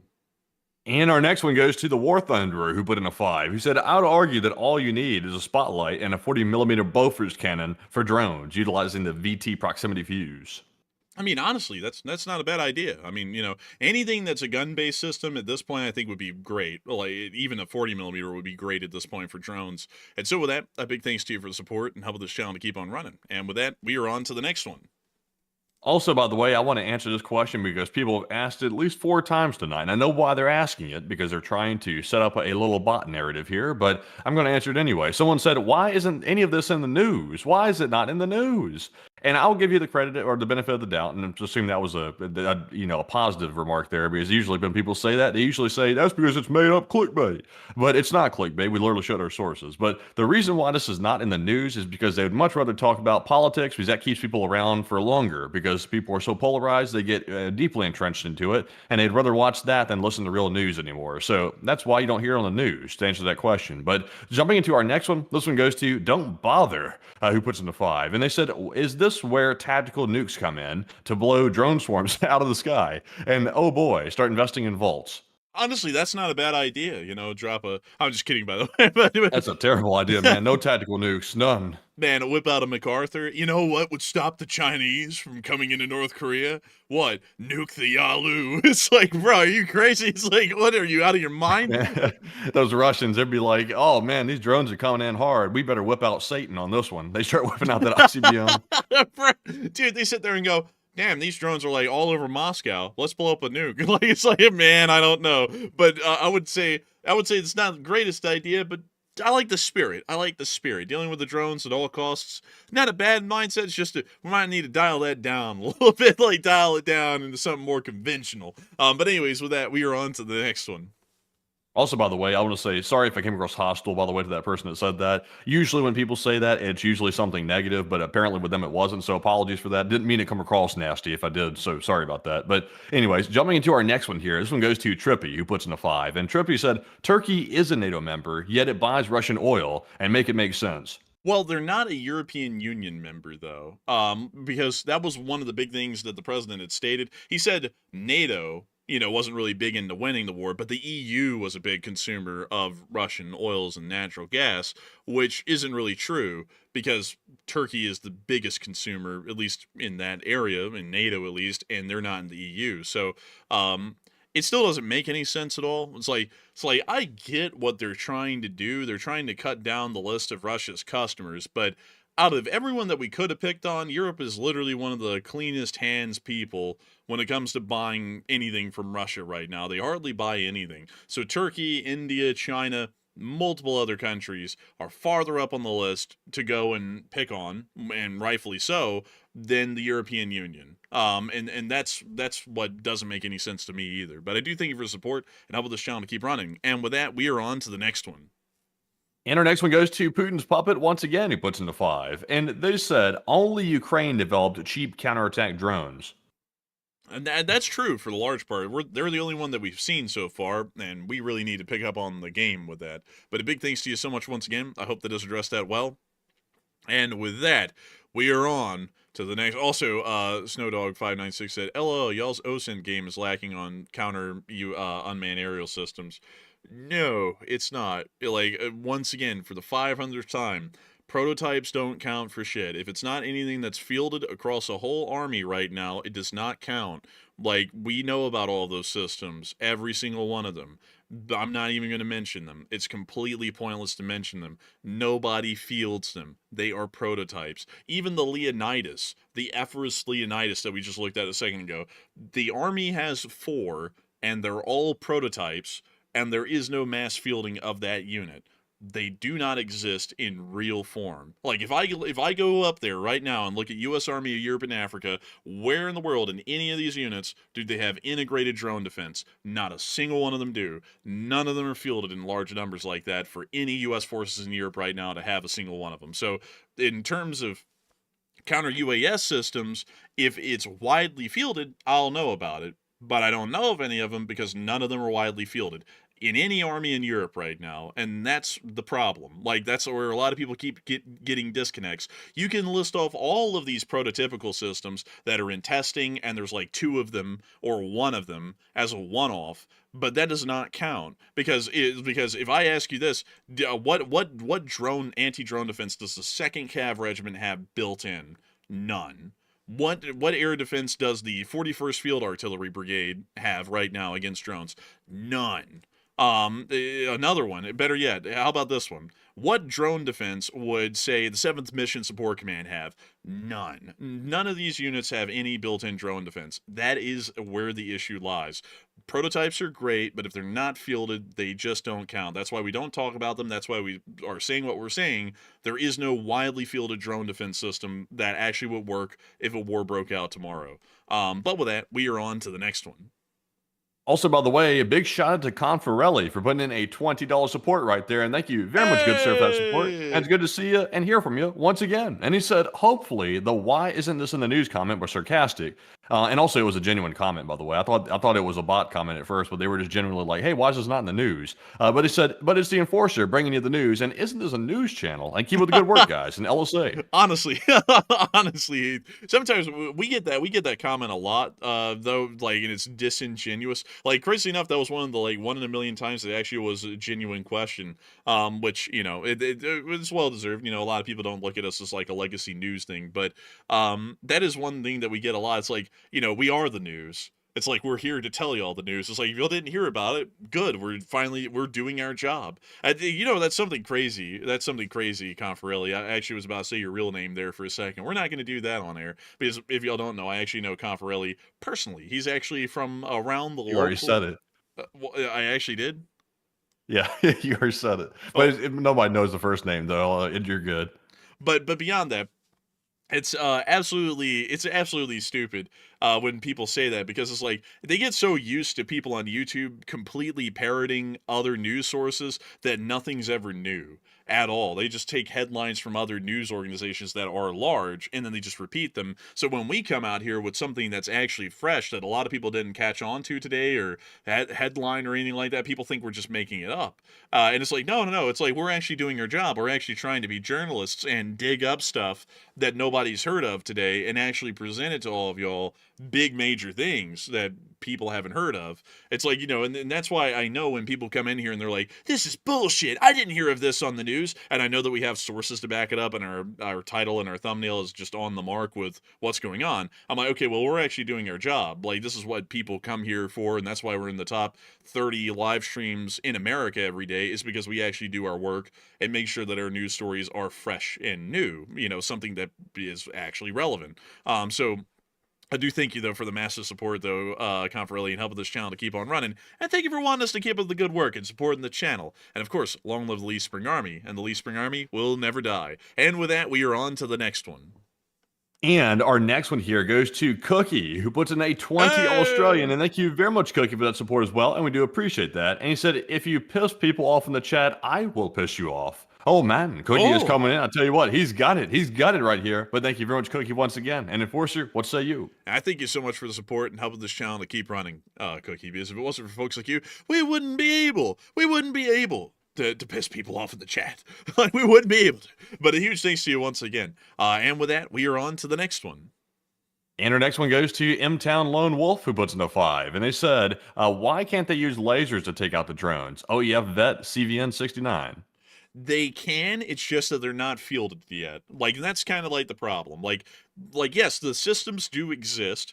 Like the I think it's the Dragon's Breath in the UK, the Thor in America, the Iron Beam in Israel, so on and so forth. They exist, yes, but they are not fielded yet. And that's the problem. Like, we can have a jet aircraft. Better yet, we can have a weapon in the U.S. military right now that can teleport you from Fort Sill, Oklahoma, or Picatinny Arsenal straight into the Kremlin. We could have that. But if we only have one of those systems and it can only transport one person at a time, and it's a prototype that's not mass fielded, it doesn't work. Like, we could say, why don't we just teleport a whole brigade into the Kremlin? Well, we only have one of them. It can only transport one person at a time. It's just not fieldable on a scale. So that's the issue with the laser-based systems right now. We have them, and we're still testing them, but we have like 2 of them, and they're here in America. They're still being tested, and the military hasn't approved a contract for these things to be mass-produced yet because we're still not sure if they're really working incredibly well as a prototype. So that's the problem why we can't use laser-based systems right now. We will have them in about 3 years, and they will start to be actually fielded.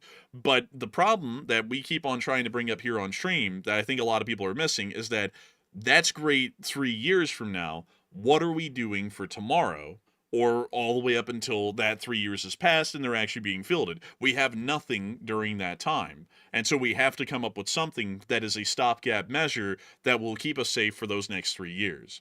So that would be my answer to your question. Great question, by the way, but that would be the best answer I could give. It's great that we have those systems and they're being developed, but they're not fielded yet, and we have to have something in the meantime that can defend the NATO alliance from drone attacks while those systems are still being introduced 3 years from now. And so with that, I hope that addresses that the best I can. Huge thanks to you so much once again. And with that, we are on to the next one. And a big shout out to Mark Dixon once again for putting in a 5. We do appreciate that once again, Mark, for that support, and it's greatly appreciated. We also have a 5 from Jake's Bates, and the Jake said, Advanced Precision Kill Weapon System, the APKWS, is ground-based. Also, I think it might be launched from the F-16 too, but he said, also, 50,000 built it, flips the cost, 20,000 for a rocket versus 48,000 for Russia's Duran 2. And I would have to say thank you for the support, Jake Space. And I've heard that the Grodna 2 costs a lot less than 48,000, if I'm not mistaken. I might be wrong on that. I'll have to go check my numbers. But still, a big thanks to you for the support and sharing that information with us. And also, man, you are right. It can be mounted on an F-16. It can actually be mounted on everything. It can be mounted on a truck, on a helicopter, or a plane. Yeah, but it's just a modified Hydra 70, so it should be able to be mounted on there. Yeah, you can just really smack it on anything and it'll work. But still, a big thanks to you once again for support. I hope that does address that well. And with that, we are on to the next one.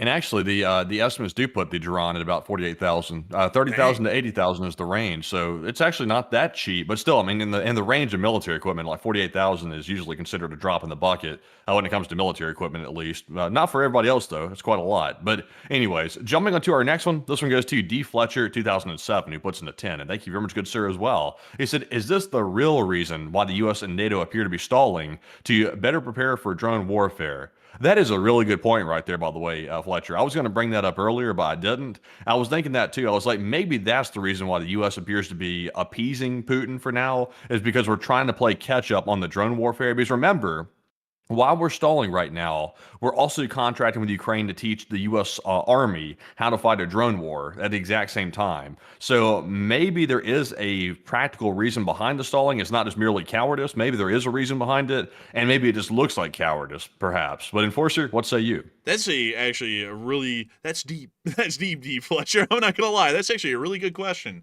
Maybe it actually could be. Or it could just be that we're still wanting to avoid a major world war. That could also be a big one. But at the same time, that also is a pretty interesting consideration to be had. So a big thanks to you for support. I hope that does address that well. And with that, we are on to the next one. And this one goes to Leaf Stowe, who puts in a 5 and said Coffee Fund and LSA. And LSA, baby! And a big thanks to you for support and helping this channel to keep running with some delicious coffee. And with that, we are on to the next one. And we have a 5 from the Playmaker 1271. You said, not sure if you touched on this earlier, but I heard the 110,000 plus soldiers in Belarus may be inflated, like all Russian statements, but can't confirm. Well, actually, that's the Western estimate. The Russians are saying that they have, just just about like 40,000 guys in this thing, and we're going, oh, it's way bigger than that, like way bigger. It's about 110. That's what we're actually thinking, because the Russians have a reason to decrease that number, so that way it doesn't look like a major threat to the West when it could be. And so the West is thinking it's about 110. They're saying it's about 40 or less. So with that, I hope that does address it the best I can. A big thanks to you once again, and with that, we are on to the next one. Also, by the way, Adventure Camping Zone said, "What if the U.S. Army wants firsthand experience about how to fight a drone war?" Well, you know what you do then? You send fellows over there to Ukraine, and you send them over as military advisors. That's what happens when they want firsthand experience. Is they go over there to the embassy and they simply hang out at the embassy all day, quote unquote, hanging out at the embassy, and they're simply advising how to protect the embassy. That's what you do if you want firsthand experience of how to fight the drone war. But that's just me speculating anyway. But we are now moving on to our next one here, which goes to Floyd Nelson, who puts in a 5. And they said, "Can you explain your closing song, and how does it have the Leash Spring Army in it?"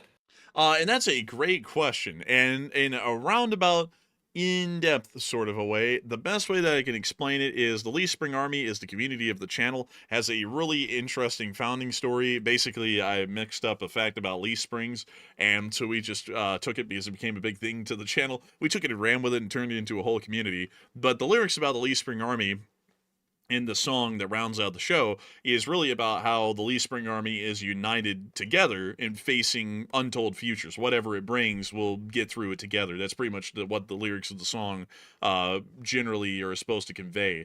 But it's a little bit hard to understand because the lyrics, well, the whole composition was made by AI. The lyrics the composition was written by me, but the actual orchestration of it and the choir is actually done by an AI, at least on the outro version of the song. The intro actually has a real live orchestrated version of the anthem, but that would be the best and quickest explanation I could give to the Lee Spring Army and the anthem. But a huge thanks to you so much for the support and helping this channel to keep on running. And with that, we are on to the next one. And also, by the way, I apparently confused some people here. I'll just say it how it really is. When I say send some soldiers from the U.S. Army over to learn how to fight the drone war and hang out at the embassy all day, that's my way of saying basically, that's their cover story. And then they go out into the field with the Ukrainians and they see how the war is being fought up front. That could literally be something they do. And there'd be some plausible deniability to that. The Russians couldn't say, oh, look, there's, Americans fighting in the war. Just simply, I can't say that, but they can just simply go over there and simply look at it if they wanted to as a military advisor. But jumping into our next one here, this one goes to Ryan Cameron, who puts in a 4. And Ryan said, drones defense, Sky Raider with rockets, guns, and SRI. Honestly, not a bad idea, really. That's actually the second recommendation we've gotten for that tonight. But a big thanks to you once again. And with that, we are on to the next one. And this one goes to LSA Sergeant Figment, who puts in a 2. He said, LSA the like button, that's an order. Hey, and hit the like button, folks. That is an order from none other than LSA Sergeant Figment. And a massive thanks to you once again for the support and helping this channel to keep on running. And with that, we are on to the next one. And our next one goes to Squirrel, who puts in a 2. And Squirrel said, for acorn helmets and pine cone grenades. And I thank you so much once again for support. That's a pretty funny super chat. I like that. And so a huge thanks to you so much once again. And with that, we are on to the next one. And we have a 2 from Vulture 1066, who said, it is sad, but the EU is not prepared for a drone attack by Russia. I would agree, and I think that they should get ready. I mean, it's nothing to be sad about. It's just something for us to acknowledge, admit, and then work like hell to achieve within the shortest time possible. That's how I look at it. Like some people look at it as if we admit that there's a problem, then we're attacking the West. I'm ashamed of the West, all that sort of that deal. And it's not that way. Like when you see it failing, there's nothing wrong with a failing. But there's something wrong if we ignore it and we don't fix it. That's where I have a problem. And so it's fine for us to say, this is a problem, and we need to fix it. And then start working as fast as we can to find a fix to it. That is really what we should be doing. And people shouldn't be ashamed of hearing that there's a shortcoming. People ought to be ashamed that we're not looking to fix the shortcoming. But still, a big thanks to you once again. I hope that does address that incredibly well. And with that, we are on to the next one. And our next one goes to Elka Sir, who puts in a 2. And they said, would World War II flak cannons work against drones? Technically, yeah. Actually, they would. So big thanks to you for the support. And we are on to the next one. And Vulture puts in another 2 and says Toyota and the 12.7 millimeter guns would work well against drones. That actually might work well. Actually, that sounds like something from the Middle East. But still, thanks to you once again. And we're on to the next one. And we have a 2 from Todd Clue, who said, look up Leonidas microwave drone defense system. And we did earlier, and so I thank you for the support, and we are on to the next one. And we have a 2 from Snappy452, who said, a very fascinating drone discussion. I thank you for the support, Snappy, and I'd have to say that it was a very interesting one for sure. And so a massive thanks to you so much once again. I hope that does address that incredibly well. And with that, we are on to the next one. And this one goes to Bruce Lee, who puts in a 2. He said, State of Awareness Fund. Coffee. Yep, it's coffee. Hey, and I thank you for the support and sharing that with us. And I like to get a little bit of coffee. We had some fine pike roast tonight, and it was delicious. It's straight black coffee, no cream and no sugar, just straight up what it is. It's coffee, and it's good. And so a huge thanks to you so much. Pike! Oh, man. But with that, a big thanks to you so much once again. And with that, we're on to the next one. And our next one goes to Vulture once again, who puts in a 2 and said, how long have I been lurking? And one for the chat. Hey, and thank you for the support. You've probably been lurking for a pretty long time, I'd assume, Vulture. You've been around for a good minute. But I do thank you for support. And you're actually going to be bringing us into the live chat. We're going to be getting the Morse code Dakotas of the stream and 3 live chat questions due to time constraints. And so, Matthew, what do we got? All right, so grabbing that live chat real quick, this one goes to Taylor McLean, who said, what is the evidence that these were actually Venezuelan drug boats? The evidence is that they were carrying drugs when they were blown up. We can show that in the video. That's what it looks like. Well, I mean, you know, that don't look like fishing to me. I mean, they could be looking for kilos of tuna. I don't think tuna look like that when they pull it out the sea, Tone. You don't think that they pack it up like that anymore? Like, you know, isn't that how like the old butcher shop used to like wrap up meat? Isn't like that paper like that? Look, Tone, the whole thing's suspicious, okay? You tell me that they pull the tuna out and then prep it on that boat? They're not doing that. They don't have the facilities for that, Tone. That's drugs. That's cocaine. That's cocaine. You've been checked for Tourette's? Oh man, wait, hang on, man. I wish I could do a Junior Soprano, man. That guy was so funny. Like I thought he was like one of the funniest characters on the show. But yeah, that's our best proof is the giant packs of drugs that they have in the front of the boat. Like I think like we can't really get more clear that the giant visibly packed drugs in the boat. So that would be the proof. Also, by the way, Greenskin said no fishermen are probably going to be able to afford 250 horsepower outboard motors. Now on that one, you have a point. Like those are some pretty hefty looking motors in the back for a fisherman. I'm not sure what they're going after. Like maybe like some high speed sharks or something, or tunas or something. But they gotta have some high speed fish to warrant some big motors like that. So that might be a good point. You know, man, I heard that these fishermen were actually out there going for the blockfish. Oh, where's this one going? Well, I mean, it's a block of coke, so they're fishing for blockfish. You know, like I guess. I thought you meant like they're about to spin the block or something like that. I was like, where are you going with this? No, man. Honestly, man, I wouldn't even know where that one would be going either. But you know, that's the best proof that we can have. Like, you know, because everyone's always asking, where's the proof? The proof is literally in the unclassed videos right here. That's the drugs in the boat. You can literally see them there. Because if it was a fisherman, what they would have there is an empty void because they would have nets, and then they'd also have a hold, which would be that open area of the boat to hold the fish. Those clearly are not fish. I mean, you could literally, no fish is white like that. You know, like could you just imagine like some like sort of like oblivious observer from the shore like seeing this thing going at full speed, like this little fishing boat right here going at full speed with those 250 horsepower motors on the back, and then like somebody standing on the front of it with a rifle just like popping something in front of it. It'd be like, oh, look at that! Those fishermen out there on a like a shootout with that fish. It's like this his boat is like hauling ass down the coastline. That'd be crazy. Honestly, but I mean, like, you know, there's the proof right there. I hope that answers the question. It's such a direct answer. I kind of feel like I have to drag this out a little bit. Because, I mean, it's right there. You know, it's like a lot of people sit there and go, we don't even know if they were carrying drugs. We do, because it's literally in the video. I mean, you can see the giant packs of drugs right there. So, you know, it's not like it's a mystery or anything. And also on top of that, after the boat got hit, what's interesting is that area of the boat's on fire. Now, if you know anything about fish aren't flammable. So that's not fish. I mean, like, there's no way to split that hair to say that those were fish on a fishing boat, because fish don't catch on fire. And those fish are on fire, so that's clearly giant blocks of cocaine that are on that boat. So I would have to say, definitely a drug boat. That's the best proof we have. So with that, I hope that does address that the best I can from what we would know. And with that, it's time for us to get on to the Morse code decoders. Oh, actually, we have another super chat before we do that. So what do we got, Matthew? Yes, and this one goes to Point of Guinness, who puts in the 15-pound, and thank you very much, Point of Guinness, for that support as well, all the way from the UK. He said, hello there, and what will Enforcer 4.0 look like? Not you're on to 3.0. Always have to look and plan forward. And honestly, Point of Guinness, Enforcer HQ 3.0 is going to be our solid place for probably at least a year, and then we'll decide from there. But probably keeping Enforcer HQ 3.0, but if anything changes, though, we'll of course let y'all know. But Enforcer, what say you? I got to thank you for the support, Point of Guinness, and I'd have to be with Matthew on that. He pretty much hit that one dead on the nail, to put a old saying. But a big thanks to you once again for support. I hope that does address that well. And with that, it's time for us to get to the Morse code decoders of the stream. So Matthew, what do we got? And tonight we had Paul Schultz, Kevin J, Mason Miami, Joni Dog, Norm Pritchett, Arabella Garbo, as well as her Royal Fluff and his Kush, Cobio Terex and Sire. They said the Morse is, Russia is saying that we are like shaking in our boots. Have you seen the army? LTLSA. And ding, that's the sound of money. Y'all got the dead on the nail. I got to congratulate the Lee Spring Army Signal Corps for getting that correct time and time again. It's really impressive stuff, and I got to say, hey, we like to hear it. Big thanks to y'all once again. And so with that, we're on to the third to last question of the night.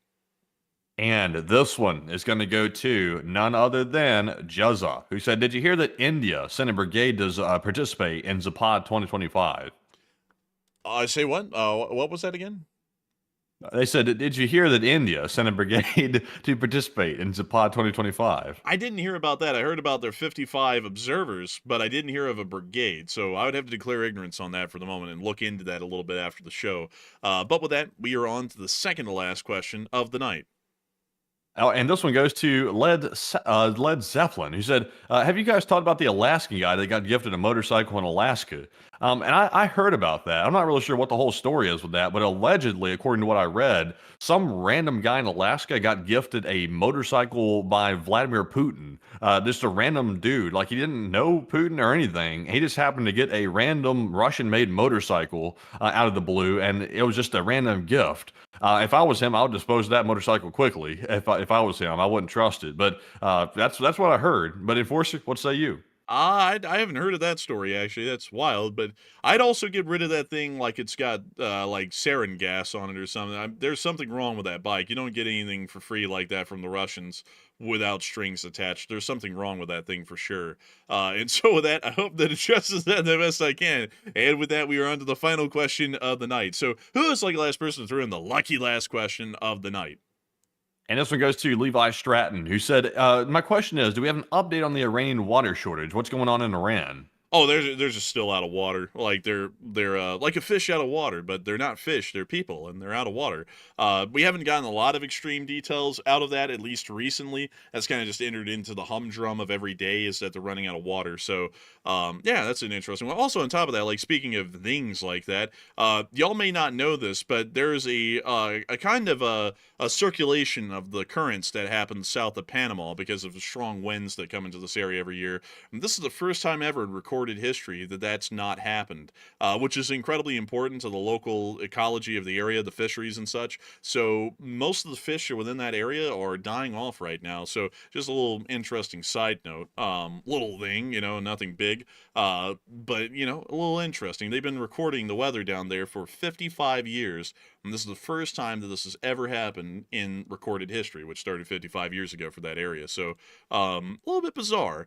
We don't know if that's happened before, but it's concerning a lot of people because they're saying that might start to happen over wider areas of the Eastern Pacific. But anyways, with that, I hope that does address that well. And folks, we've reached the end of tonight's stream. Oh, isn't that crazy? It's like 4 hours in. Holy smokes. Like, zoink scoop, I didn't think we'd make it. Ruh-roh, Raggy, we're running out of time. But anyways, beyond that, I got to thank you all so much once again for watching. I'm absolutely losing my composure here, but I thank you all so much once again for watching. It's been an absolute honor and a pleasure to be able to run this stream for all of y'all. We had a peak viewership tonight of 20,000 people. Holy smokes. And 156,000 people have watched this stream before it ended. ended. We're entirely honored and appreciative to have had so many people here with us, enjoying the stream tonight, and of course subscribing. We got about 400 subscribers tonight as well. If you haven't joined, please make sure to subscribe. We'd love to have you all here, and we'd love to make sure that y'all are here with us again tomorrow to be able to listen to the next 24 hours of news from around the world. And it'd be a shame if you weren't, and it'd be a real honest shame. But anyways, beyond that, a big thanks to all of y'all once again for watching, and of course, we will see you all tomorrow at 10 p.m. Eastern Time to cover the next 24 hours of news from around the world. And so with that, Heroam Slava, Slava Ukraini, long live the Lee Spring Army, and long live the Republic.